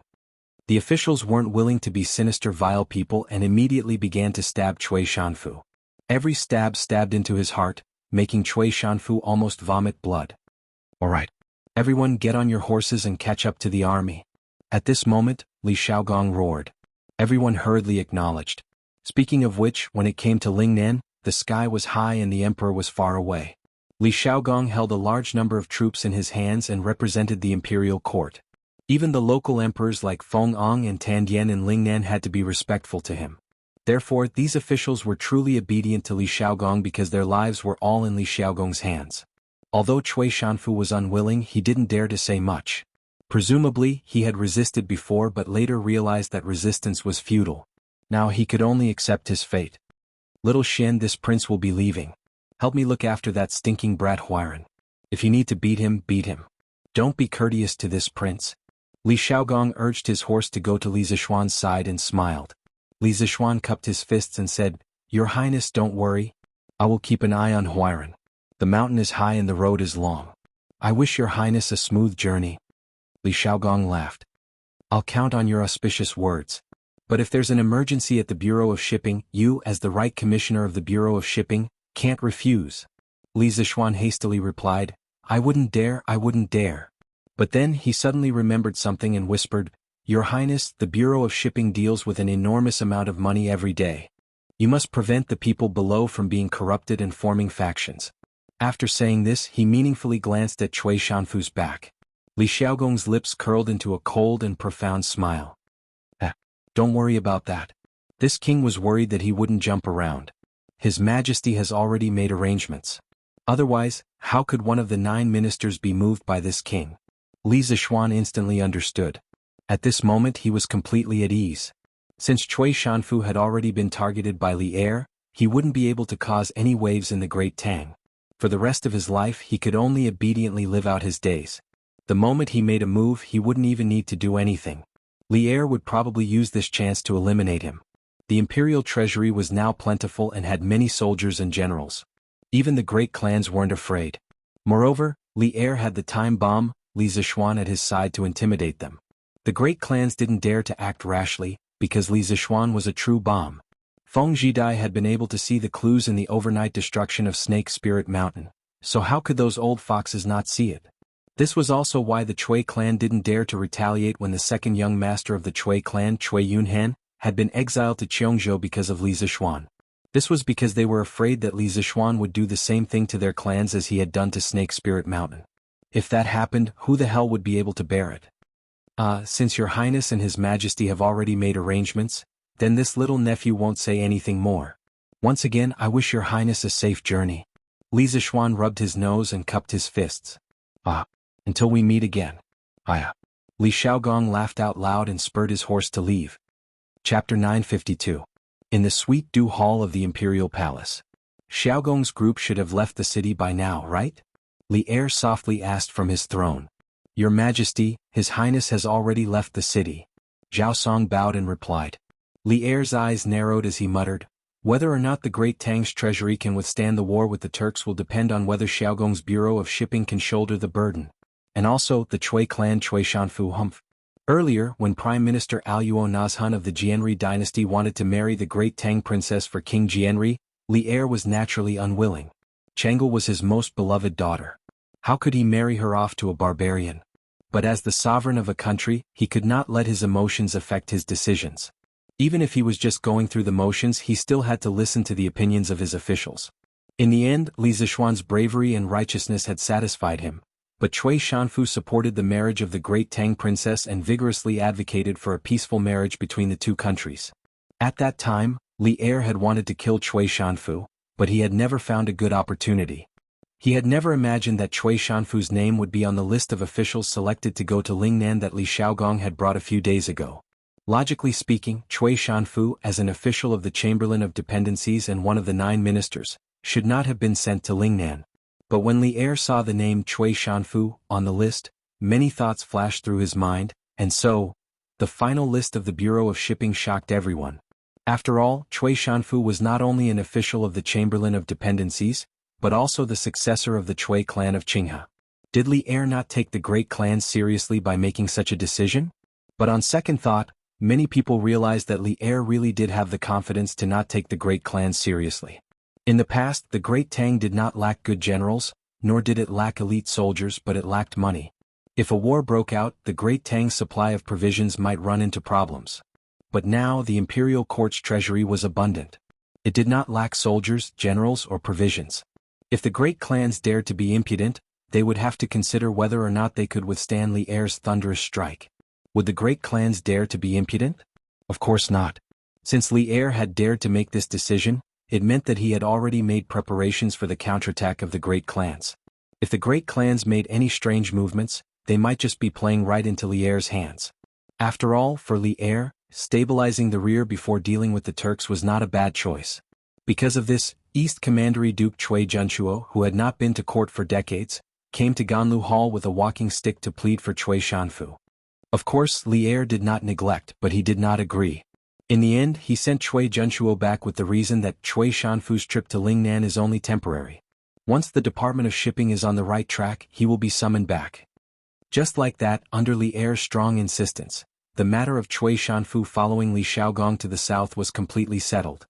However, even Li Er did not understand why Li Xiaogong would write Cui Shanfu's name on the list. If one were to say that this old man was talented, there were many ministers in the imperial court who were more talented than him. No matter how one looked at it, it seemed that Li Xiaogong had deliberately written Cui Shanfu's name. But what enmity did Li Xiaogong have with Cui Shanfu? Li Er was not too sure about this. Recently, pay more attention to the Cui family. If there are any strange movements, immediately report to me. A cold light flashed in Li Er's eyes as he instructed in a deep voice. He was now really confident because the Ministry of Works research on gunpowder had made great progress. If the great clans chose to make a strange move at this time, he did not mind giving them another round of justice from the heavens. Marquis, I have found the information you wanted. At night, in the study of the Marquis's residence in Yongla Lane, Li Zishuan stood in front of the window with his hands behind his back. Pang Feiji cupped his fists behind him. Oh, tell me about it. Recently, he had not paid attention to the situation in the imperial court. After meeting Cui Shanfu on the road today, he had the heart to ask Pang Feiji to find out more information. Pang Feiji cupped his fists and reported, Marquis, according to my investigation, Cui Shanfu was in the first batch of officials selected by the regional prince to go to Lingnan City. Many people in the imperial court were against it, but I did not expect His Majesty to agree in the end. After that, the Cui family's ancestor, the East County Duke, personally went to the palace to plead for leniency, but it did not seem to have any effect. That is why Cui Shanfu went south with the regional prince today. I see. Li Zishuan suddenly understood and then asked doubtfully, but why did the royal prince want Cui Shanfu to go to Lingnan? He doesn't seem to have any enmity with Cui Shanfu, right? Pang Feiji's expression was a little unnatural as he said, This? I asked young Master Huiran. He said that the regional prince did not like Cui Shanfu for a long time, so, did not like him? Li Zishuan was stunned. This reason was so strong and so willful. Well, I just don't like you and want to do you. What's wrong with that? People from the royal family are really awesome. In fact, Li Xiaogong's dislike of Cui Shanfu mainly came from the time when the prime minister of the Jianri dynasty proposed marriage for King Jianri. When he saw Cui Shanfu shamelessly insist on marrying the Tang princess to a distant country, Li Xiaogong felt as if his heart had been stabbed by a knife. He did not know why, but when he saw Cui Shanfu's face later, he felt that this old man wanted to marry his daughter to another country. Perhaps this is the fate of the heavens. In history, Li Xiaogong's daughter, Li Shuiyin, was married to Tubo thousands of miles away because of a political marriage. Although she left behind the beautiful story of Princess Wenqing came to Tubo, who knows the pain of the separation of father and daughter and the inability to see each other again. Marquis, I inadvertently found out a piece of news about young Master Huiran. Pang Feiji glanced at Li Zishuan cautiously and said in a low voice. What news? Tell me. Li Zishuan's interest was piqued and he quickly asked. Pang Feiji said, According to the news I found out, young Master Huiran was very famous in the Nanyang area since he was young. He was even called the Fairy Child. Seeing that Li Zishuan was very interested, Pang Feiji continued, It is said that young Master Huiran's mother had a dream during the day. She dreamed that a meteor entered her mouth and swallowed it. When she woke up, she was pregnant and gave birth to young Master Huiran 15 months later. This has become a legend in the area. When young Master Huiran was 7 years old, he accidentally drowned in the river and disappeared inexplicably. His uncle only found young Master Huiran's clothes by the river bank. 3 years later, young Master Huiran returned home. His uncle asked him where he had been all these years, but young Master Huiran said, "The fairy child led me to drink the cloud juice, so I did not leave any years." Marquis, do you think this is amazing? Young Master Biao must have met a boy by the side of a deity. The more Li Zishuan listened, the deeper his frown became. In the end he said with a straight face, "Don't talk about strange things. Just some hearsay and you're scared to this extent. The monk is just a mortal. Don't talk nonsense. Get lost and go to sleep." Yes. I will take my leave. Chapter 953. Your Majesty, this is the first batch of military binoculars developed by the Academy. Would you like to try it? On the afternoon of the second day, Mo Lingwei and Yin Xiaoning were personally escorted by Mo Zhong and Mo Yun. They brought the binoculars to the home mansion and handed them to Li Zishuan. Since there was nothing to do in the afternoon, Li Zishuan brought the binoculars to the imperial palace. Li Er, who was in front of the dragon desk, was immediately energized. He quickly walked down and said, "So fast? Let me see." As soon as he finished speaking, he was already in front of Li Zishuan. Li Zishuan handed the binoculars to Li Er. Li Er took it and said in surprise, "So small? Can you see it clearly? Brat, are you cutting corners for me again?" He had personally played with the telescope in the academy before, but the one in his hand was only a little bigger than his palm. Compared to the big one in the academy, it was completely dwarfed. Li Zishuan said helplessly, "Your Majesty, you have wronged me. This kind of military binoculars is specially designed to spy on the enemy during war. Of course it has to be portable. If it's too big, how can it be brought to the battlefield? Don't be fooled by its small size, its ability is not much different from the Academy's telescope." "Is it?" Li Er did not believe it. He looked at the binoculars in his hand and said, "Follow me upstairs to take a look." After that he took the lead and walked outside. Taiji Palace was the main palace of the Tang Empire, so it was also called the Inner Palace. It was usually the place where officials gathered. Of course, it was also Li Er's office. Taiji Palace occupied a large area, including Taiji Palace, Yin and Yang Palace and Ganlu Palace. Taiji Palace was not a group of palaces on the first floor, it had a second floor. Li Zishuan and Zhao Song followed behind Li Er and came to the corridor on the second floor of the Taiji Palace. At this time, the sun had already set halfway down the mountain.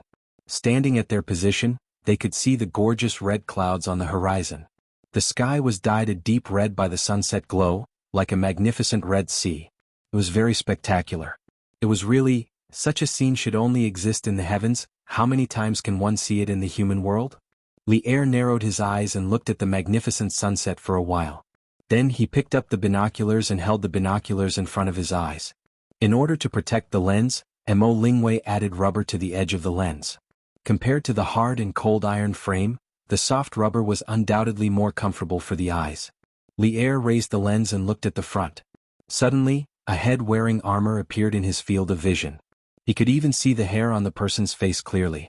Although Li Er had killed many people in his life, he couldn't help but be startled by the sudden appearance of a head. Li Zishuan could clearly see Li Er's wrist tremble slightly before returning to normal. "Your Majesty, how is it? The effect of this military binoculars isn't bad, right?" Li Zishuan laughed secretly but asked softly. It's okay." After adapting to the ultra-long vision provided by the binoculars, Li Er was now using the binoculars to look for other sceneries.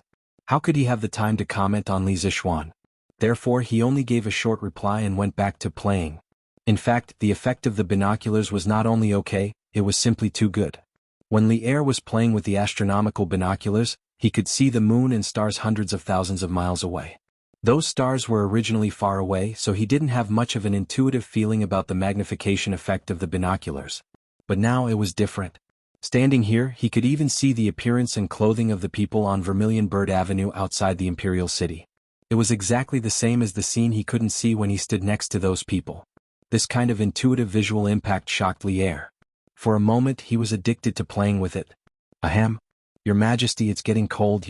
After a full quarter of an hour, Li Zixuan estimated that Li Er should have seen everything that could be seen from this angle. At this moment, a gust of cold wind blew from the west. Zhao Song could not help but let out 2 dry coughs. Li Er reluctantly put down the binoculars and said, "Let's go back to the Ganlu Palace." After a while, the 3 of them returned to the Ganlu Palace. Li Er looked at Li Zixuan with a face full of smiles and said, I'm very satisfied with this binoculars. Just based on this, my full support for you to establish Yanhuang College was not in vain. This binoculars was produced by the Chitsu Pavilion Workshop, right? Li Zixuan replied, Your Majesty, this binoculars was made by Yan Shaoning and Mr. Mo's beloved daughter, Mo Lingwei. The workshop can now mass-produce them based on the technology they provided. Mo Lingwei? Li Er muttered once, then suddenly seemed to remember who Mo Lingwei was. He smiled and said, the idea of this binoculars was originally thought of by you, right? You still want to use them to fool me? Li Zixuan said helplessly, Your Majesty, this was indeed the idea that I provided. However, the work after that was completed by Shaoning and Ink Girl. The fact that this binoculars could be produced so quickly is due to the 2 of them. Li Er smiled and did not waste his breath on this issue. He paced 2 steps with his hands behind his back and said, Your workshop will produce another batch of binoculars like this. Medicine Master and Jijia have mentioned this to me more than once. Li Zixuan nodded and said, Your Majesty, Your Majesty. However, how much does Your Majesty want? After all, the production of this thing is extremely complicated and the materials are also extremely expensive. Li Er said with a toothache, You brat, don't try to fool me. How would I not know that the most important part of this binoculars is the 4 pieces of colored glass? As for the colored glass in your workshop, it is all made from sand. Li Zixuan never expected old Li to know so much. He quickly coughed dryly and said, Your Majesty, don't think that the materials are cheap. However, the process is complicated.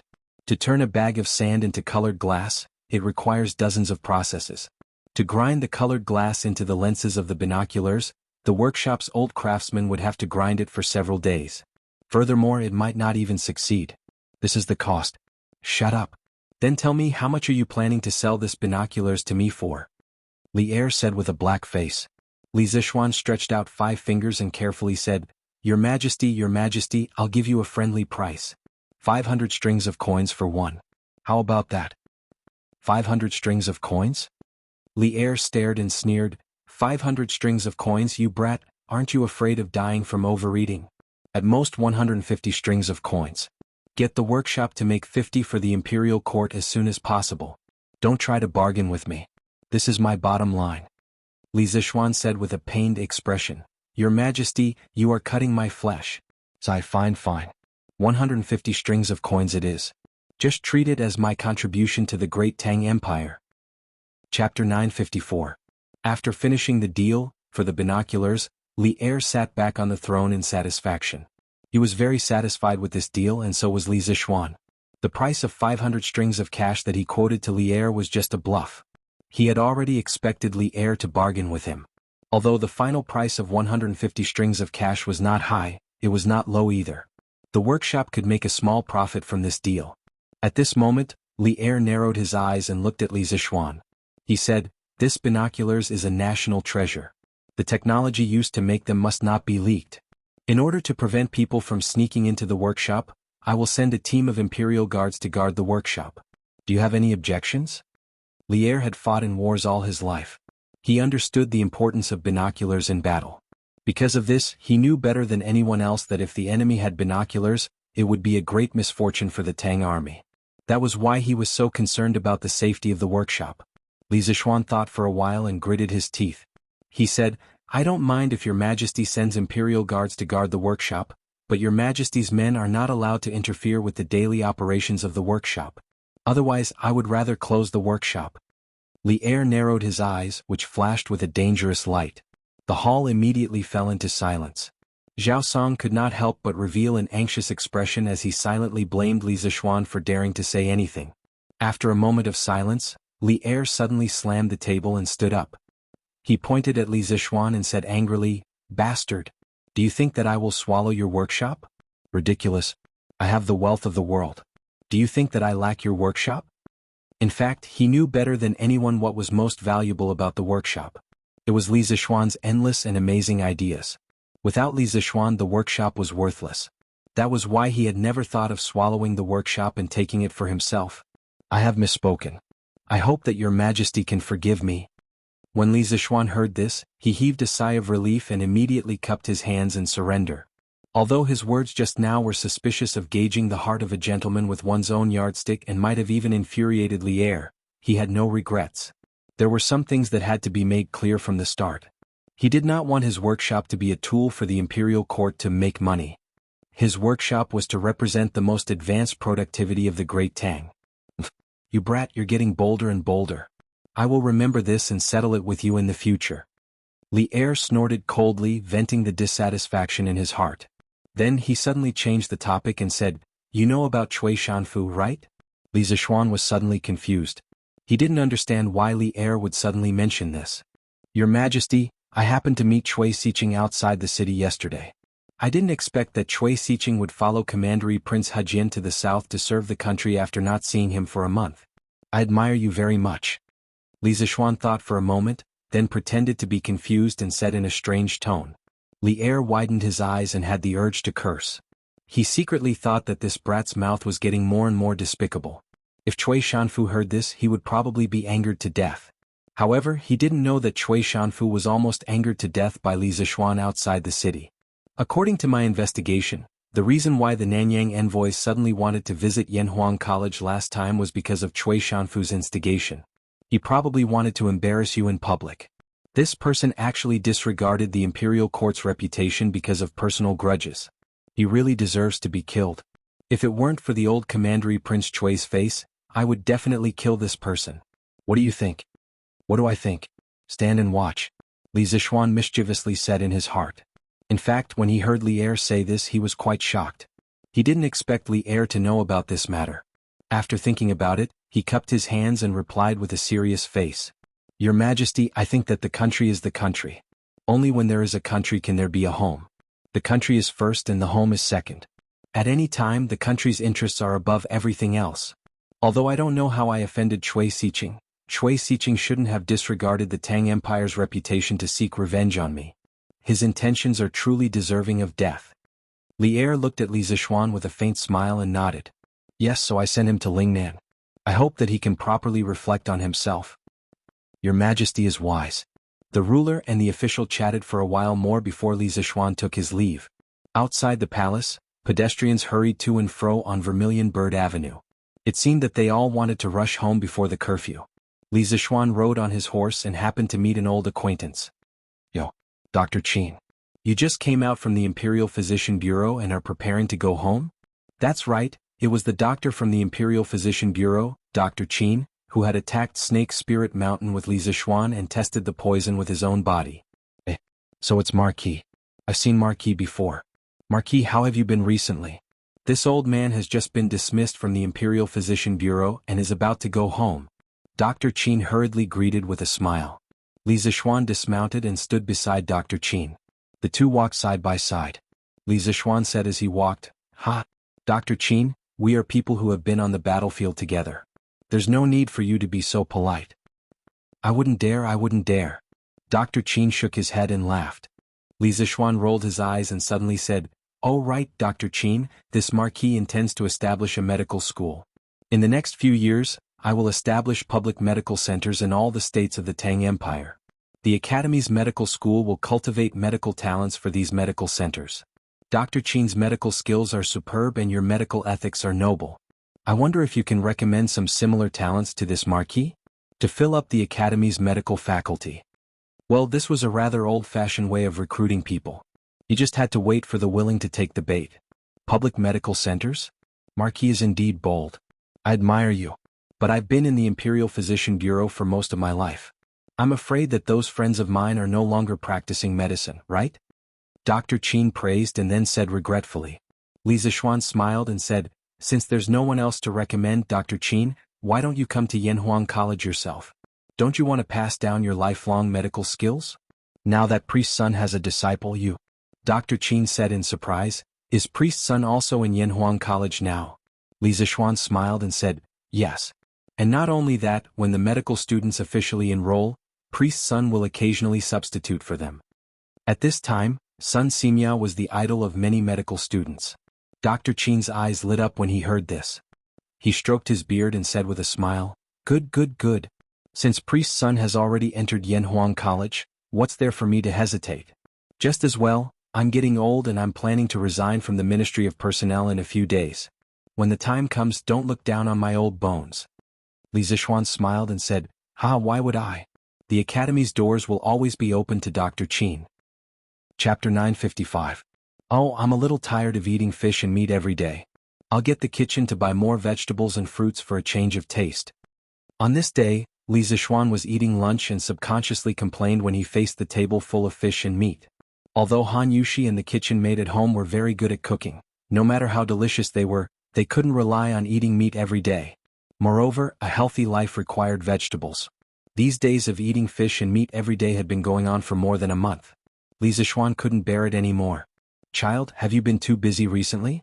It's already winter. Where do you want the servants to go to buy vegetables for you? You don't want to eat pickles. It's already good enough to have meat to eat." Mrs. Li knocked on the bowl. Her eyes were full of love and helplessness. Han Yushi also said, "Yes, husband. In this season, other than the warm soup bureau, there are vegetables and cold melons in other places. Husband, why don't you make do for a while?" The so-called warm soup bureau was a department set up by the Tang Dynasty Palace to cultivate off-season fruits and vegetables. Don't be surprised. Off-season fruits and vegetables were not the patent of modern people. Off-season fruits and vegetables had already appeared as early as the Qin and Han dynasties. Back then, Qin Shi Huang planned the burying of Confucianism incident because of this. According to the historical records, Qin Shi Huang secretly planted melons in the warm place of Li Mountain's Mausoleum Valley. The melons were ripe and he ordered the scholars to say it. People said different things, so the order was different. In the end, these Confucian scholars didn't know the reason. After seeing that the melons were rare in winter, they were all killed. In the Han Dynasty, the royal vegetable base, Taiguan Garden, began to use the method of storing fire to grow off-season vegetables on a large scale. At that time, there was an official named Zhao Xinchen. He said that off-season vegetables were illegal food and couldn't be eaten. It would hurt people if they ate it. However, these words were obviously to fool people. His real purpose was to persuade the royal family not to be too extravagant. However, the Taiguan Garden, which produced and supplied off-season vegetables for the royal family, was not abolished during the Han Dynasty. In the Tang Dynasty, the Warm Soup Bureau replaced the Taiguan Garden and began to provide off-season vegetables for the royal family. However, the cultivation method of vegetables at this time was obviously more environmentally friendly. They provided heat to the vegetables through hot springs instead of storing fire. Warden of warm soup? After hearing what his mother and wife said, Li Zixuan finally remembered the era he was in. But when he heard about the Warm Soup Bureau, he subconsciously understood. After all, this guy had read a lot of Tang Dynasty novels in his previous life, so he knew what the Warm Soup Bureau was. Then I'll go back and ask Qin Ke for some vegetables. I'm sure he has some at home. Everyone was speechless. How could a teacher snatch food from a student? Li Zixuan's skin was really thick to the extreme. Cough cough. Actually, this fellow also wanted to get his own greenhouse vegetables, but distant water could not quench his immediate thirst. He would first get some vegetables from Li Tai to quench his thirst. As for the greenhouse vegetables, he would also get them. Put it here, put it here. You guys, go to the front yard and help me move those brackets in. Li Zixuan was never careless when it came to his diet. In the afternoon, he asked someone to buy a batch of materials and planned to build a greenhouse in his yard. Young master, why do you need so many oilcloth and wood? Xiao He looked at the open space in the yard, which was full of coarse cloth and wooden sticks, and couldn't help but wonder. Li Zixuan smiled. I'm going to build a house. Build a house. Young master, why do you want to build a house? Isn't the house enough for us to live in? Xiao He was even more puzzled. You'll know when the time comes. Li Zixuan didn't explain much and ordered the servants to start building the house. First, in an open space in the west courtyard, according to the length and width of the greenhouse that was designed in advance, the four corners of the greenhouse were determined. After making the four corners at right angles with the law of the Pythagorean string, positioning piles were placed, and positioning lines were drawn between the piles. Then the foundation of the bamboo frame was leveled and compacted along the lines. Then he let the servants use shovels to flatten the ground, followed by drilling holes and inserting wooden supports into the ground. In a short period of time, the sound of pile driving in the west courtyard resounded throughout the entire Li residence. Such a big movement naturally alarmed Li Jingma, Madame Li, and the Yi family. Xian, what are you doing? Although Father Li had already retired, and didn't care about the family's affairs, he couldn't help but frown when he saw his son destroying the house's courtyard. Li Zixuan saw that the main members of the family were basically all present, and understood that his movement was too big. He suddenly felt a little embarrassed. Father, I'm planning to build a house specially used to grow vegetables in the winter. When the time comes, if our family wants to eat vegetables, we don't have to beg others. Build a house. Grow vegetables? Li Jingma's eyes widened, and then he scolded with a straight face, nonsense. I've lived for so long and I've never heard of growing vegetables in a house. You've been following your master since you were young, and you've never been involved in farming. Now you're actually doing such a ridiculous thing, it's simply wishful thinking. If this gets out, it'll be a joke. Li Zixuan wasn't convinced. Father, you haven't tried it, how do you know this method won't work? Besides, it's not like no one has ever tried growing vegetables in the winter. Can't you just do it in the hot spring department? Li Jingma said angrily, there's a hot spring in the hot spring department to keep it warm all year round. How can it be the same? Stop fooling around and get them to remove these things as soon as possible. In fact, if it were any other time, Li Zixuan could do whatever he wanted at home, but now Yi Guozhong and the others were still living in the Li family. When Li Jingma saw his son fooling around like this, he felt a little embarrassed. If he didn't do it well, he would be reprimanded by his father-in-law again. Li Zixuan didn't have as many twists and turns as his father. He waved his hand and motioned for the servants who had stopped next to him to continue working. Then he turned to Li Jingma and said, Father, since you don't believe me, let's make a bet. If I grow vegetables in this house, will you eat them or not? How could Li Jingma believe Li Zixuan's nonsense? He stroked his beard and said proudly, Humph! Don't try to deceive me. If you can grow vegetables in the winter, I won't eat a single one even if I starve to death. Humph! You old man have nothing better to do. Why are you being so serious with your son? When your son really grows vegetables, I'll see if you'll eat them or not. Mrs. Li, who was next to them, couldn't help but roll her eyes when she saw that the old man and the young man were actually betting. In her opinion, although her son's actions seemed ridiculous, countless facts in the past had proven that her son was always right. Chapter 956. Madam, I'm not being serious. Why don't you ask your parents-in-law if they've ever heard of planting vegetables in a house? Madame Li's words were obviously biased. Li Jingma was immediately dissatisfied. Speaking of which, he could be considered an official now. Why was his status in the family still so low? This was intolerable. Yi Guozhong saw that Li Jingma had turned the topic to him. He thought for a moment and said, it didn't exist in the past, but it doesn't mean it won't exist in the future.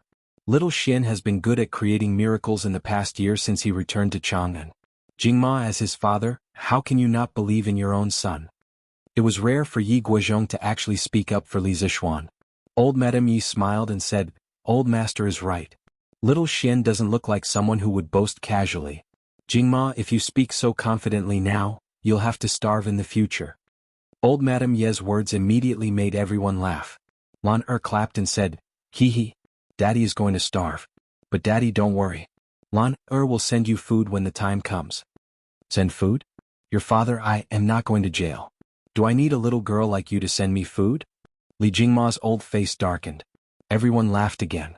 While they were talking, 2 rows of wooden sticks of the same height were inserted into the ground in the courtyard. The top of the 2 sticks was supported by a curved bamboo strip. It really looked like the frame of a house. Li Zixuan didn't have time to chat with his father at this time.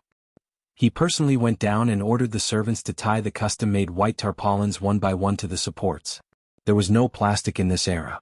Li Zixuan thought about it and could only use tarpaulins instead. Although it was white tarpaulins, how could they remain white after being soaked in tung oil? It looked dark yellow, but even so, it was much better than black. After all, black tarpaulins absorbed light and didn't transmit light. It was not conducive to the growth of vegetables. These tarpaulins were specially made by Li Zixuan.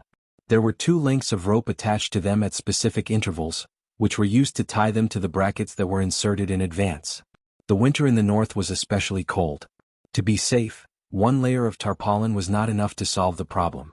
Li Zixuan made the greenhouse into a structure with 2 layers of tarpaulin. This way the greenhouse would be even more insulated. Of course, in addition to this, Li Zixuan also prepared a thermal insulation plan, which was the natural heating method. The so-called natural heating was not an increase in temperature for no reason, but the effect of a mysterious substance, which was the fermentation agent. The specific method is, when preparing the ground, making beds or making seed beds, the soil is filled with cow dung, pig dung, fresh garbage, manure, and crushed straws, then an appropriate amount of wheat koji or xiaoziu is added to make fermenting agent, and finally the soil of the vegetable garden is filled, so that the microorganisms in the fermenting agent can use the raw materials to work. These raw materials can slowly release heat, gradually increasing the temperature of the soil and the air to ensure the normal growth of the plants. Although Li Zixuan had never farmed in this life, don't forget that he was born into a farmer's family in his previous life. At that time his family had built a greenhouse, and at that time, they used this method of releasing heat through fermentation to ensure the greenhouse's temperature. Reality proved that the effect was quite good. However, the fermenting agent they used at that time was also an industrial fermenting agent, so the effect might be slightly better than wheat koji or xiaoziu. More than 20 servants used more than 2 hours to build the greenhouse that was less than half a mu in size. It was the first time Lan Er saw such a long house, and she was extremely excited. The little girl shuttled back and forth in the greenhouse, not knowing the meaning of tiredness. She could not be dragged out as if she wanted to make this her new home. However, when Sanbao came in with a load of dung, the little girl ran out at her fastest speed without needing anyone to say anything. "Stinky Sanbao. Why did you bring 2 buckets of dung over for no reason? Ah, it stinks, you're so disgusting." Lan Er covered her nose and scolded as she ran. "Miss Young master asked me to." Sanbao looked wronged. Actually, he did not want to pick such smelly things. Wasn't it Li Zixuan's request? "Alright, Sanbao, quickly get someone to evenly fill the fields with horse and cow dung, then sprinkle wheat koji over it. Then plant the seeds of water spinach, cold melon, leeks and shepherd's purse." Li Zixuan interrupted Sanbao and ordered. Speaking of which, the excrement was not ordinary excrement, but fresh horse and cow excrement. It was not easy to obtain such excrement. Dozens of servants and Pang Feiji's personal guards went out together and took away almost all the cow and horse excrement in the mansions of every household in Chang'an. The reason why they used cow and horse dung instead of human dung was mainly because cows and horses were herbivores. Their dung contained undigested residues, which were easier to ferment. Moreover, the fermented products were better for the vegetables. "Alright, young master." Sanbao responded and led the other servants to work in full swing. In an instant, the west courtyard was filled with the stench. Li Jingma, Madame Li Yiguozhong and the rest could not stay any longer. They hurried out of the west courtyard. Although Li Zixuan could hold his breath and was not afraid of the stench, his wife Han Yushi was afraid. Hence he also pulled Han Yushi out. "Cousin, are you really confident that you can grow vegetables in this house?" Yi Fashion followed behind and asked Li Zixuan. Li Zixuan smiled confidently and said, "Of course. If nothing goes wrong, Fashion, you should be able to eat the vegetables here during the new year." "Ah. You won't be able to eat these fresh things during the new year at Nanyang." "It's all thanks to you, cousin." Yi Fashion smiled and said. Then he continued to ask, "Planting in the spring and harvesting in the autumn is the way of the heavens. Cousin, aren't you going against the heavens by planting vegetables in the winter?" Li Zixuan looked at the unlucky child and said in a speechless manner, Fine. There's no need for so many rules. Your cousin just wants to eat some of the vegetables he grew. How is that against the heavens? Fashion, don't be so rigid all the time. It's life. If you want to live a good life, you have to. You can't be so calculative. Think about it yourself." After that, he patted Yi Fashion's shoulder and turned to Han Yushi and said, "My wife, I'm going back to Yunshan later. Do you want to come along?" Han Yushi thought for a while and nodded, I'll go too. Who knows, I might be able to help you." Li Zixuan smiled and said, "Alright, I'll get someone to prepare the carriage." Chapter 957. Around 5 p.m., Li Zixuan and Han Yushi arrived at Yun Mountain in a carriage with a large group of servants. The carriage was filled with oilcloth and wood. They were planning to grow vegetables in greenhouses in Yun Mountain. Speaking of which, more than 90% of the roads in Cloud Mountain had been repaired. This greatly reduced the travel time. In the past, it would take more than an hour for a carriage to travel this long path. Now, it would only take a little more than 15 minutes. More importantly, the road was wide. In the past, if 2 carriages wanted to stagger, they had to be careful for fear of bumping into each other. Now, the cement road was wide enough to accommodate 4 carriages side by side. Compared to this, the official road outside the city was like a small road. "Sanbao, bring them here and build me a greenhouse that is exactly the same as the one in the residence. I have something to do outside." Li Zishuan said to San Bao as he marked out an empty space behind the courtyard. In this era, there were no strict management methods for abandoned land like in the modern era. Usually the land would belong to whoever developed it. Besides, Yanhuang College was built on Yun Mountain. The entire mountain was basically Li Zishuan's private territory. He could plant wherever he wanted. Yes, young master. Don't worry and go. San Bao took on the responsibility without hesitation. As Li Zishuan's #1 henchman, this was a piece of cake for him. Li Zishuan nodded and left with his wife. He wanted to go to his father-in-law's house. He wasn't going to monopolize the vegetables in the greenhouses. Planting vegetables was just for fun and to satisfy his appetite. He didn't plan to use it to make money.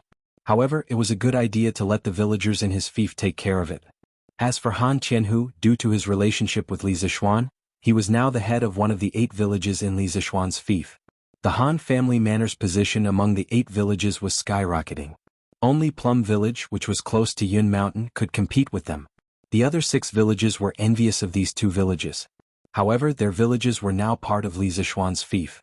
As long as they followed Li Zishuan's footsteps, their good days wouldn't be far away. Previously, when Li Zishuan mobilized the villagers to gather herbs in the mountains, the villagers were unusually enthusiastic. If there wasn't a quota, they would have brought their entire families into the mountains. It's Marquis. Hello, Marquis. Greetings, Marquis. Since Cloud Mountain wasn't far from Plum Village, Li Zishuan didn't choose to take a carriage. The couple hadn't gone far when they saw a group of villagers carrying bamboo baskets on their backs heading towards the 3rd courtyard in an endless stream. When the villagers saw Li Zishuan, they stopped in their tracks and bowed. Their faces were filled with excitement. Yes, you're going to look for Dr. Sun? Some of them were familiar to Li Zishuan while others were unfamiliar. However, when he saw the herbs in their bamboo baskets, Li Zishuan guessed that they were here to sell herbs. Yes, Marquis. We're all going to Dr. Sun to sell herbs. Why don't you go to the pharmacy in Chang and city to sell? Li Zishuan asked with a smile. When he decided to set up a school hospital in the academy, he put a sum of money in Sun Simiao's place for him to purchase herbs. The purchase price of herbs here wasn't much better than the big pharmacies in Chang'an City. Some herbs were even cheaper than the ones in Chang'an City. The main reason was that Sun Simiao didn't think it was worth the money. This old man had always been frugal. Otherwise, he wouldn't have collected herbs himself to treat patients. When the man heard this, his face suddenly changed. He straightened his neck and said, Marquis is kind-hearted. He pointed out a way for us to make money. Why would we do such a treacherous thing? Wouldn't that be like being criticized behind our backs? An old man next to him also said, Xuanzi is right. Marquis, you're kind-hearted. Besides, Dr. Sun doesn't charge for treating the poor. The herbs we collect don't cost anything. It's just a little effort. Even if Dr. Sun doesn't pay us, we have no reason to give these herbs away. Yes. Who knows, these herbs might even be used by divine Dr. Sun on us in the end. Yes, although we're poor, we can't let others criticize us behind our backs. The old man's words immediately gained the approval of many people. Li Zishuan's kindness to the people of his fief and Sun Simiao's kindness to the poor had been widely spread in the area near Chang'an City. People's hearts were made of flesh. In the face of good people like Li Zishuan and Sun Simiao, how could they only recognize money and not care about feelings? It had to be said that the feelings of kindness in this era were quite strong. If this situation was in modern times, it would be hard to say. Han Yushi looked at Li Zishuan, her heart full of love. She was happy that her husband had won the hearts of the people. Li Zishuan patted the man's arm and said, good. I appreciate your kindness. Since you are now the people of my fief, I will definitely take you to live a good life. Marquis is righteous. Marquis is mighty. The people had been looking forward to this promise in their hearts. Now that they finally heard Li Zishuan say it personally, they were suddenly very excited and shouted. Li Zishuan smiled and chatted with the people around him. Then he took Han Yushi down the mountain. The villagers didn't go into the mountains to pick herbs every day. Now, the unified arrangement of the villages was to organize a group to go into the mountains every other day. Therefore, when Li Zishuan and his wife arrived at the Han village, Han Lijing didn't go out. Instead, he was playing chess with old Hu in the courtyard. It was the slack period now. If Li Zishuan hadn't arranged a job to go into the mountains to pick herbs, Han Lijing would probably be even more free now. At this moment, the 2 bad chess players were happily playing chess on the stone table in the courtyard. Father-in-law. Han Yushi and Li Zishuan entered the courtyard. The 2 of them called out one after the other. Yo, Yushi Shaoxian, you're back. Han Lijing heard and quickly stood up. His face was full of warmth. Old Hu also put down the chess piece in his hand and stood up with a smile. Hey Han girl, young master, you're here. He didn't call Marquis, nor did he call Marquis madam. However, this kind of address made Li Zixuan and Han Yushi feel very close. Yes, Uncle Hu, you're playing chess. Li Zixuan smiled. Old Hu patted his head and said resentfully, Hey, I was about to win just now. Alright Lijing, you lost this round. Chapter 958. Father-in-law, Uncle Hu, how was the west side of Yunshan? Did you encounter any danger yesterday? After exchanging greetings for a while, the four of them sat around the stone table. Han Yushi brought 4 cups of water from inside the house. Li Zixuan took a sip and looked at Han Lijing and Hu Hanyun. Han Lijing smiled and said, We didn't encounter any danger. There were so many of us. No matter how strong the beasts were, they would be scared away. We didn't even encounter a tiger. Hu Hanyun interrupted, That's right, it was so boring. I remember that there were many tigers in the west side of the mountain in the early years. Yesterday I was planning to hunt one back and use its skin as a mattress on my bed. In the end, we didn't even find a tiger's hair after searching for half a day. How infuriating. In the modern era, using tiger skin as mattresses was usually done by the rich. That was because tigers were protected by the country and were rare, so tiger skin was naturally even rarer. But in this era, even a farmer like Old Hu had a tiger skin, let alone a real rich family. Li Zixuan looked at Hu Hanyun and couldn't help but say, Uncle Hu, it's a good thing that there are no beasts. At least there won't be any casualties, but we can't let our guard down. Father-in-law, even if we don't encounter any beasts in the future, we must have a group of young men accompanying us every time. Otherwise, we can't let farmers go into the mountains to pick herbs without permission. Many times, danger happens when people are not paying attention. Han Lijing stroked his beard and nodded in agreement. Yes, Xiaoxian, don't worry. I will arrange it well. By the way, apart from this matter, this son-in-law has something else to tell father-in-law. Li Zixuan changed the topic and said, Young master, I have something to do at home, so I'll leave first. Although Hu Hanyun looked rough, his heart was not rough at all. He realized that what Li Zixuan was going to say to Han Lijing next might not be suitable for him to hear, so he quickly got up and took the initiative to leave. Uncle Hu, it's not a secret anyway, and it's also related to you. Sit down. Li Zixuan knew what Old Hu was thinking, so he quickly dissuaded him. Then I, Old Hu, will listen. When Hu Hanyun heard this, he laughed awkwardly and sat down again. Li Zixuan then told him about his plan to popularize greenhouses and use this method to cultivate vegetables in winter. When Han Lijing heard this, his eyes widened. He said in disbelief, Little Xian, is this method of yours really feasible? This old man has lived for so long, but I've never heard of anyone growing vegetables in their house. Before Li Zixuan could say anything, Hu Hanyun interrupted, Hey, Li Zheng, it's not right for you to ask this question. Since the first time young master came to our manor at the beginning of the year, when has he ever said anything wrong? From what I, Old Hu, see, although this method sounds unlikely, but since young master said it, then it will definitely work. Li Zixuan waved his hand and laughed, Ha, Uncle Hu, don't praise me. How can I be as amazing as you say? Coincidentally, I've just built a vegetable shed in the side yard. Father-in-law, Uncle Hu, why don't you come with me to take a look and learn how to build it and cultivate it? Later on, you can teach the other farmers in our manor who are willing to learn. When the vegetables are ripe, it will bring in a decent amount of income for the farmers, right? Good. Han Lijing said excitedly, Little Xian, this is not just a decent amount of income. It's simply a huge amount of income. You might not know how precious vegetables are during winter in Chang'an City. This is truly a priceless commodity. If this method of yours really works, then the few manors around our Han Manor will really make a killing this time. That's right. Young master, you really have a lot of ideas. The farmers in our manor must have cultivated good karma in their previous lives to be able to look forward to your arrival. Old Hu laughed heartily. Han Lijing didn't even lock the door and followed Li Zixuan up Cloud Mountain with Hu Hanyun. Although the security wasn't so good that Tubu couldn't pick up his belongings, with the villagers around to look after them, Han Lijing wasn't worried at all that his belongings would be stolen. The four of them hurried along and arrived at Cloud Mountain's first courtyard in a little more than 15 minutes. At this time, a dark yellow tarpaulin shed about 10 feet long and 10 feet wide was revealed in front of them. San Bao and the servants were in the midst of finishing up the work. Young master, you're back? This place will be ready soon. Please wait a moment. San Bao saw that Li Zixuan had returned so quickly and quickly came over to inform him. Li Zixuan waved his hand and laughed. "Ha, no rush. San Bao, you did well." San Bao immediately grinned. "Hee hee. It's all because you taught me well." Li Zixuan smiled and turned to Han Lijing and Hu Hanyun. "Father-in-law, Uncle Hu, this is the shed I told you about just now. It's specially used to grow vegetables in winter. This shed is covered with 2 layers of tarpaulin. I'll add some fertilizer inside. When the time comes when the door is closed, no matter how cold it is outside, it'll still be warm inside. Why would the soup bureau provide vegetables to the royal family in winter? Isn't it because it's warm there? If we use this, we'll most likely be able to achieve the same effect." Han Lijing's eyes lit up and he nodded. "Xiao Xian, after hearing what you said, this method is quite promising. Perhaps we can really try it out." After saying that, he immediately frowned and hesitated. "But with so many tarpaulins added together, I'm afraid it won't be cheap. I just don't know if the farmers will dare to take this risk." What Han Lijing said was true.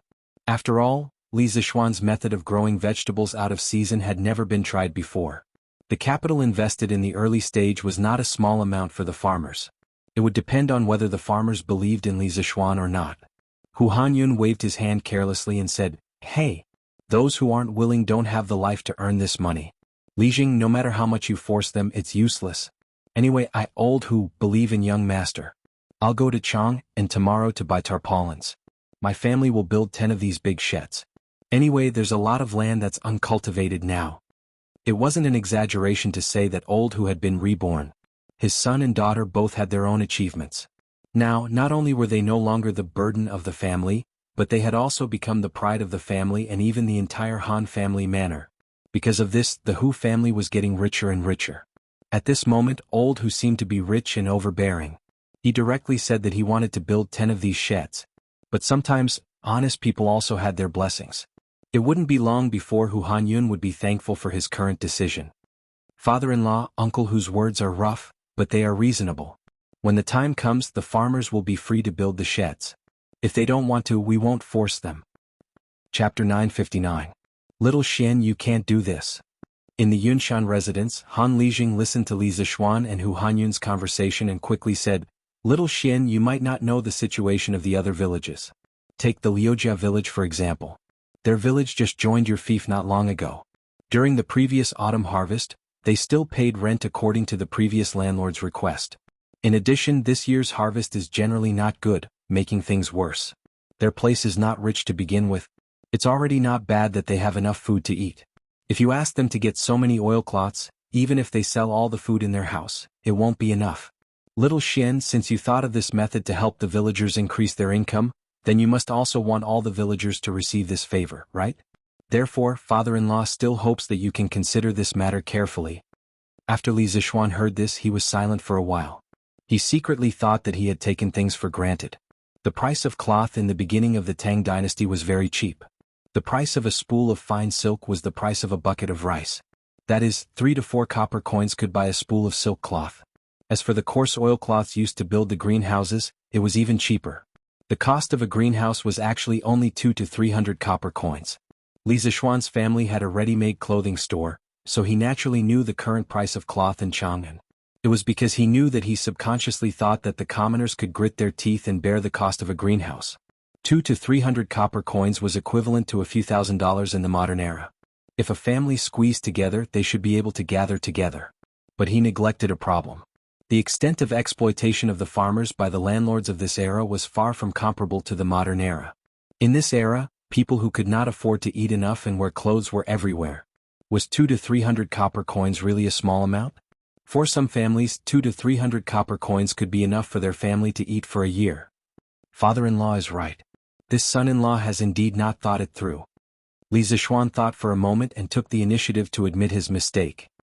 He continued, "How about this? This son-in-law will take out 1,000 strings of money and leave it with father-in-law. If the villagers are willing to build greenhouses and have difficulties at home, they can come to you to borrow a sum of money. Each family can borrow at most 500 copper coins. They don't need to pay interest as long as they can repay the principal within a year. Father-in-law, what do you think about this?" Capital loans were not unique to modern times. In ancient times, this was not a new thing at all. The reason why Meng Changjun, one of the 4 young masters of the Warring States period, was able to raise 3,000 retainers and recruit talents from all walks of life, was because of the business of lending money and collecting interest. According to historical records, there was a year when Shui Di failed to pay interest. Meng Changjun sent people to collect interest, but they still received an interest of 100,000. It could be seen that the scale of lending money was very large. Compared to that, Li Zixuan was not lending money at all. He was doing a good deed. After all, he did not charge any interest. Han Lijing said with a smile, "That's great. In this way, little Xian, you are truly working for the well-being of the common people." Young master, you are so kind. The banks in Chang and city lend money to people, and they ask for 10% interest every month. Old Hu said with a grin. To be honest, he was a little tempted by this preferential offer. Regarding private lending, the Qin and Han dynasties was the first time in China's history that usury was at its peak. After the Tang dynasty, private lending developed even more rapidly. Various banks and pawnshops were set up in Shi City. Hence, it became the earliest financial street in China. Of course, in order to suppress usury, the imperial court also imposed many restrictions on private lending. There were clear records that the legal interest rate during this time was 10% per month, and 120% per year.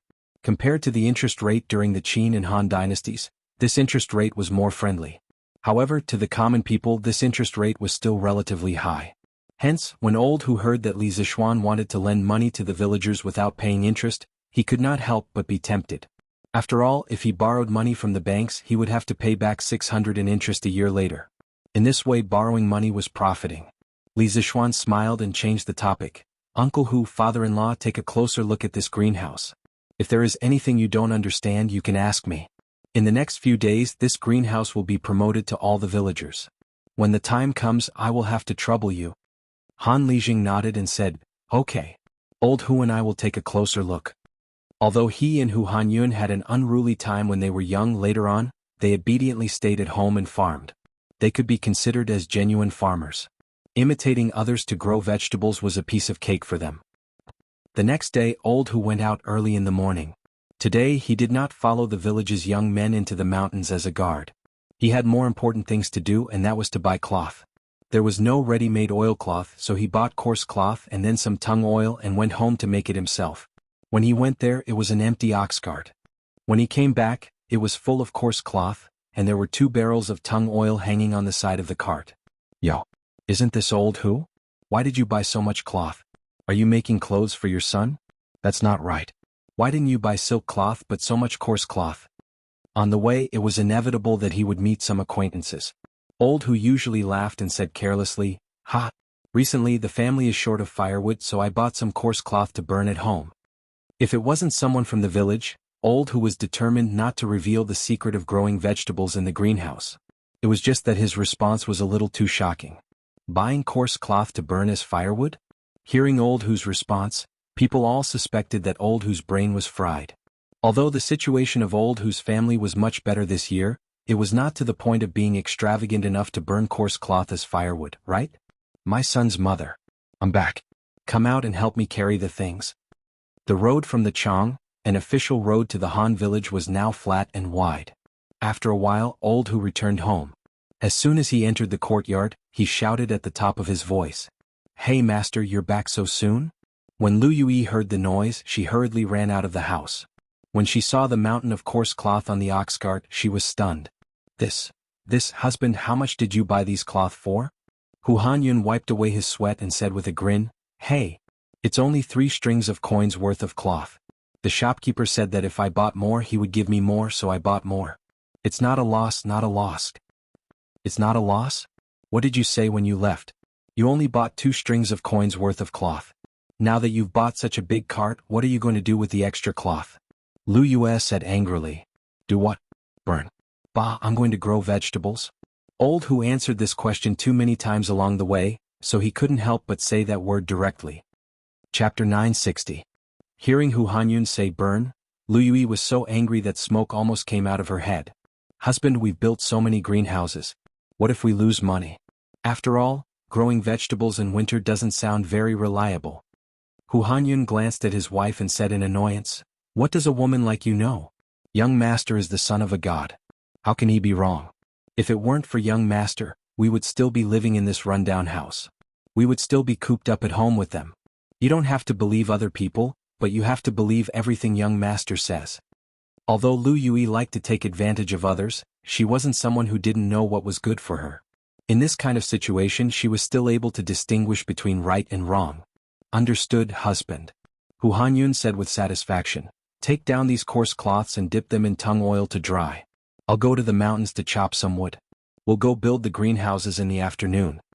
Lu Yui agreed and said, then husband, go quickly and come back quickly. Okay. At the same time, the news of Li Zishuan's intention to promote greenhouses to grow vegetables began to spread among the 8 villages. Of course, what was more attractive was Li Zishuan's interest-free loan, which ignited the hope of many poor people. Wife, tie up the old hen at home. I'll bring it to the Han village later and borrow 500 copper coins from Han Lijing. Our family also wants to follow Marquis and build greenhouses. In a dilapidated courtyard in the Liujia village, a middle-aged man with dark skin and a thin figure suddenly seemed to have made up his mind. He stood up abruptly and said to the house, "Oh, husband, you're going to borrow so much? What if we can't pay it back when the time comes?" A woman in coarse clothes walked out of the house and said anxiously. The man gritted his teeth and said, "We have to pay it back. When the time comes we'll definitely be able to pay it back. Wife, think about it. As long as we can use these greenhouses to grow vegetables, let alone 500 copper coins, we'll have a few thousand copper coins. You know old Hu from the Han village, right? It was said that his son was cured by Marquis. Who knew that he would be admitted to Yanhuang College a few months ago? He was really lucky. Our Huzi isn't young anymore. I have to hurry up and get him a package so that he can go to school to learn something. If he can also get into Marquis' Yanhuang College in 2 years, then our family's ancestral graves will be smoking." In ancient times, it was a kind of gift given to each other by superiors and subordinates, relatives and friends. In ancient times, when students and teachers met for the first time, they would first present gifts as a sign of respect. This was known as a gift. It had already been implemented during the time of Confucius. In the Tang dynasty, schools still used the ceremony of paying tuition, but many poor families could not afford to pay tuition, so naturally they did not have the life to study. The woman hesitated and said, But husband, what if Marquis' method doesn't work and we can't grow vegetables?" In fact, this woman's thoughts represented the thoughts of a considerable number of people. Most of the farmers who were still hesitating were not sure whether Li Zishuan's method could grow vegetables in winter. The man was suddenly speechless. After a while he stamped his feet and said, "It definitely can. Since Marquis dares to promote this method to us, then he must have confidence. You didn't see how rich the Han village and Plum village are now. That's all because of Marquis' help. Besides, if we really can't grow vegetables and can't pay back the money, then I'll sell my life to Marquis to repay the debt." After saying that, he resolutely turned around and walked out of the courtyard. His steps were so firm and his back was so bleak. However, hey, husband, you forgot to take the chicken. Do you still want the old hen at home? Chang and City Yongla Lane Li Mansion. After Li Zishuan finished his business in Yunshan yesterday, he came back directly. His father-in-law was in charge of the farm, and Li Gang and Yen Silu were in charge of the academy. He was very comfortable as a hands-off boss. "Xiao Xian, I heard that you want to let the people in your fief grow vegetables with you?" When it was almost noon, Yi Guozhong found Li Zishuan and asked. Li Zishuan nodded and said, "Yes, grandfather." Yi Guozhong frowned and said, "Are you 100% sure that this method will work? You have to know that the people are not rich. If they can't grow vegetables, you'll be doing bad things with good intentions." In the end, this old man was still worried that Li Zishuan's good reputation, which he had painstakingly built, would be ruined because of a greenhouse. At the same time, the people who followed Li Zishuan to grow vegetables in the greenhouse would also be ruined. "Grandfather, don't worry. I tested this method of growing vegetables with my master when I was at Mount Longhu. As long as it's done properly, we'll definitely be able to grow vegetables." Li Zishuan didn't want to keep talking nonsense, so he directly brought out his omnipotent master. When Yi Guozhong heard this, he was suddenly speechless. As a cultivation family, Yi family was certainly clear about spiritual master Lingshu's magical power and his status in Taoism. Since these greenhouse vegetables had been verified by spiritual master Lingshu, what else could he say? A kind-hearted person will be rewarded with good fortune. A family that accumulates kindness will have more to celebrate. Xiao Xian, you have to always remember this. People follow the laws of the earth follows the laws of the heaven follows the laws of the Tao, and the Tao follows the laws of nature. Taoism emphasizes karma. Your good deeds today will definitely be rewarded with good results. Grandfather is very pleased to see that you treat the people in your fief so well. Yi Guozhong came over and patted Li Zishuan's shoulder, and said with deep meaning. Old man Ye's words could be said to Li Zishuan's heart. Li Zishuan cupped his hands and said, Grandfather, you flatter me. After lunch, Li Zishuan's uncle Yi Huiming carried a small bag of luggage and prepared to leave Chang, and then return to Nanyang. Father, mother. Take care of your health in Chang'an. I'll go back first. Yi Huiming bowed and cupped his hands. Good. Huiming, you also have to be careful on the road. Take the official road, don't take the small roads so as to avoid encountering bad people. The old madam of the Yi family nagged. I know. Yi Huiming responded and looked at Yi Fashion. He really didn't know what to say to this son of his who had been like a sinner since he was young. After thinking for a while, he decided not to say anything. In the end, he looked at Li Jingma and Yi Yuzhu. Yi Yuzhu quickly said, Big brother, don't worry. I will take good care of father, mother, and Fashion. Yi Huiming nodded and whispered, Don't resent father for what happened in the past. He did it for your own good. Then he turned and got into the carriage at the door. With the coachman's go, the carriage gradually drove out of Yongla Lane and finally disappeared from everyone's sight. Chapter 961. Okay, Lu Meng. Put your thumbprint here and you can borrow these 500 coins. Han Village, Han family's courtyard. There was a long line in the courtyard. Han Li was setting up a table in the courtyard. Beside him stood a middle-aged scholar. At this moment, Han Li was smiling as he spoke to the dark-skinned man in coarse hemp clothing. This man was the father of Liujia Village's Hu Zi. He was the one who came here to borrow money but forgot to bring his hen. However, even if he brought it, it would be a waste because Han Lijing would not accept it. Hey, I will press it now.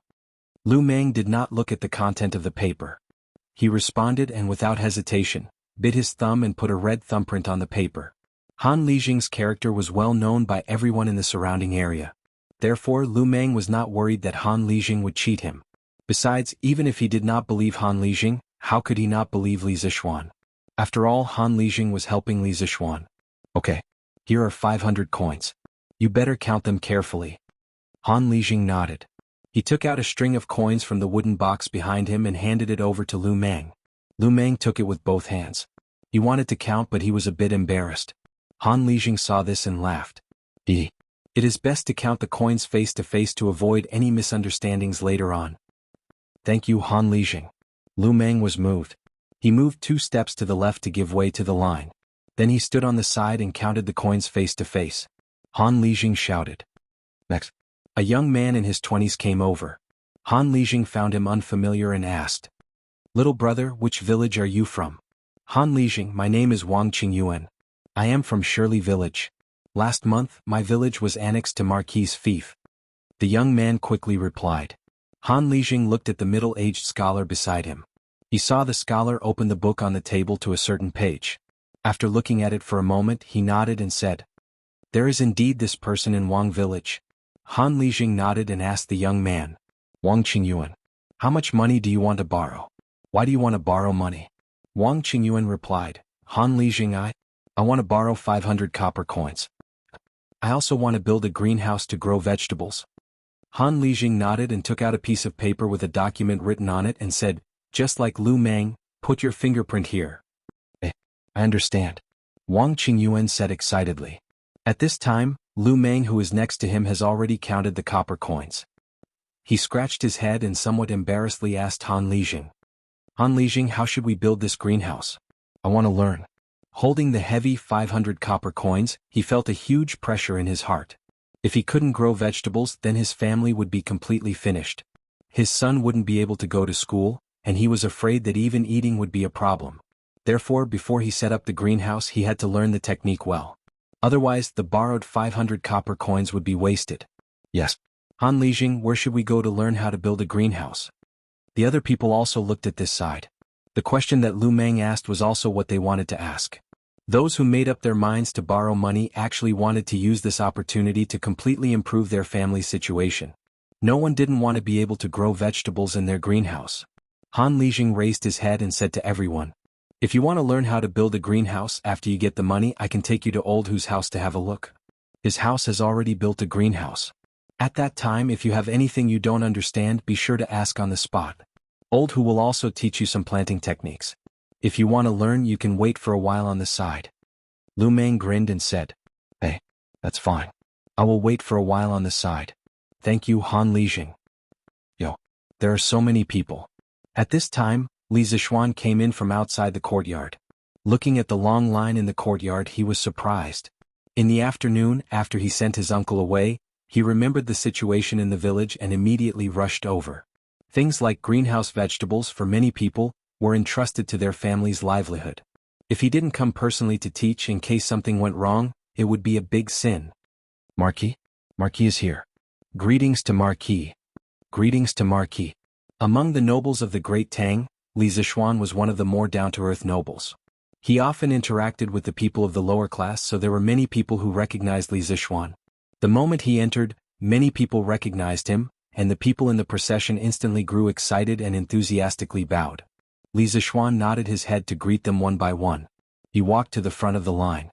The middle-aged scholar from before hurriedly straightened his clothes and quickly came over to salute. Lowly official Xiaohai greets Marquis. Yuan Shikai? Li Zixuan was taken aback subconsciously.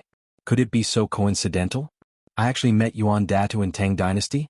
The middle-aged scholar looked embarrassed and said carefully, Marquis, that lowly official is Xiaohai, not Yuan Shikai. At this time, Han Lijing said to Wang Qingyuan, who had finished pressing his fingerprint, and handed over a string of copper coins. He hurriedly came over and said, Xiao Xin, this is County Deputy Yuan from the county government. I invited him here today to be a witness. It's more reliable this way.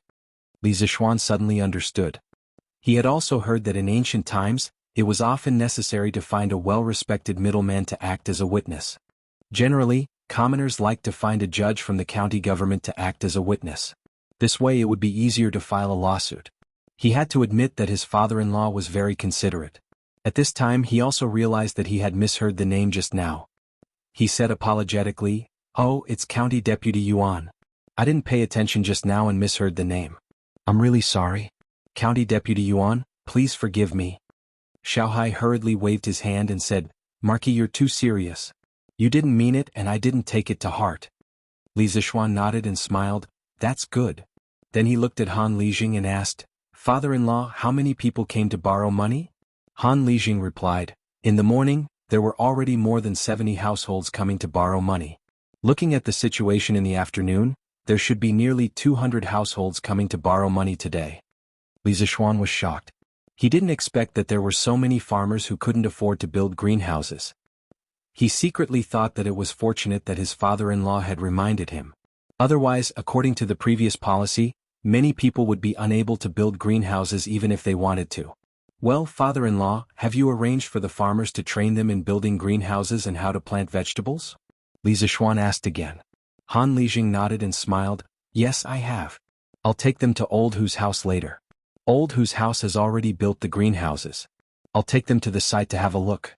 As for the farmers who came to collect money in the morning, I've already told them to go to Old Hu's house in the afternoon. Li Zixuan was slightly relieved. He looked at the wooden table in the courtyard and the big box containing the copper coins.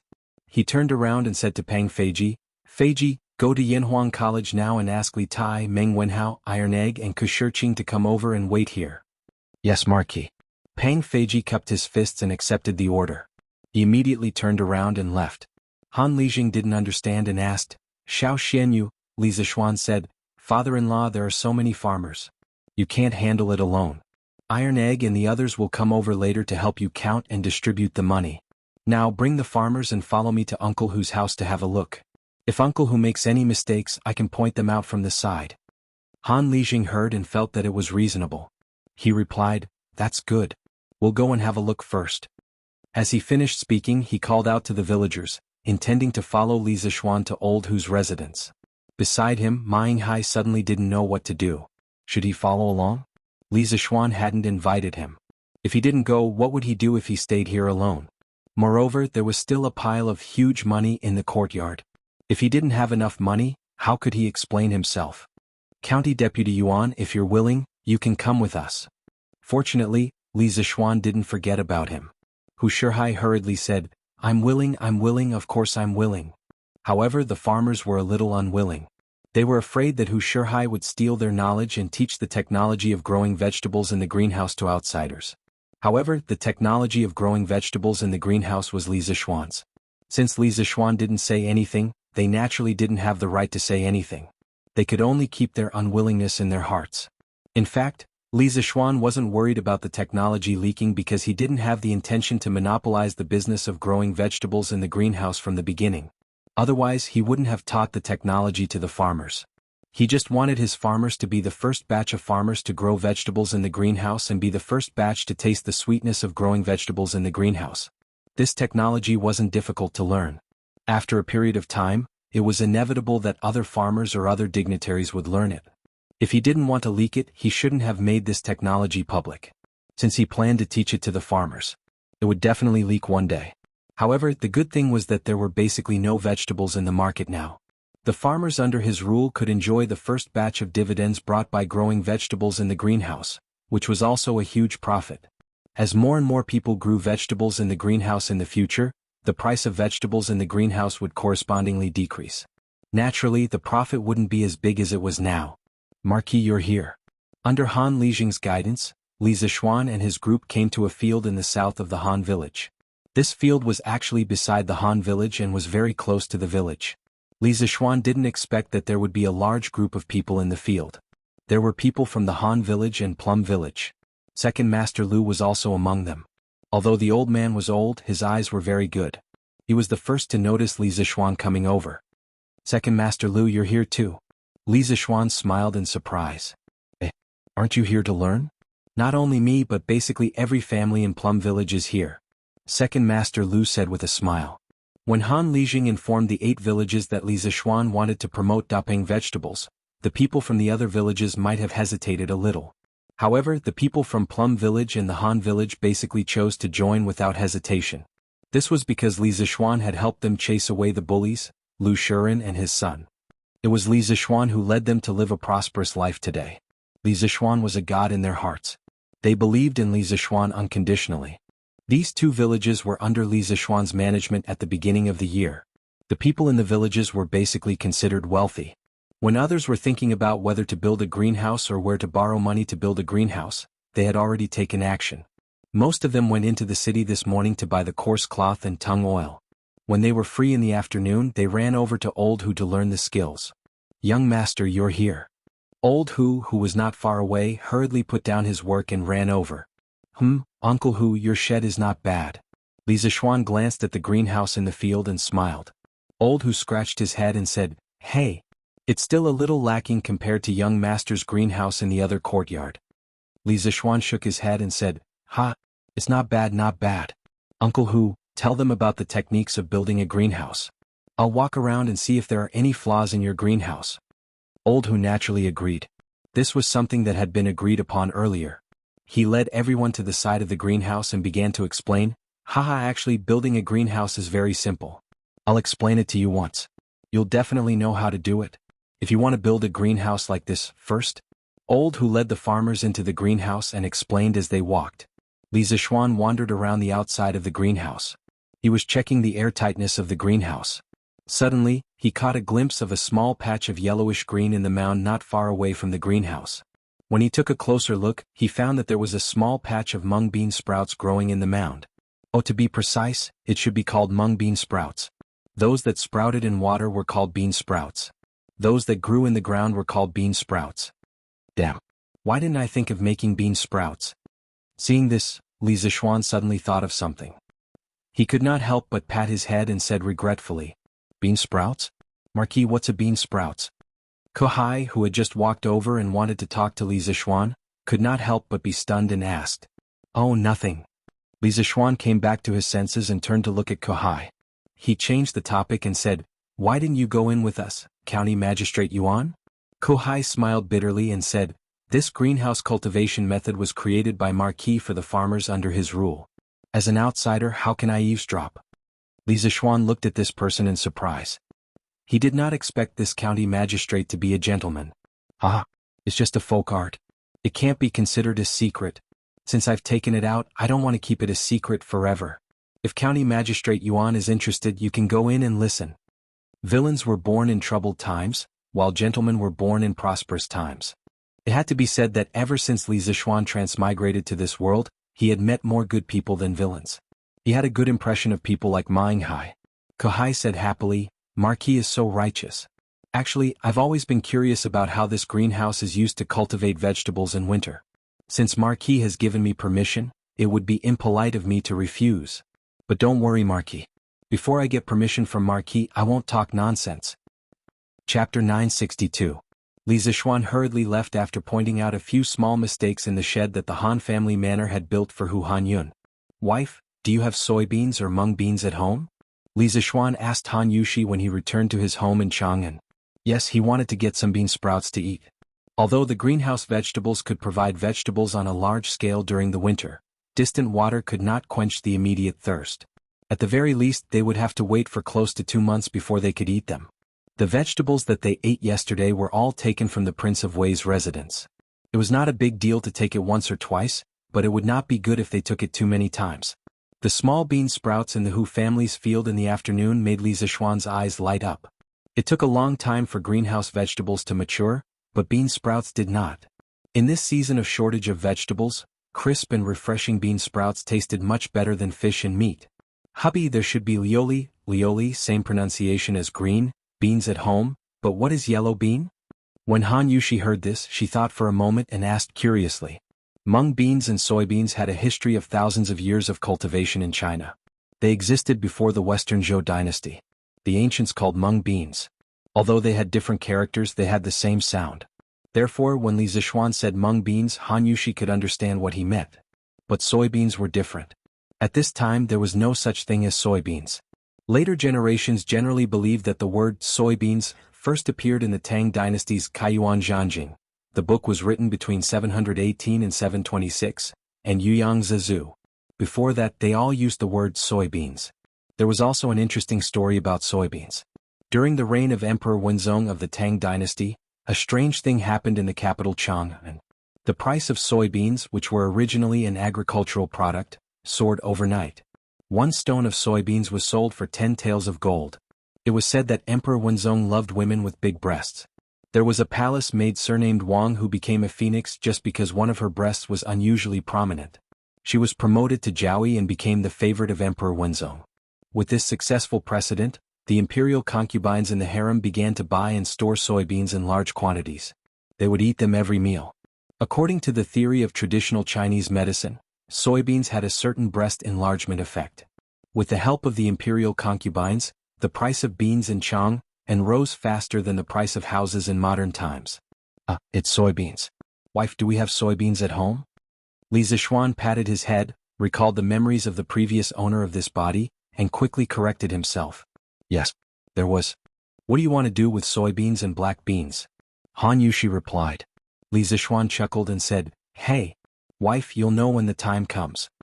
After saying that, he rushed to the kitchen excitedly and asked for a ladle of green beans and a ladle of soybeans from the cook, Auntie Zhao. He then soaked the 2 types of beans in clear water. In his previous life, Li Zixuan's grandmother often made bean sprouts, so he was quite familiar with the steps of making bean sprouts.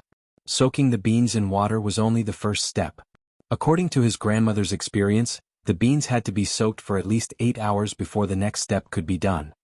"Husband, why are you soaking the beans? Could it be that you want to grind tofu?"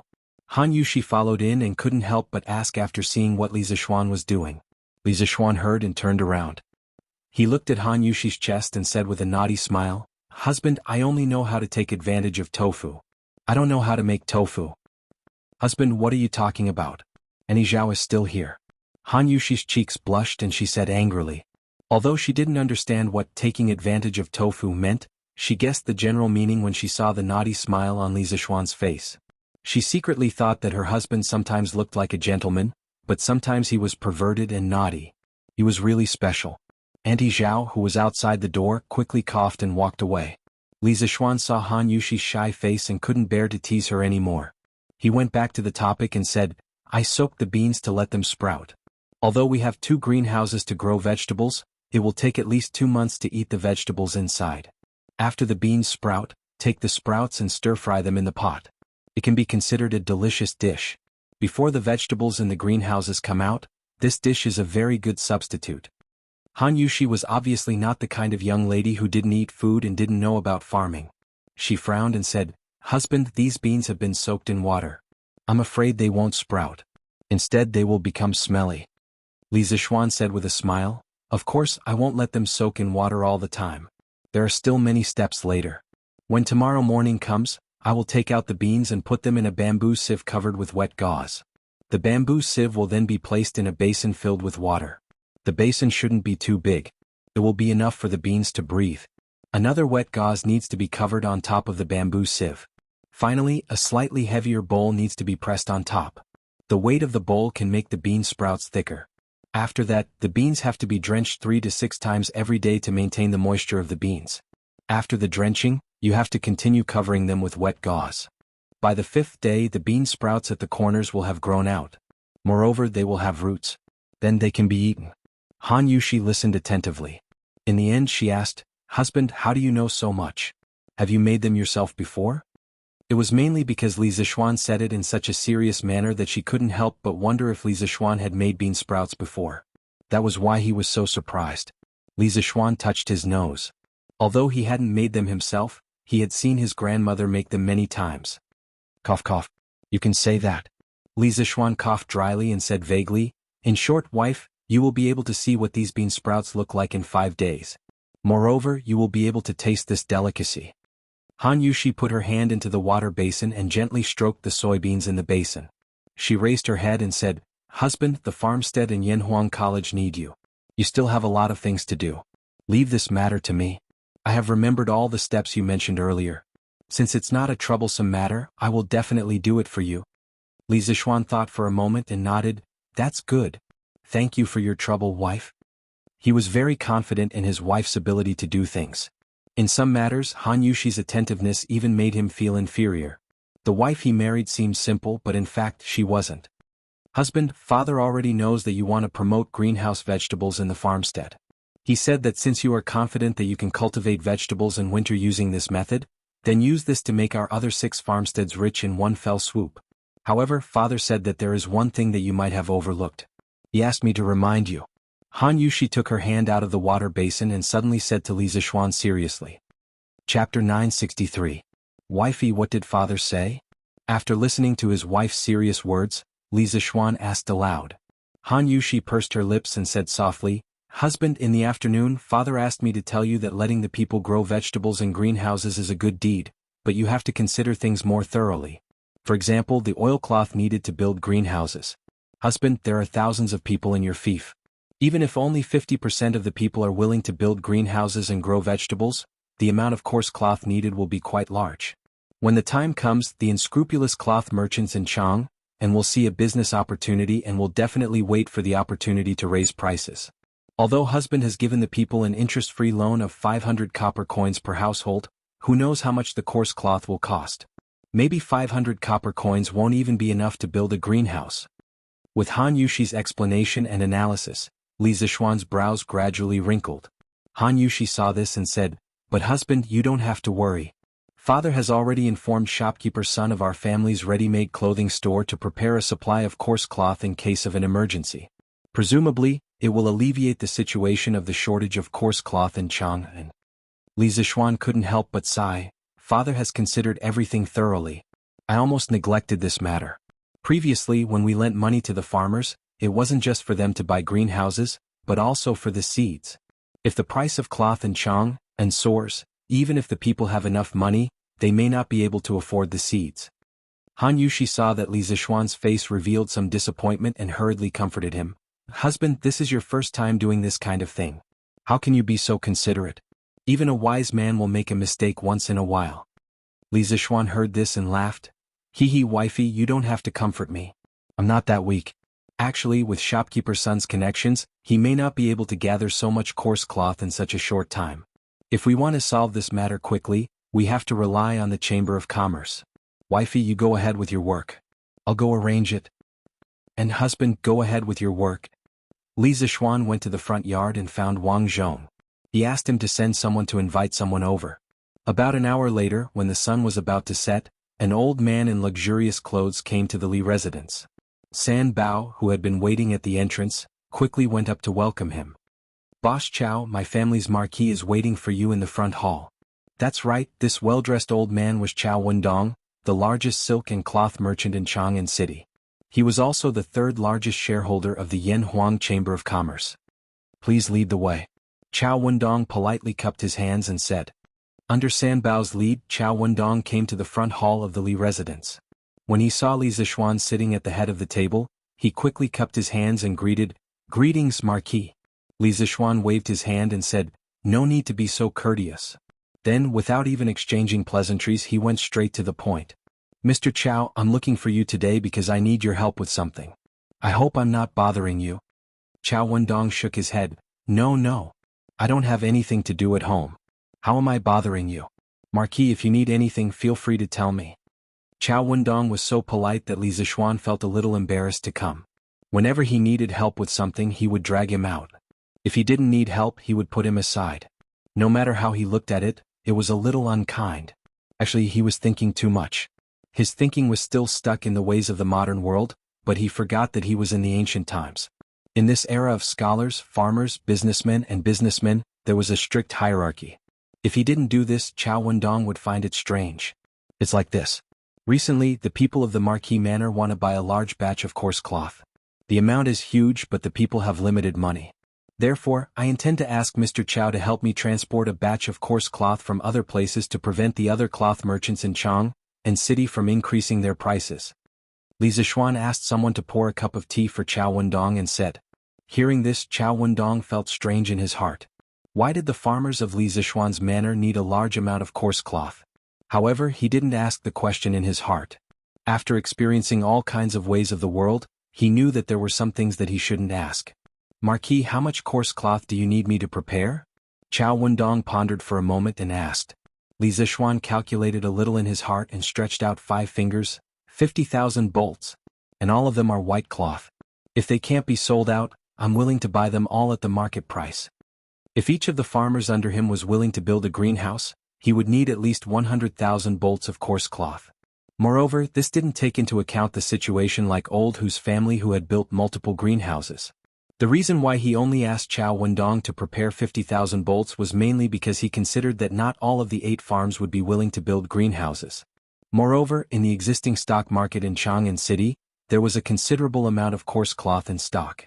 If Chow Wendong prepared 50,000 bolts, it would be enough to control the price of coarse cloth in Chang'an City. Chow Wendong was secretly shocked. He didn't expect Li Zixuan to ask for so much cloth. He would be lying if he said that he wasn't curious. However, this kind of question, if Li Zixuan didn't take the initiative to ask, he wouldn't and couldn't take the initiative to ask. Marquis, don't worry. I can definitely gather 50,000 bolts of coarse cloth within a day. If I can't sell them in a short time, I don't need Marquis to buy them. I naturally have my own channels to sell them to other provinces and counties. Chow Wendong said with a confident smile. The reason why he could become the largest cloth merchant in Chang'an City was because of his extensive and high-quality supply channels. Li Zixuan's request might be a little difficult for others, but for him it wasn't difficult at all. He only needed to move his mouth. Okay. Then I won't force you. Thank you, Boss Chow. Li Zixuan stood up and cupped his hands. Chow Wendong quickly stood up and said, You flatter me. If there's nothing else, Marquis, I'll go back and make arrangements. Li Zixuan nodded and said, Take care, Boss Chow. The next day, the cloth merchants in Chang'an City welcomed a large number of special customers. The reason why it was special was that these people only came to buy 2 bolts of coarse cloth near the new year. However, there was still more than a month before the new year and these people came in groups. Not only did they come, but they also bought cloth by cart. The craziness of this made many cloth merchants secretly speechless. When these people were asked why they bought so much coarse cloth, most of them were vague or gave very strange reasons. It was obvious that they were deliberately deceiving people. This strange phenomenon made the merchants very puzzled.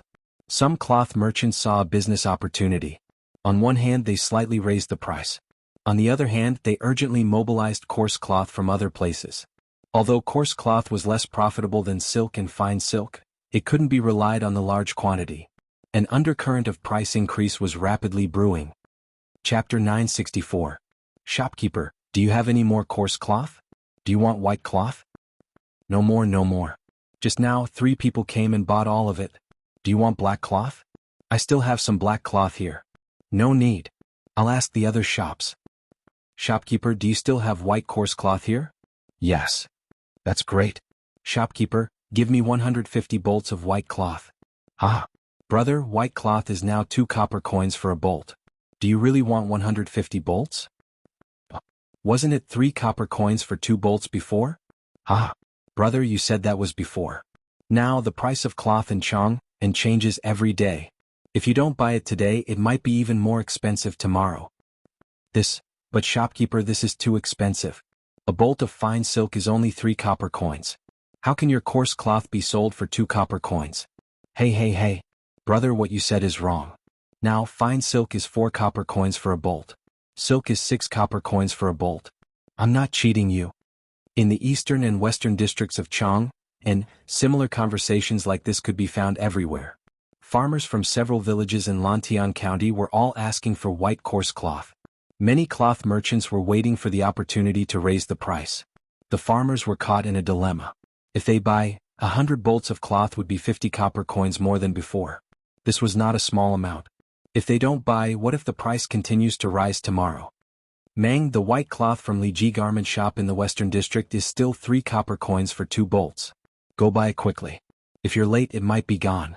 In the eastern district, an old man was walking quickly toward the entrance of the eastern district. He saw Lu Mang on the side of the road and quickly shouted, "Third master, which Liji garment shop is it?" Lu Mang's face lit up as he turned his head and asked. The old man grinned and said, "You child, which Liji garment shop can it be?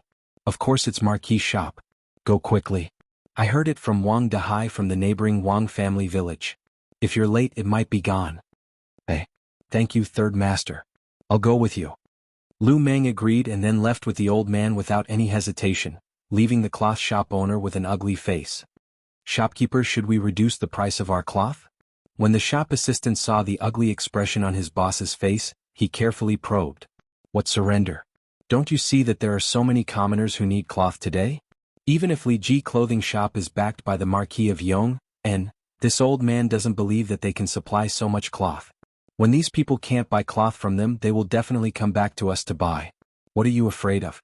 The cloth merchant thought for a moment and scolded with a cold face. The shop assistant shrank back and hurriedly flattered, Yes. Shopkeeper has great foresight. You are truly wise." The cloth merchant frowned and ordered, "Go and find out why these farmers suddenly need so much cloth. This old man will have someone transport a batch of coarse cloth from Fuzhou." "Yes, shopkeeper." "Young master, the price of cloth in Chang and is rising. Right now, only our shop and Chow family's shop have not increased their prices. After the commoners heard the news, they will flock here. I reckon that our stock won't last until today." Yong Lilane Li Mansion. Housekeeper Wang Zhong walked in from outside and reported to Li Zishuan. Before Li Zishuan could speak, Yi Fashion furrowed his brows and angrily said, "Preposterous. Cousin, these profiteers are hoarding and driving up the prices. Cloth is a necessity for the commoners. How can they be allowed to run amok? These people are guilty and should be punished." Yi Guozhong also worriedly said, "Little Xian, if this happens, the farmers in your fief will have to pay a higher price if they want to continue building greenhouses." Li Jingma frowned and didn't say anything. Yesterday, he did ask Sun Huiming of the clothing shop to prepare a batch of coarse cloth in advance. However, the time was too short and the commoners' demand was too large. Even if they prepared in advance, it would be difficult to supply all of it. Li Zishuan smiled confidently and said, "It's not the end yet. The outcome hasn't been decided yet. Those cloth merchants who see an opportunity to increase their prices will soon suffer the consequences of their own actions." After that, he looked at Yi Fashion and said, "Fashion, the world is full of people. Everyone is here for profit. I am not surprised that the cloth merchants have such a reaction. When the higher-ups encounter such a situation, they must not use brute force. They must use profit to balance the situation. Only then will they be able to make those people pay the price and accept it wholeheartedly." Yi Fashion's eyes lit up and asked, "Cousin, do you have another trick up your sleeve?" Li Zishuan smiled slightly. He didn't deny or admit it. "Ah, little Xian, it seems that you are prepared. Then I won't worry for nothing. I heard that Fashion recently met a Taoist priest from the Taisher Bureau. He is quite skilled in Taoism. I will go and meet him later." Yi Guozhong stood up and laughed when he saw this. The price increase of the coarse cloth in Chang and city had awakened the villagers who were still hesitating about whether or not to take the risk of building greenhouses. In this situation, if they continued to hesitate and missed the opportunity, there would be no medicine for regret. Therefore, the number of villagers who went to the Han family village to borrow money suddenly increased. The number of villagers who went to the Han family village to borrow money suddenly increased from 200 to 600. The queue stretched from the Han family village's courtyard to the entrance of the village. With so many people flocking to the village, the Han family village suddenly became very crowded. Of course, when they saw the new houses that the Han Manor's commoners lived in, the new clothes that the Han Manor's children wore, and the extravagant village school, the commoners from other villages who came to borrow money were all the more determined to follow Li Zishuan and grow vegetables in greenhouses. Only by following Li Zishuan would they have the chance to live as blissful a life as the Han Manor's residents. Faced with so many villagers who came to borrow money, Han Lijing suddenly felt that Alexandria was too big. He knew that he could not solve this problem alone. Moreover, there was no one in the village who knew how to keep accounts. He could only ask for help from Yanhuang College. Fortunately, Mr. Li Gang was very open-minded. He also agreed with Li Zishuan's teaching philosophy of combining knowledge and practice. Therefore, when he heard that Han Lijing had sent people to the college to ask for help, he immediately informed the head of the mathematics department, Su Hongji, to send 10 students with excellent results to the Han family village to help. Su Hongji had recently heard that Li Zishuan wanted to encourage the villagers to grow dapeng vegetables. This kind of good deed that would benefit the people, he naturally raised both hands in approval. Thus, the top 10 students in the entrance exam were sent to the Han village. Han Lijing immediately heaved a sigh of relief. The burden on his body suddenly became lighter. However, when he heard that the price of cloth in Chang'an had skyrocketed, he suddenly became worried again.